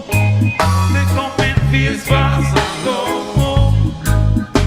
Rush and miscalculate resistance because of ego.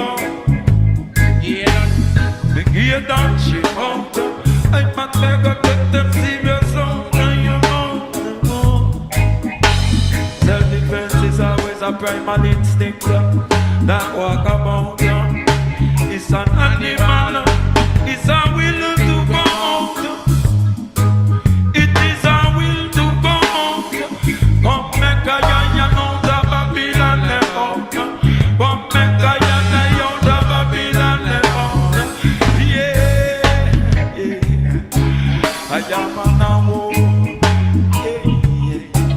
I am an yeah. I am an yes.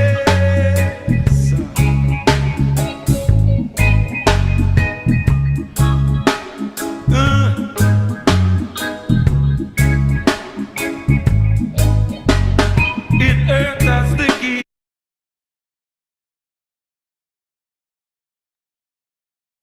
Yes, sir. Yes, sir.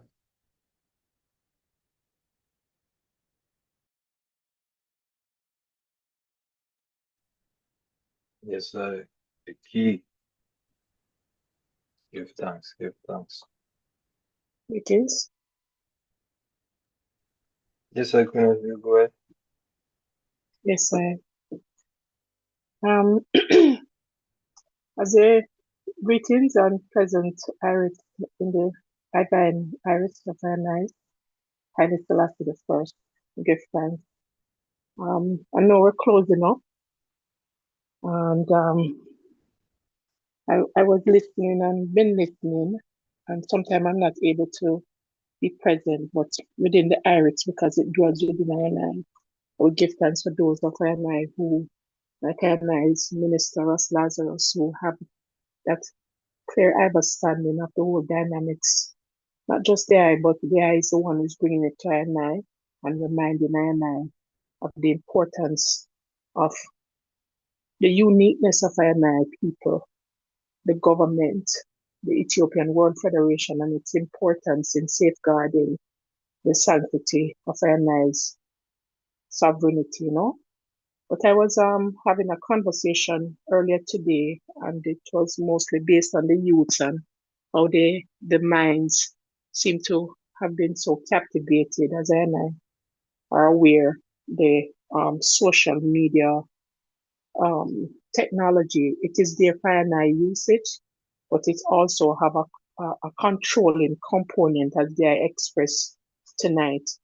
And it drew me forward to the speech of Their Majesty here that I would like to share, so and I can continue to meditate on it and to safeguard ourselves and our children and make greater or better preparation as I and I trod along. And I also read through the text that they sent Minister Lazarus in relation to the contention that is taking place within the IEC.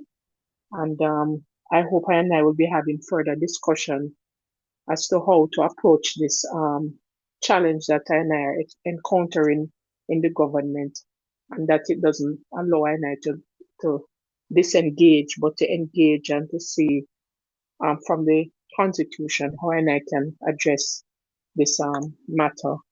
Because again, I think it's a distraction to get rid of some of I and I out of the government, so it can be taken over by those who doesn't care about I and I safeguarding.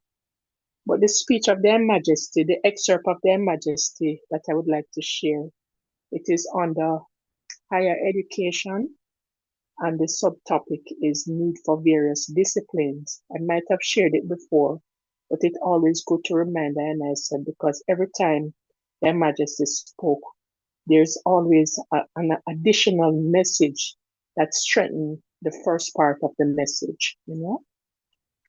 So Their Majesty said, the study of the humanities must not be neglected, and the College of Arts and Sciences must be strengthened and encouraged to develop its studies. These are the subjects which contribute most to the understanding and growth of our cultural heritage, and so assist in fulfilling one of the university's primary aims. These studies, which are concerned with human cultural achievements, human rights and duties, human freedoms, will enable youth to develop the understanding and judgment necessary to the formulation of a sound philosophy of life, to the making of wise choices, and to understanding what is involved in these choices. These young people face a world beset with the most effectively organized program of deceptive propaganda and of thinly screened operation ever known. They deserve the best that can be taught by their parents, by religious institutions, and by the university to prepare them for a wise choice among contending ideas. December 19, 1961, Their Majesty spoke, and its relevance today. All of what they are saying, Minister Lazarus, encapsulate in the word of our nice I find Haile Selassie the First, the Godhead, who live and reign it forever. Yes, I give thanks.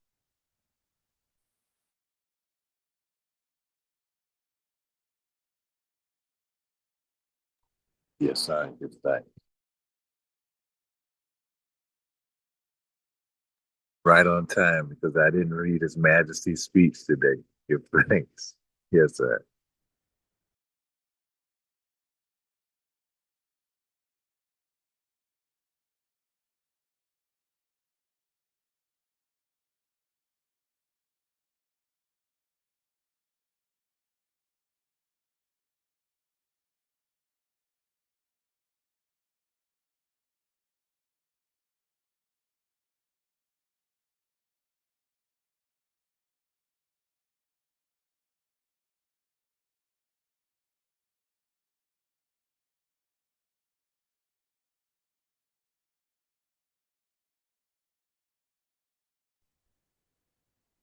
All right. Minister, anything else for us? No, that was it.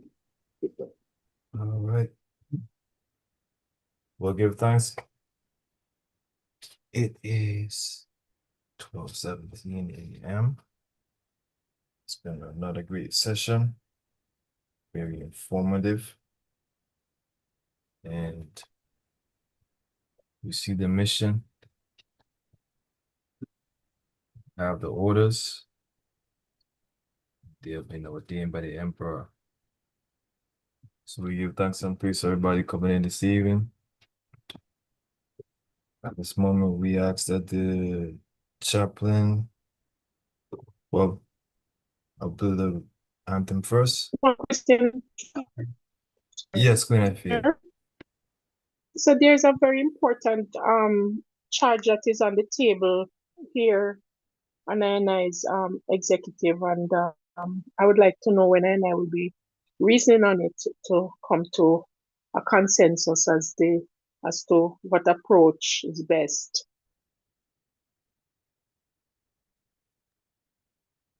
I believe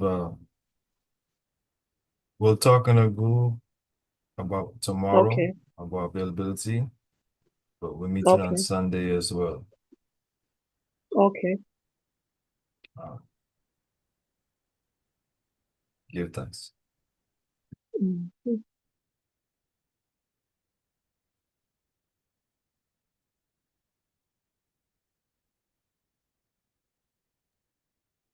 Anything else, Queen Afia? No, that's it. I thought it was an urgent matter. I didn't saw it before. Late in the nighttime, I was able to go through the platform and I saw it, and I think it's critical, and all of the conversation that was had here tonight and the presentation by Minister Lazarus. I know it's not new, but it seemed like it's been intentionally spoken about now, and seemingly creating an approach to address the matter. Yes, sir.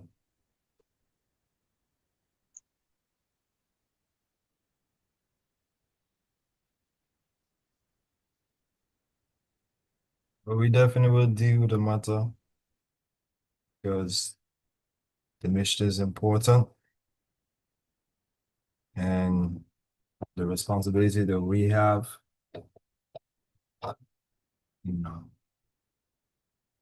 we're gonna come up with these things in these moments because it's the place for it. But we will move forward and get to that as soon as we can. So we'll be in the chat about that this evening.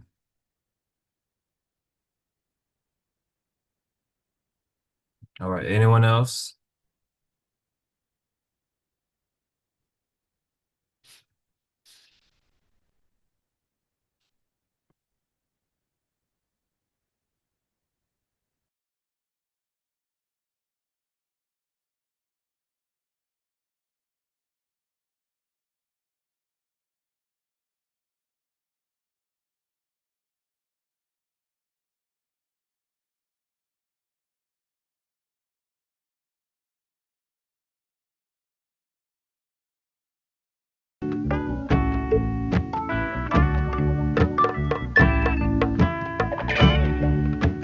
In that land of Ethiopia, it's a black man kingdom.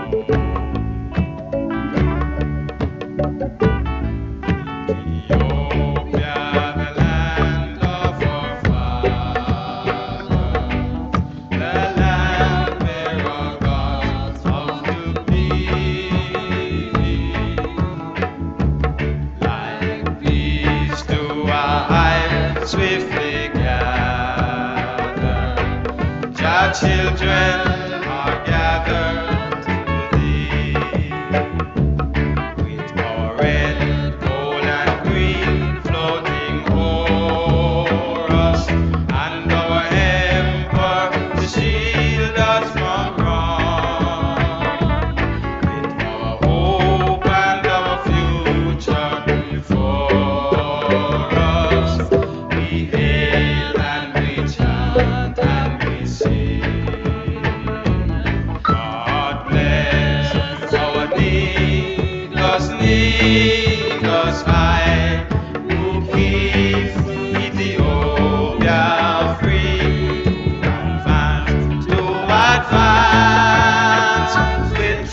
and right, to advance with love and light, with righteousness pleading. We hail to our God and our King, humanity pleading, one God for us all.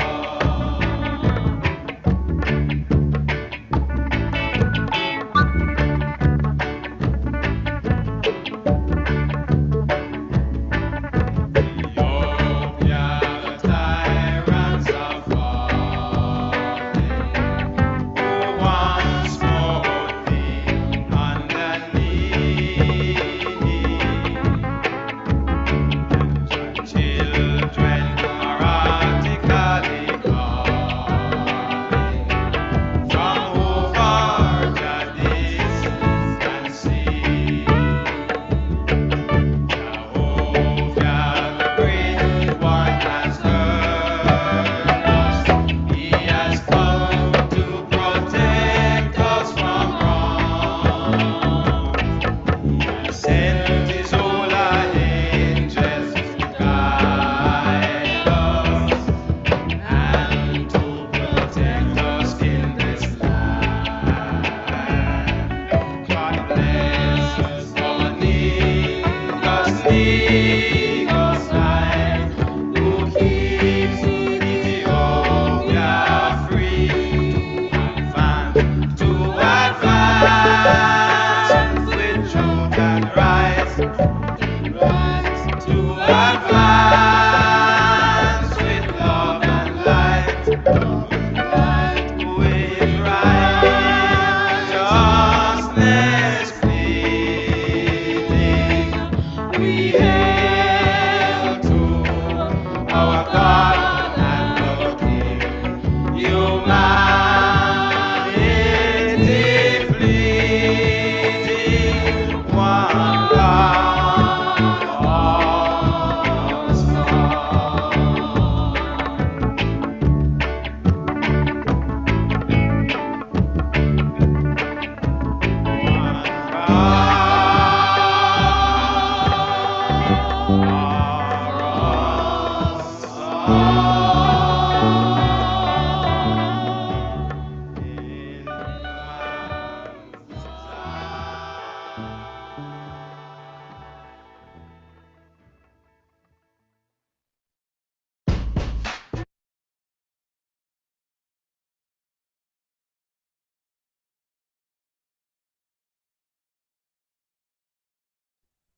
Yes, sir, Chopper. Is that available?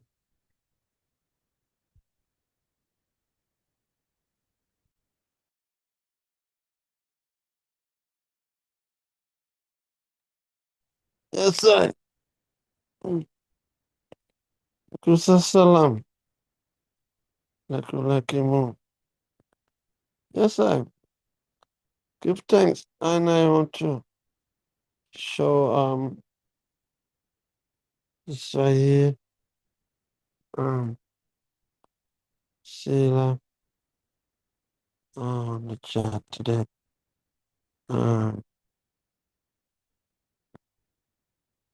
Sheila.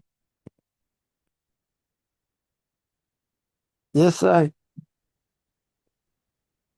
As in corresponding, I do Ab, World, Memphis Kudus, Ali Akal, Abba Kudus Kedamawe, Haile Selassie Siam Exhibia, Behaman, Ab, World, Memphis Kudus, Ali Akal, Abba Kudus Kedamawe, Haile Selassie Siam Exhibia. For Exhibia has not given our united spirit of fear, but the spirit of Kadamawi. Haile Selassie Siam Exhibia. The might of peace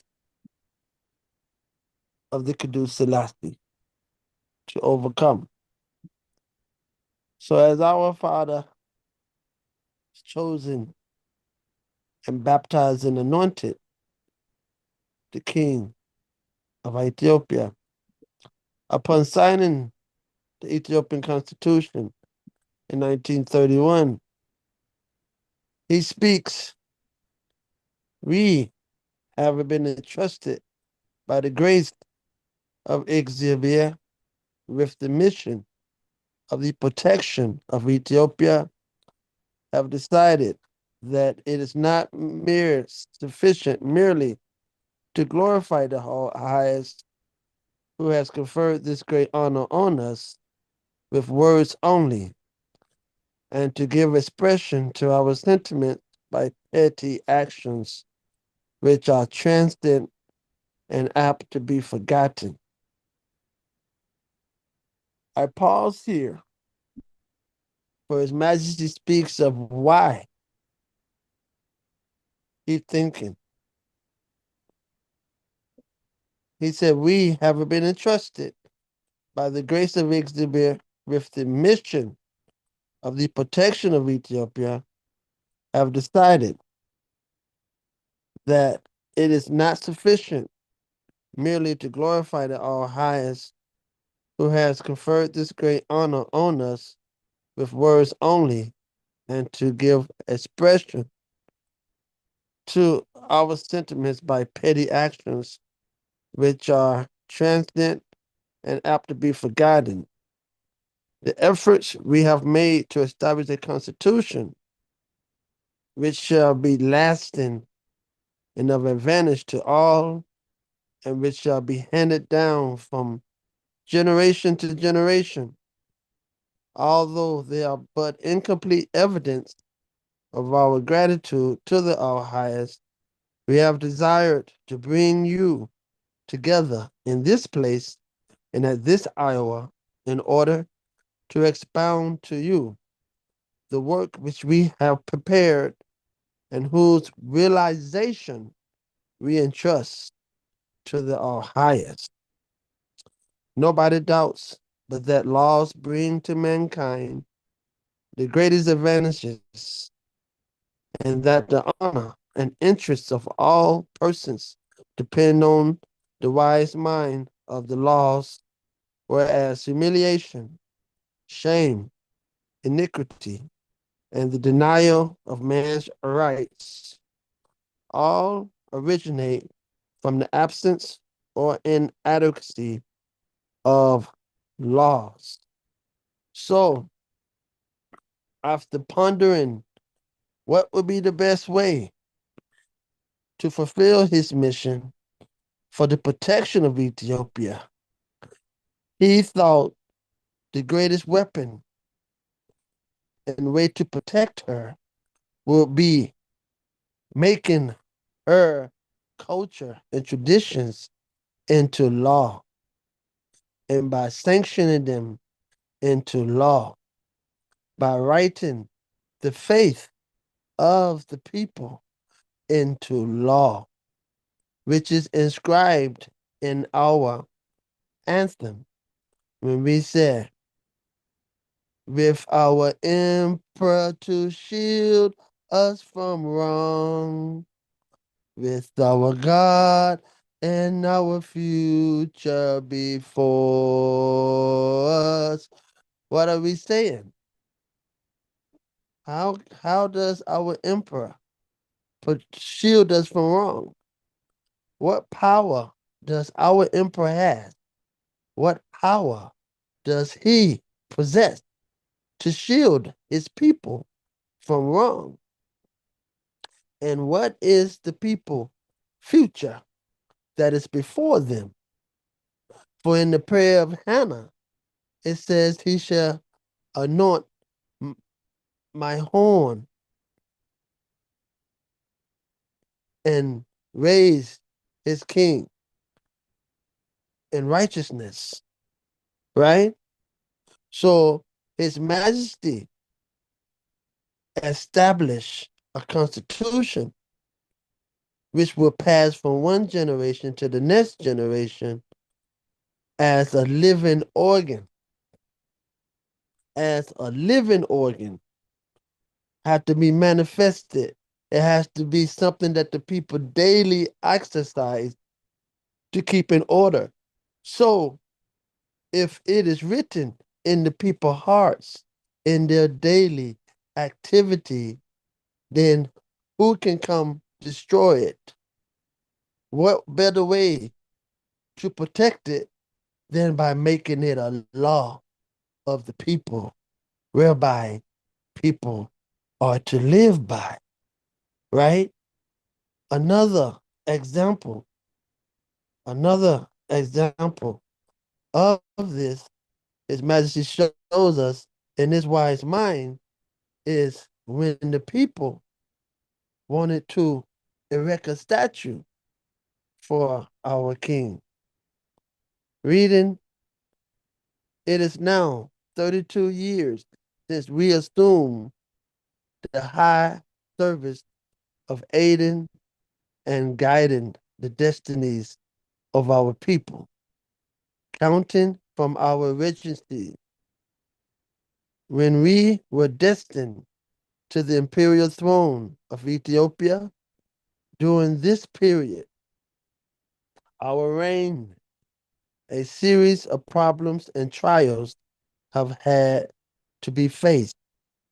There can be no better testimony to the recognition of our devotion to the cause of our country and to the welfare of our people entrusted to our care from the day when we were chosen with the grace of Almighty Exhibir, the anointed emperor of Ethiopia.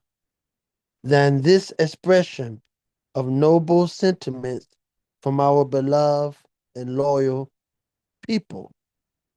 We abiding, we have abiding faith that the Almighty, who has vouchsafed us the privilege to reach this present stage, will grant to Ethiopia a bright future and enduring destiny. Now, when our people are willing to erect a statue in our image, we feel it a duty on our part to consider what would be the most appropriate means of incorporating in a concrete and lasting manner the sentiments of our people. University, a symbol of mutual gratitude. Any monument to be left for our people to be permanent must be erected upon spiritual foundations. It is widely known that during our reign, we spared no effort to promote and extend education and to cultivate the spirit and mind of our people. It is our sincere wish to intimately connect the statue our people intend to erect in our image and in our honor with a living monument in remembrance of our people's goodwill, which will go down in history from generation to generation, linking together perennially the affection of a people to its sovereign. I pause. Here we have the mind and iris of our king who come to erect living monuments, not something that's not living, not alive. He come to erect living monuments in remembrance of our people's goodwill, which will go down in history from generation to generation, linking together perennially the affection of a people to its sovereign, our beloved people, in contemplating the erection of a monument on our behalf, and we, on our part, to express our satisfaction and recognize this gratitude, have decided that on this same spot where our people have resolved to build with the funds voluntarily subscribed a statue to us, that a university be erected and established for the education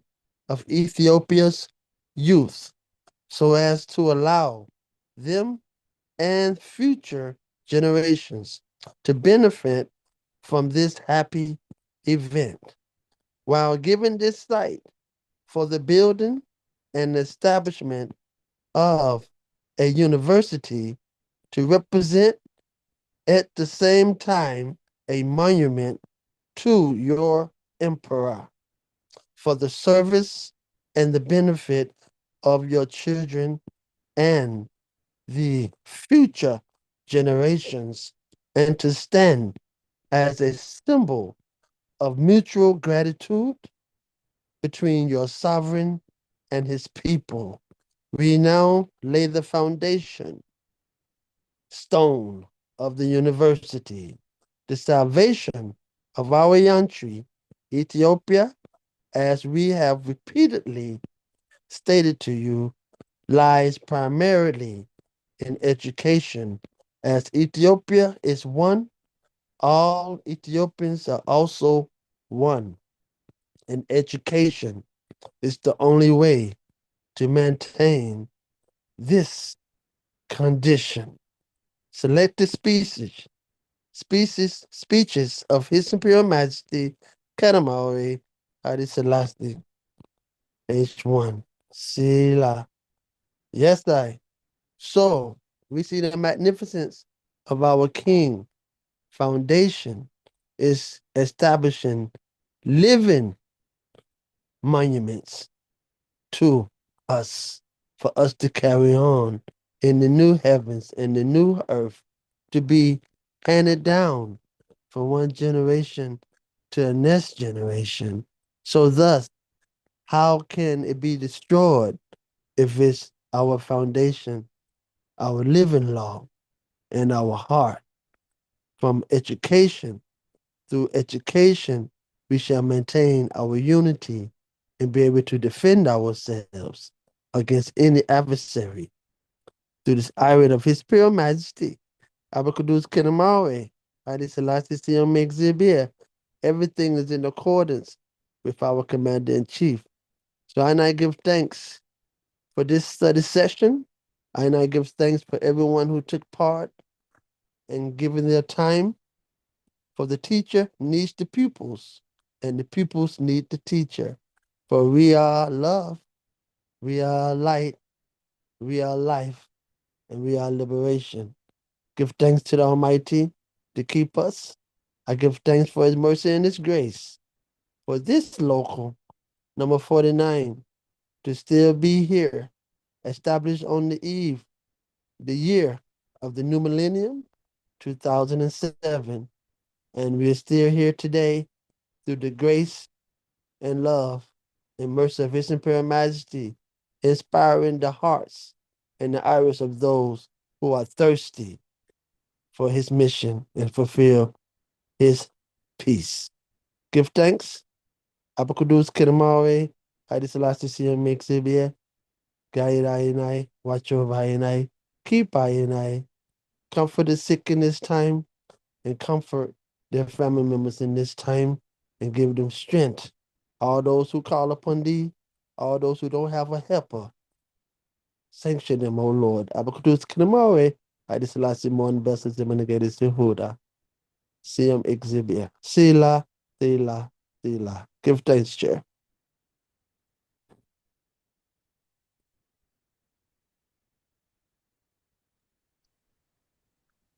Yes, I give thanks, Chaplain.